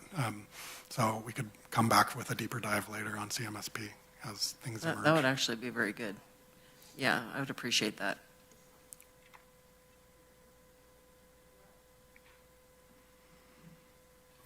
Yeah, thanks for that. Sometimes the most complicated, detailed ones are the hardest ones to kind of formulate the questions, but probably ones that most need it. But can you pull up slide number 5? So just for clarification, so the Deer Creek Behavioral Health Facility, where is that in this, and how much of it is for fiscal year 26, 27? So the Deer Creek facility would be coming out of that 1589 Health and Human Services Agency fund. That's our main operating fund. It is not a use of reserves because we're budgeting both the revenue and the expense for Deer Creek. So it's impacting the overall expenses and overall revenues, but it's not creating a deficit except that we have a required match that I believe is around $2 or $3 million. Okay. It shows that more clearly here in this slide where the jump from adopted 25-26 to proposed is significant. And so that's where the new expense for the facility is programmed. Gotcha. Okay, yeah, that's great. And I think you answered my question. So the totality of that cost is in this fiscal year? Correct. Gotcha. The large majority of it, Yeah, not the totality, but the large majority. The actual construction cost we've been paying for the design over the current fiscal year. Your board has done some budget amendments over the past couple months as we've been moving that project forward, but the larger construction costs will probably hit starting in late June or July. Cool, okay. I'll let them go.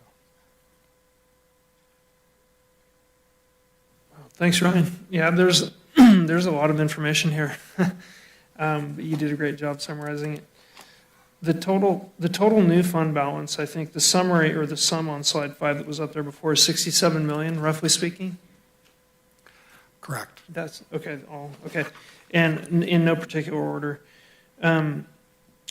The Sue's question was really good, and I had it highlighted too. But and maybe if you could simplify it, but as Medi-Cal and Medicaid recipients of services drop off and those people get added to this CNSP, how does that directly affect the rural hospital networks? Like people like maybe not Chop-A-Day or Western Sierra Medical, but maybe Sierra Nevada or Tahoe Forest? Because I hear from those organizations about the difficulty they're facing, and can you just describe the relationship?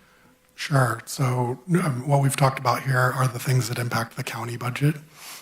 There are additional impacts that impact the broader medical system. Some of those include changes to provider taxes, which are a Medi-Cal funding mechanism that allows for enhanced rates for providers that serve the Medi-Cal population. So that's one piece. The other piece are uninsured people coming into the emergency department where they have a legal obligation to provide that emergency care for people, but they then don't receive reimbursement for it. What we do if we have somebody who's uninsured and comes to us and they don't qualify for Medi-Cal is we enroll them in the CMSP program. CMSP is coverage of last resort, so it's not going to provide the full array of healthcare services for that individual. It's only going to provide the sort of more substantive care. It's not preventive or anything like that. So you're going to have more people coming in who are not eligible or who haven't had preventive services.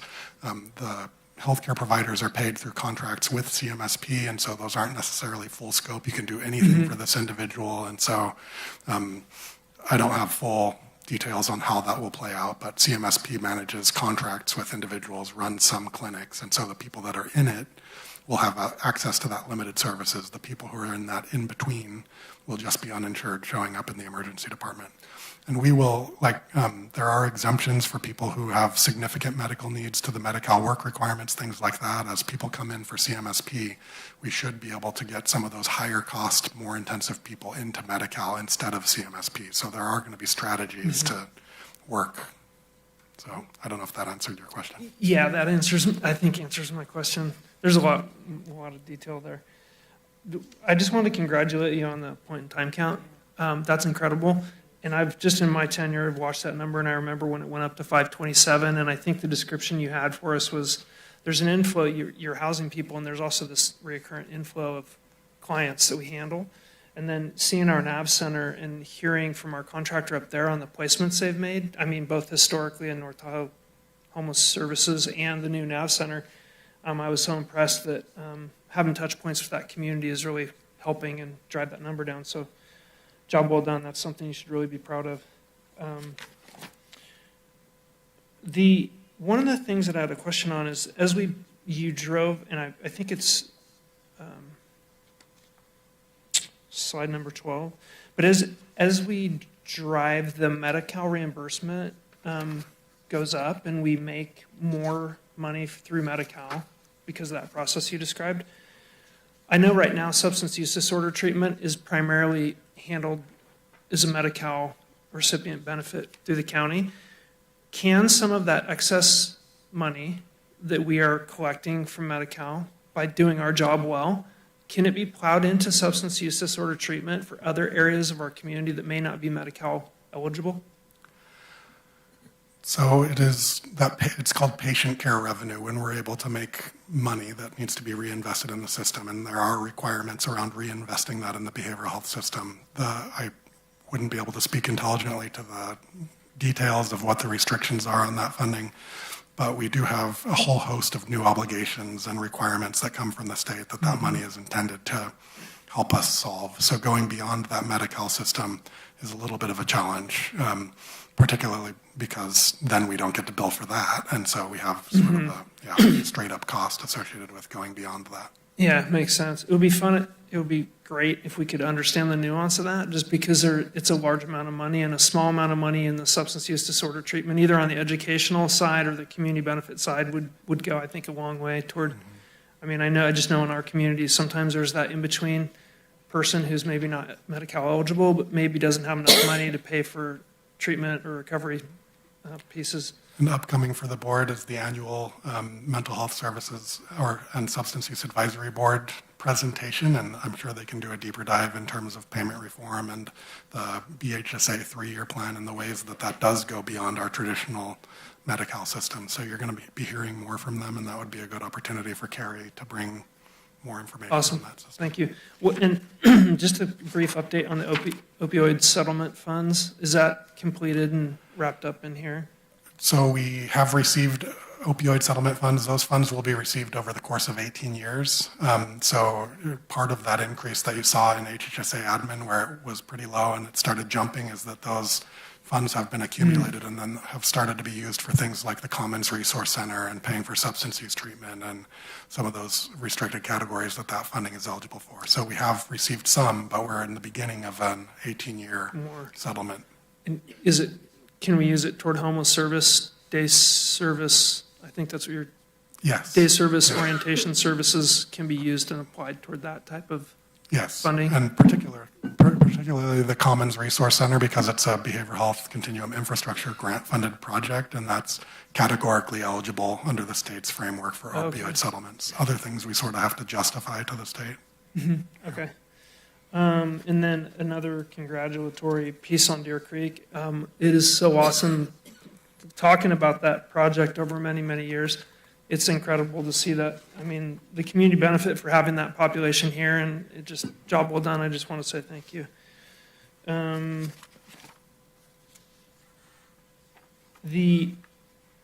Another question on our fund, the $67 million, the fund balance, is that just invested? Are there restrictions? I mean, obviously those funds are restricted multiple different ways, but is that interest bearing that's in our investment portfolio that earns, again, goes into the revenue stream side? Correct. The treasurer manages that those fund balances. Where that interest goes depends on both the state law and the restrictions that are on that interest, as well as the board's decisions in some places. For instance, our realignment interest gets swept to the general fund. MHSA or BHSA revenue or interest is restricted to MHSA. Child support interest restricted to MHSA. So it depends on the fund. Swept to the general fund, meaning back into the general fund. That realignment interest gets swept into the general fund, correct. And then that gets redone through our budget, okay. And then Chair Swarthout talked about the grant proposal, community grant proposal. Can you just give us just an overview of that? Yeah, so the idea, as I tried to articulate, really came from we were getting asked by these various community partners who were facing a deficit that we have this need. Sometimes it's a one-time need, sometimes it might be an ongoing need. We're not in a position to pick up new non-mandated services, an ongoing fund to partner that's lost funding. But we are in a healthy fiscal position where we feel like we could do a structured program where we could direct people to this opportunity within the parameters of that funding, which is really health and human services related. And so the idea is to expand upon the community initiative funding. So annually the board allocates $30,000 of general fund.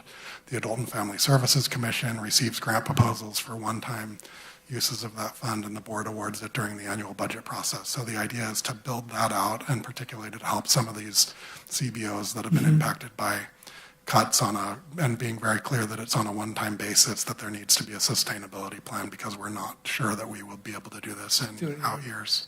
Yeah. So that's the idea.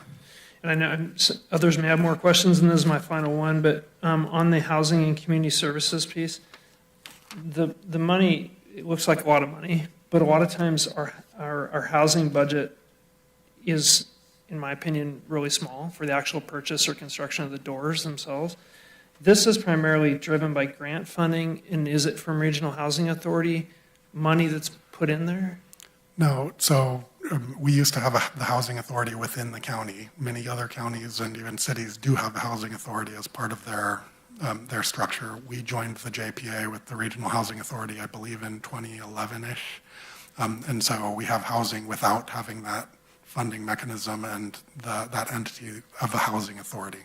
And so what our housing division does is really facilitate and work with Regional Housing Authority, work with CDA. We are not developers in the same way that Regional Housing Authority is, because this board spun off that function to the JPA in 2011. Yeah, that kind of answers my question, but the 18 million, or, I'm sorry, 13,617, 2627 proposal.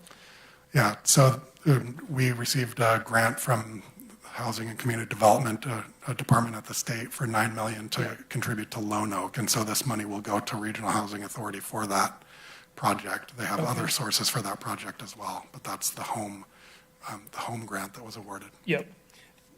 How do we ID prospective opportunities in that space? Like how would we know if there's a regional jurisdiction looking at putting doors together that would benefit the county? Like where are we focusing our effort to try and support, whether it's Lone Oak or Pacific Crest Commons or others? What is the mechanism internally for us to figure that out? One mechanism is the housing ad hoc. So we bring ideas to the housing ad hoc and work with the board members who are on that for projects that we want to support. And there have been entities in the community that have come forward asking for that kind of support. We work really closely with CDA for potential properties that can be developed. We work with the Regional Housing Authority when there's potentially a project. So I think that's it for me. Thank you so much, Ryan. Great job.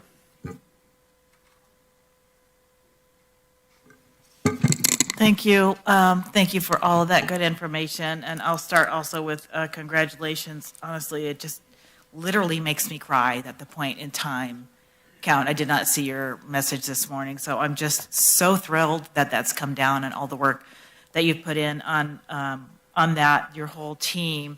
And a bit of an aside, just to Allison and others, we need to put this forward for an award, and we should be writing articles on this. I mean, I'm seeing what's going on in other counties a lot right now, and they're just continuing to throw the same old solutions that are not working. And we're just such a good example of, I think, how it can be done. And to see it come to fruition in this lowered number, and I know there's a lot of things that go into that, but still very exciting and something we should be continuing to support, that we found the right recipe, I think, for this, and continue to work on that. So just really, really pleased to see that. Already asked some of my questions, but I might want you to go into that a bit more. Let's see if I can remember them all.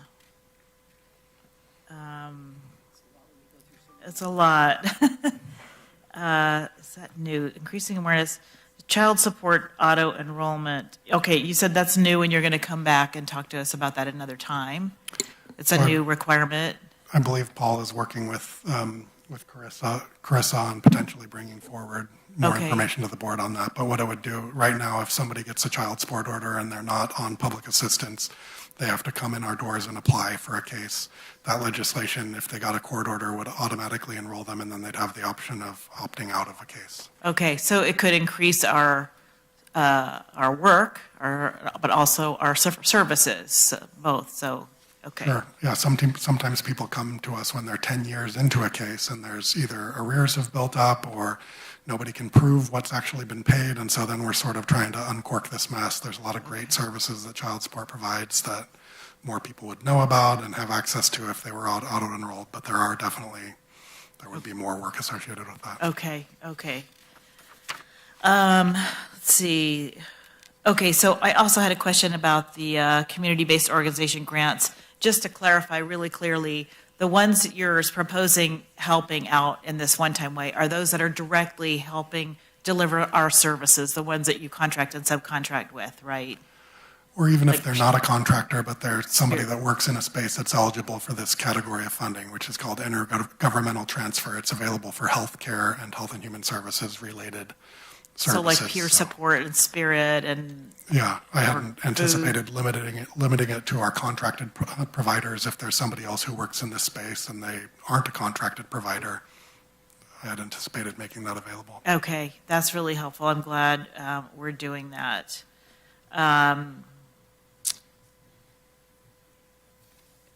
Okay, and then you mentioned the cost of housing continues to be a major driver of homelessness and need for other HHSA services. So you're seeing, I mean, this is very interesting to hear this definitive statement. You're seeing that the work we've put in, I mean, to me, it's been all the wraparound services, the home team, the navigation center, all the stuff, right, that we've done. But ultimately, you're seeing the cost of housing as being the major driver for the additional work we need to do on homelessness. It is the unifying factor across all people. When you look at the individual basis, there's 394 different reasons that people are homeless. A couple of years ago was a study that came out of UCSF called the Benioff study, where they did a comprehensive analysis and interviews with homeless people throughout the state. That unifying factor is not having housing that they could afford. And so people, especially at the lower end of the income level and housing spectrum, people at all levels of that spectrum are impacted by the limited supply. The people at the lower levels are more likely to be pushed into homelessness by an unanticipated medical bill, by a loss of employment, by a bout of incarceration or institutionalization. And so there is a direct tie between housing affordability. The income in our community is a component as well. Right. Affordability versus available income, we're one of the worst in the state because of some of our demographics here. Mendocino, another one that's in a similar boat with a high point-in-time count. Right, right.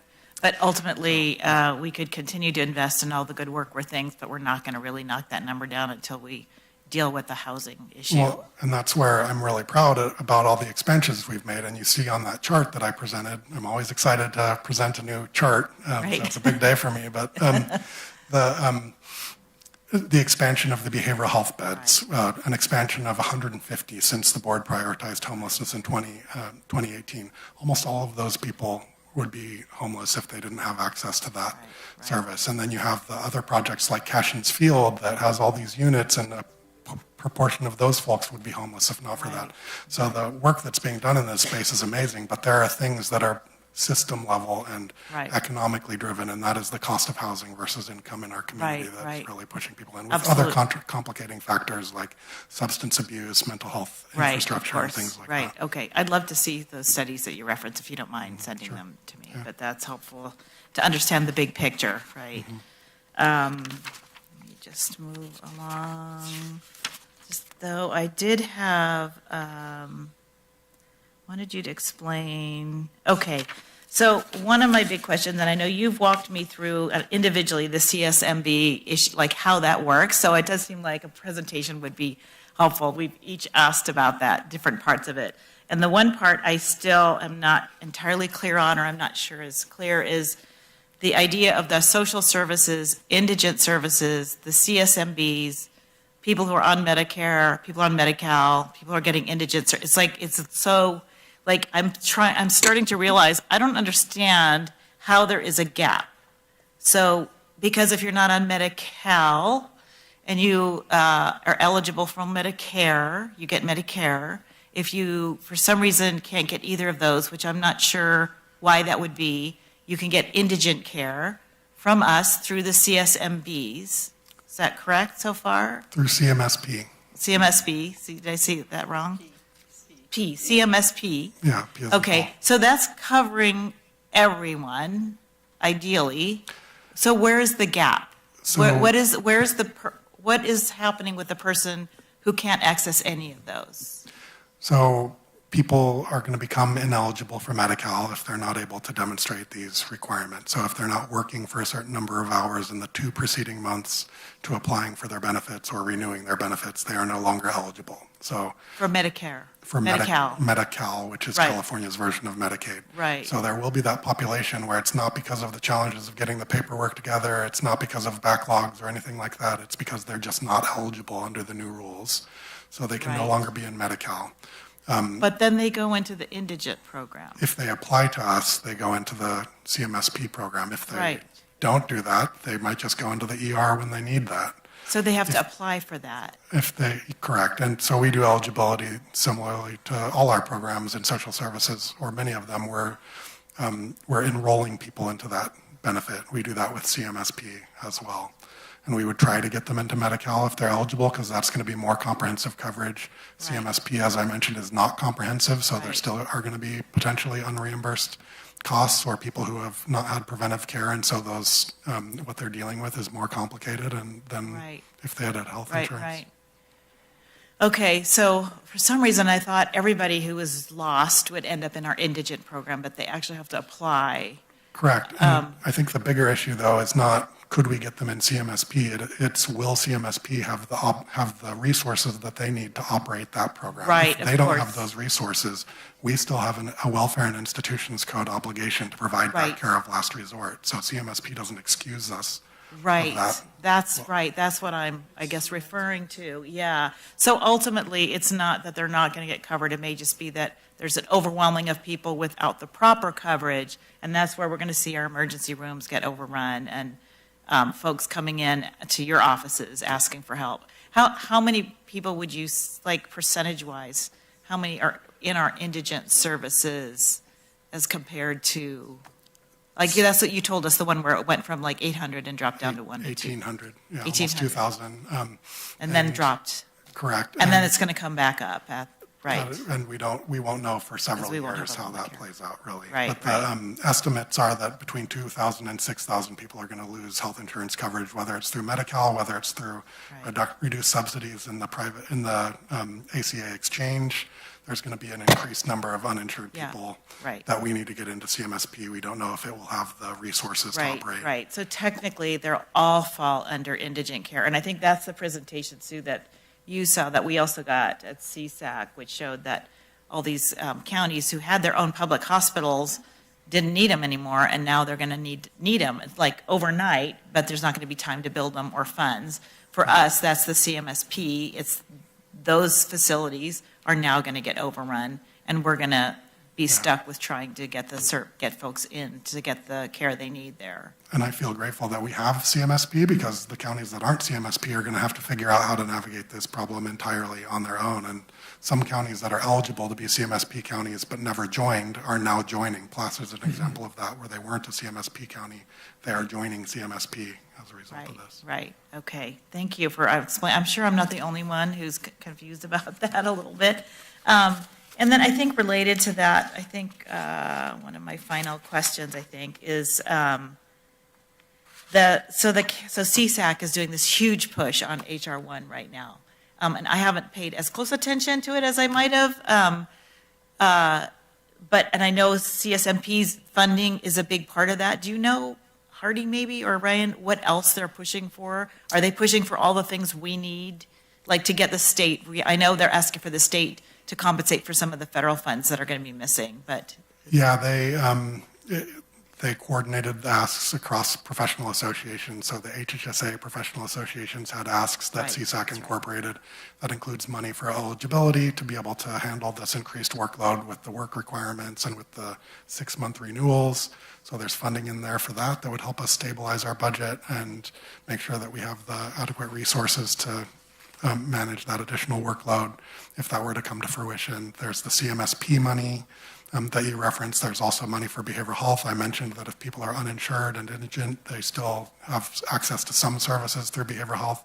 So there's an ask in there associated with that. And then there's an additional ask for the California Hospital Association associated with some of the costs that they're going to be bearing. Okay, so it's pretty much across the board, all those It's areas. a comprehensive ask, and it would be wonderful if that comes through. Yeah. The state is definitely going to be facing its own fiscal challenges. Right. And what they're asking for is a percentage of that to be funded by the state. Now, we're not asking for all of it because it would be too much, but it's a percentage across the board, basically. It's not comprehensive of every impact that we're going to have, but it Yeah. represents the big ticket items that our associations put forward. Okay, I can look into that more. I know you might be more up on that.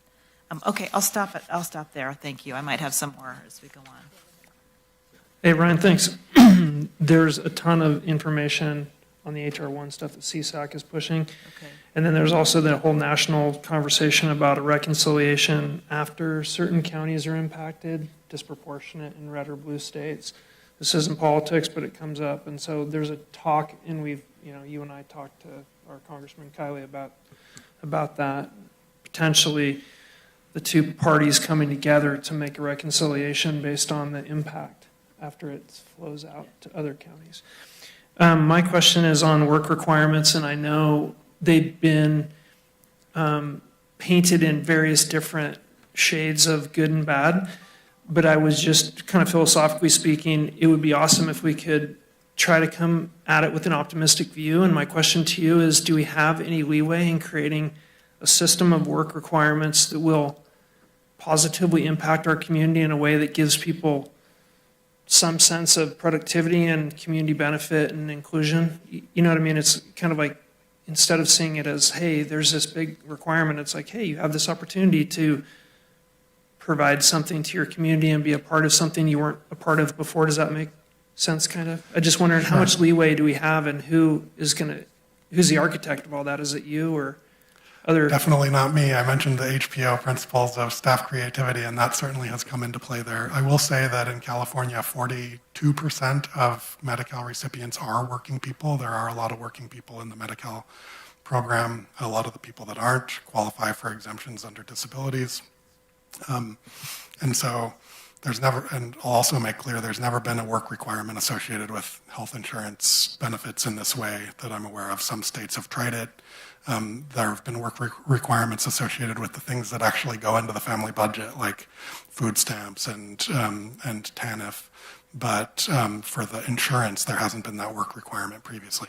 That work requirement can come in different forms. It can come in the form of community service and volunteer hours. And so one of the conversations that's happening is with Connecting Point and leaning into that volunteer hub. So not only can people meet that work requirement, but they can be giving back to a CBO and getting connected in that way. So there are potential collaborations and benefits that come with that. But again, to avoid those cascading impacts, our true impetus is keeping people enrolled in Medi-Cal to the greatest extent possible. One more question. So like when we look at HSS, what's that looking like as far as some of the cuts that are coming, especially for in-home services? What are we going to do about that? There have been some state changes to IHSS eligibility associated with asset limits. I'm not aware of impacts from HR1, except for if people lose their Medi-Cal, but most of those folks would be eligible for exemptions under the medical conditions that they have. Our IHSS program is one of those areas where state realignment revenues have not kept pace with expenses, and that bargaining agreement is coming up on the end of its term, and so they are going to be coming back with bargaining requests from our IHSS workers. So that is one of the underlying fiscal threats in HHSA and social services in particular, but not necessarily HR1 related. So, I just was off track from them. Sure. I just wanted to go back to that. So that's the other thing. Is that something that we're having to look at in the budget as we move forward because that bargaining is coming up? Yeah, I mean, that's an area where we'll have to work with Connecting Point, who is the employer of record, and then the board ultimately votes on any final proposal, but that's absolutely something that we have to weigh against available revenues going forward. Heidi, you have a question? Sorry, yeah, I remembered my last question was about staffing. So you have not asked for additional staffing. What's coming up feels just like an appalling amount of work somewhere along the line. If we want to keep our people enrolled, are you holding off now, anticipating that you may need more next year, or how are you managing without requesting more staff? I'll borrow a phrase from a previous CFO, keep your powder dry. Joe Christoffel used to say that, and I will say we don't know the full impacts of it yet. We know that the social services budget is very tight. Part of the reason those additional positions were limited term was because we didn't know if we could afford them ongoing. We are facing these fiscal challenges, and so frankly, we don't have the resources to add that staff yet. If the CSAC budget proposal came through, that could be a conversation that would be had at that time. That, like, first I would look to stabilize our budget before having any conversations around expansion, but we're also going to be looking at efficiencies, leaning into relationships with partners for the things that don't have to be done by county staff. So I would just say there's too many unknowns for us to come and say we absolutely need this to the board. And I also don't like to do that unless I can afford it, and that's where we're also looking for maximizing revenue and diversifying and trying to bill for, like, for instance, we have a rapid response team, which is amazing and award-winning, and we're working with behavioral health to make sure that instead of realignment paying for that, we can bill Medi-Cal for that, and then more realignment will be available for the core social services programs, and that's just one example of many that we're exploring across the agency. I appreciate that creativity. I would just say to my colleagues on the board or to CEO. To my mind, this is a public safety issue on par with the sheriff's office. So, I want us to make sure that we are fully funding as best as we can this department, because failures in this department will cascade across every other department, as well as our public safety folks. So to me, this is really important that we make sure we staff it fully, and I would look to you to make sure we know when you need more. It's on that. Thank you. And that's why you have $67 million in reserves. Not in social services, unfortunately. Yeah. So thank you for the presentation, and thank you for all the work that all of you do every day to make this community a great place, because it's a lot. Just a couple of observations on the point in time count. Good job with the numbers coming down and, seeing a downward trend. Just, in 2 days' time, I saw 50 new beds that opened, the 10 up at the in Truckee, and then the 20 of them were existing that were renovated. But just seeing the work that we're doing in that space is really impressive for a community our size. And then the number the takeaway for me and the point in time is the 217 who are truly unsheltered. Those are our people who are living in the elements, and obviously important to take care of that population of people. What I've told some people who I've met at the state level is, if we could have 3 cash and fields funded in the next couple of years, that would go a long way in solving those unsheltered. And I know that that's not possible, and I know how long it takes to get those projects through. Both the ones that are currently under construction or being funded right now were started well before I even got elected to the Board of Supervisors. So there has not been a new proposal for another project like that.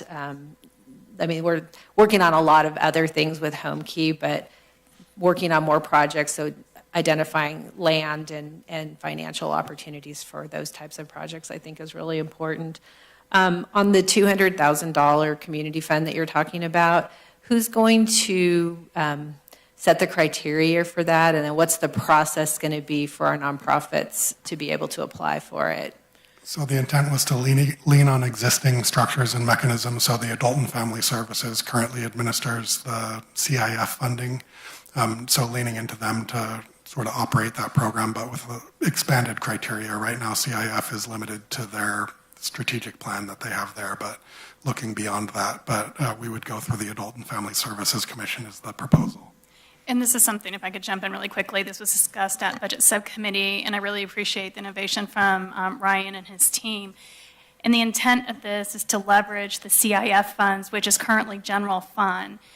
This is something that we'd like to bring back to the Budget Subcommittee to discuss in terms of the process, because we recognize all of you get requests from local nonprofits in terms of funding. And so we wanted to provide, as Ryan mentioned, more structured around that. We also want to look at where we could streamline the process and not make it like an annual grant, but something that could be a rolling grant. So as needs come up, we could be responsive. So it's a new program. We definitely want to work with the board on in terms of how best structure that reflect the needs that you're hearing from community partners. But it's only, so you're saying that $200,000 is general fund money? It's not coming out of the HHSA budget? No, so you have the $200,000 of HHSA that would have to align with programs that meet the requirements of those dollars. There's an additional $15,000, $30,000 of general fund that would go into that pot as well. So depending on the project, it may be blended funding, it may be CIF funding, or it may be the HHSA funding. Okay. All right. Well, because my one question before you talked about that was, we've definitely gotten requests, but for me, there's 2 that I feel are really pressing. One is the market match, which I think we agreed to do a little bit, but we're embarking on this health span wellness program with the county, and one of the big tenets of it is healthy eating. And so if we as the county are saying, yeah, we want you to do this, but we're not going to give you any sort of resources for it, I think it's kind of contradicts what the goal of that. And then the other one was we just got information from CASA, they're losing their state funding as well. And I just look at those 2 programs that are so beneficial to the community. And Not that there's not, probably 100 of them out there who all need money, but I just want to make sure that the criteria that we use is going to be fair for how the money is distributed and decided upon. Also, I would like us to entertain, since I know you do have fairly significant budget reserves, if we get requests for more than the amount of money, that we potentially look at a way to be able to fund more than the 200,000. That's just my kind of personal request in this. When you see those kind of reserves, it's hard to deny people services that are really beneficial and really important to them. So that's just my one plug. And then thank you for providing the information on the statistic on how many people that are on Medi-Cal that are actually employed statewide. Do we have a number? Do we have a breakdown of that for our county? We can get that. I don't have it have it at hand. Yeah, because where I see there's a couple of ways where I think people are going to start falling through the cracks with health insurance. The reason that the indigent funds aren't used is because your staff does a great job of identifying those people and then trying to get them into Medi-Cal. And so with the Medi-Cal requirements, some of those people who currently are probably in that system are probably going to get dropped because they won't be able to meet the work requirement. But the other area that I see is going to be a real issue, maybe not so much for the county, but certainly for our local medical providers, is people who make too much money to qualify for Medi-Cal and not old enough to qualify for Medicare. And so trying to fulfill that gap of people, and I've talked to numerous people who their health insurance premiums have gone from $200 a month to $800 or $1,000 a month. That's the group of people in the community that I'm really concerned about, because they will overrun our emergency services because they really don't have any other options. So I'm sure we're looking at hopefully, how we're going to, if there's any way to help that particular group of people. So sure. that's yeah. Well, and yeah. Well, and I think, also I'm not sure that population of people who, they're working, they're people who are working, they're not depending upon social services at this point to help them make ends meet. But I think that's one of the things we're going to see from the HR1. And then also I know there's just a lot of angst about how this is going to affect everybody, and I think it's too soon to really know. So I appreciate that it's on your radar screen, but like you said, don't panic.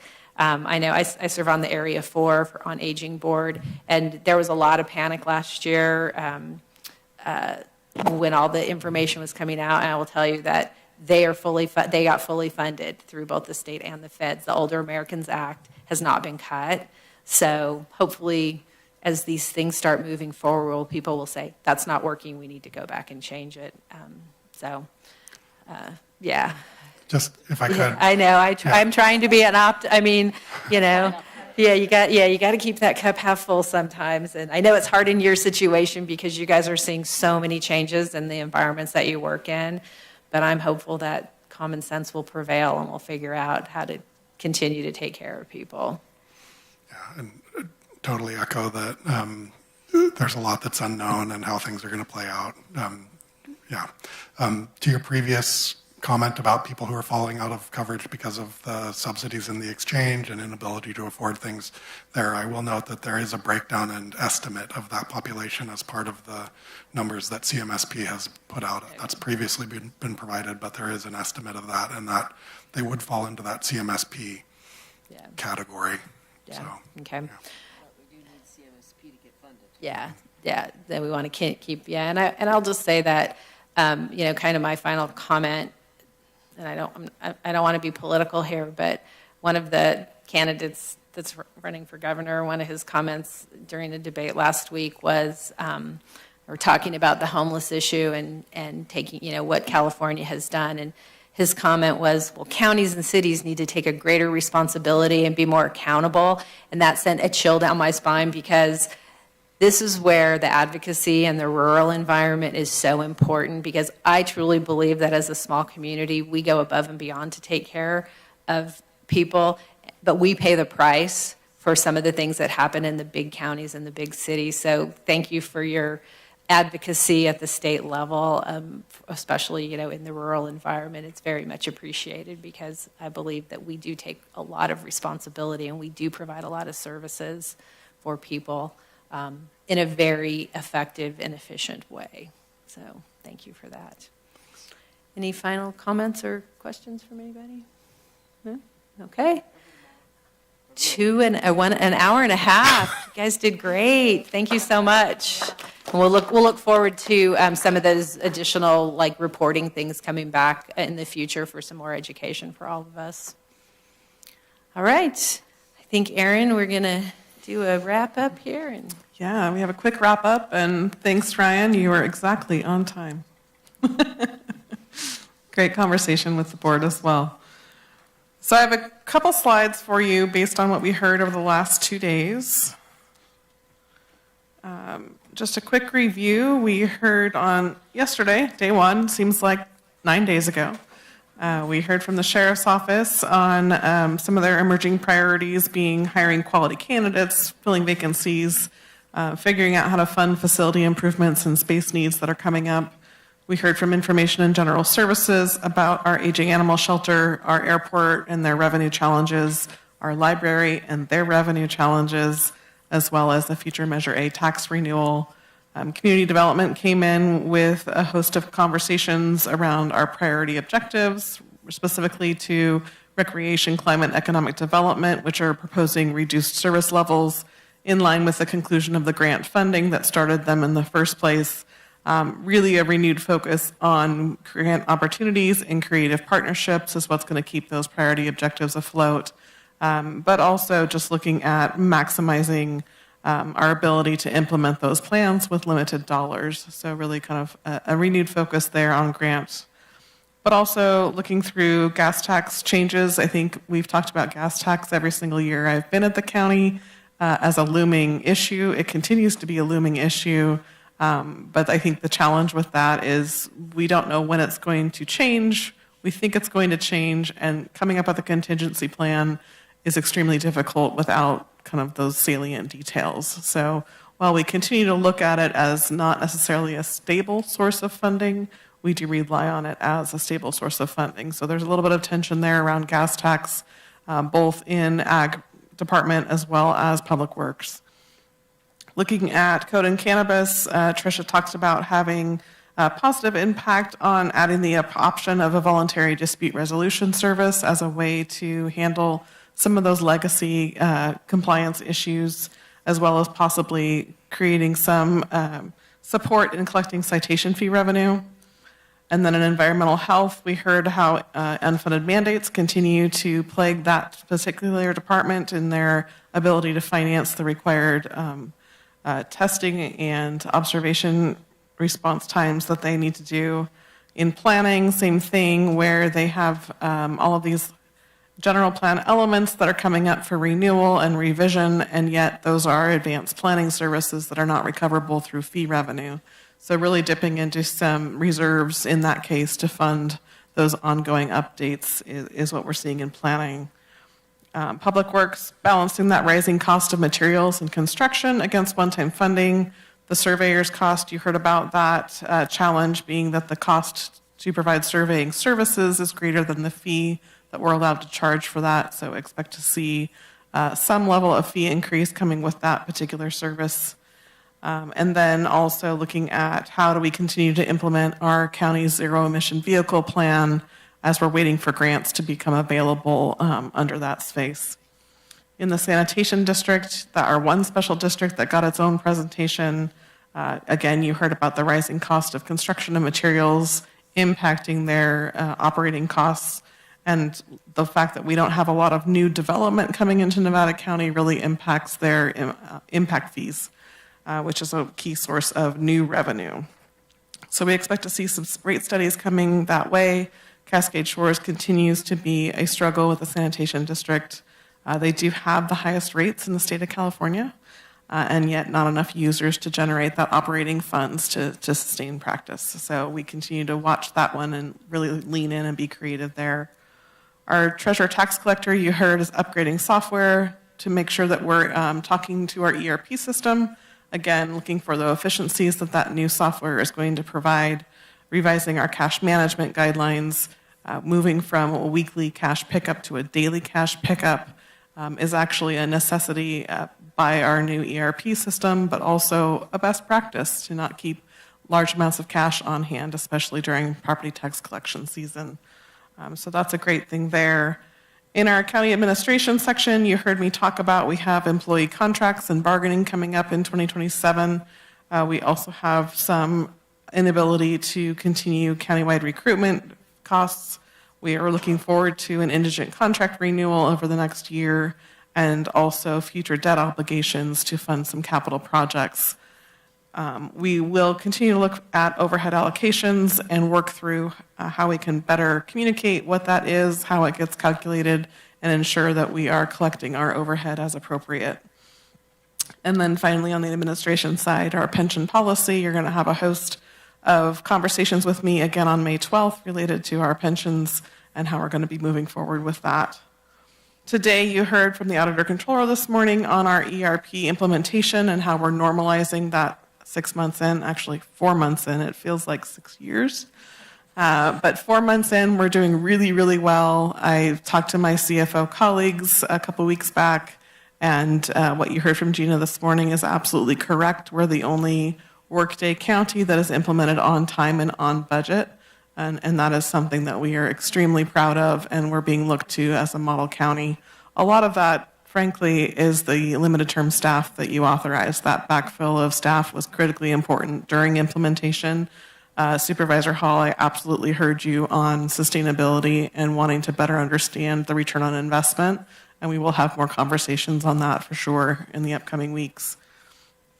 Moving on to clerk recorder and elections, there's a number of legislative threats that we want to make sure our board analysts are tracking for us, as well as our lobbyists, and also looking at what are our contingency plans should those come through to fruition and we need to all of a sudden hire a bunch of staff to support elections or come out of the gate with higher costs to mail, additional noticing, that kind of thing.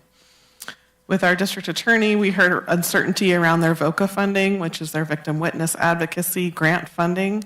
I will underscore that concern because a lot of the key programs, including the Family Justice Center, are wholly grant funded with a very small general fund match. And so if that funding source goes away, we're going to have a significant challenge backfilling.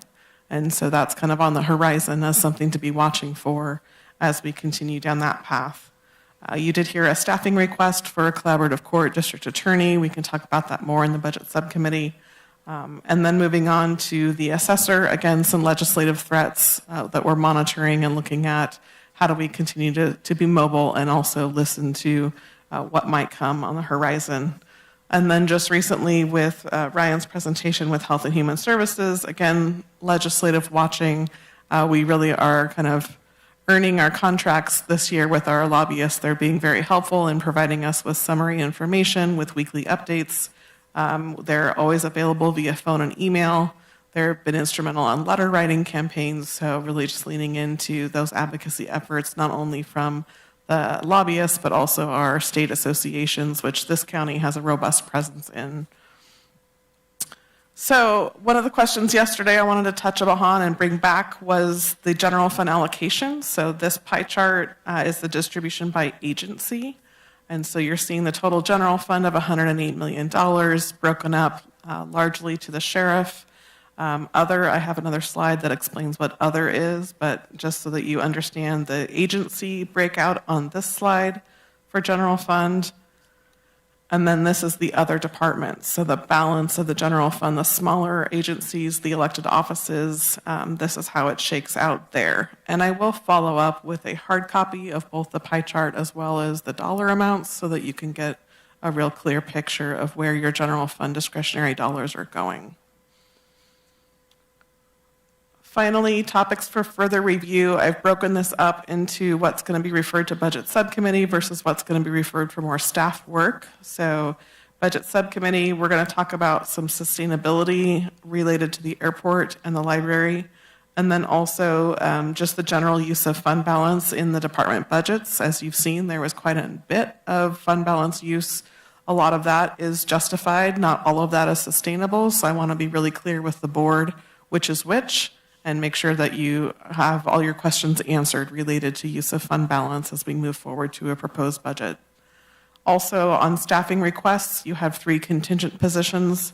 One of them is the DA position, one of them is the auditor controller's internal audit position, and the third is from elections, their project coordinator position. So we can talk more about those contingent positions as well as ERP limited term within the budget subcommittee as well as individually as you would like. And then on the other side, referred to staff cost plan, myself and my staff, along with the auditor controller and information general services, are already robustly working on our cost plan to better understand and be better able to explain how we're allocating those overhead costs, in addition to, like, how do we compare to our other counties? Are we capturing the same categories that they are in overhead? Are their rates just as wildly fluctuating as ours, or are we missing something?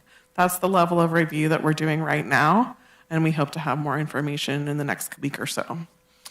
And then specific to Supervisor Bullis' request on our fiscal year budget to actual review, we'll work on identifying what that looks like for the preceding fiscal year, and then going forward, develop a cadence for reporting that out to the board.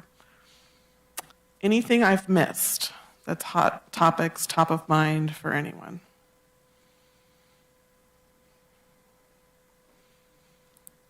That need more further review either by budget subcommittee or staff in relation to this proposed budget?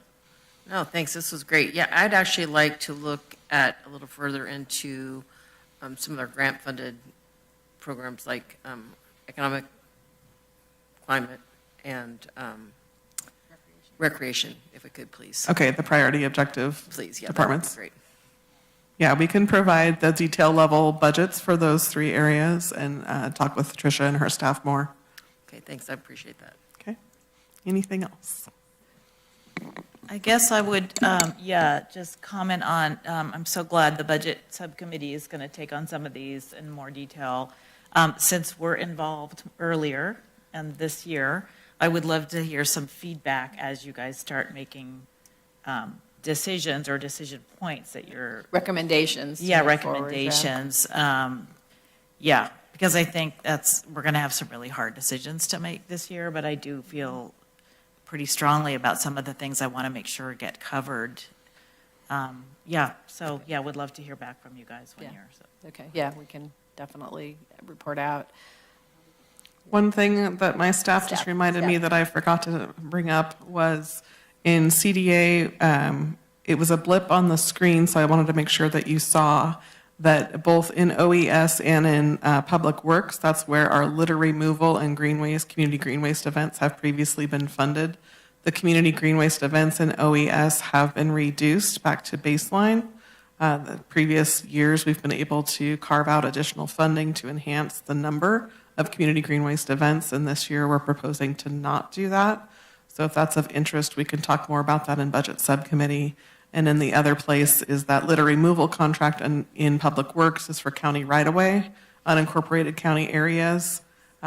Previously, again, that has been kind of discretionary funded as part of the board objectives. So happy to bring those 2 back to subcommittee as well, should we have additional discussion. Yeah, I think that would be great to bring those back, because I know those are 2, even though they're not huge amounts of money, they're important services to the community. So, okay, great. Well, I really want to thank everybody for the work that went into this. I know that this is different than how we have done it in the past, and I appreciate, in particular, my colleagues and staff indulging my requests on this one. I think for me, my biggest takeaway last year as part of the budget subcommittee was the fact that not all 5 of us got to hear those presentations that we were able to hear over the last couple of days. And I always felt like it was great for me to be in the know, but I always felt like it was unfair that not everybody was able to hear the same information at the same time. So I really appreciate, Erin, all the work that went into this, all your department heads and all the staff who put time into making this happen. I think that we'll have a better process because of it. I think we'll have a better outcome with our budget. And also the public has had the opportunity to come. Thank you, Sal, for being here as the lone member of the public for both days. We appreciate it. Although soon you'll be part of the county family. But yeah, I'm just really grateful for how this worked out, and I think moving forward, we have a great process, and we will see everybody back here in public on June 9th. June 9th for the public hearing. Yeah, the draft will be released sometimes towards the end of the month. We do have one more budget coffee talk, June 4th at the Grass Valley Library. I think it's at 10 or 11 in the morning. Hopefully, if anybody, members of the public, or want to come out and ask any questions, feel free at that opportunity. But unless we have anything else, Allison, do you have anything you wanted to add? No, just appreciate the presentations that were so well developed by staff and the participation of your whole entire fiscal team. And yeah, we're embracing this new model. And I was sharing with the chair, we're receiving very positive feedback in the community. So even though we didn't have lots of participants in the chamber in the last 2 days, there's an appreciation just for the heightened transparency, for the understanding, and there are people who are watching it online. And as talking with Supervisor Hook, people will be able to now go back to the video feeds and become more informed as well. Yeah, great. All right, so with that, we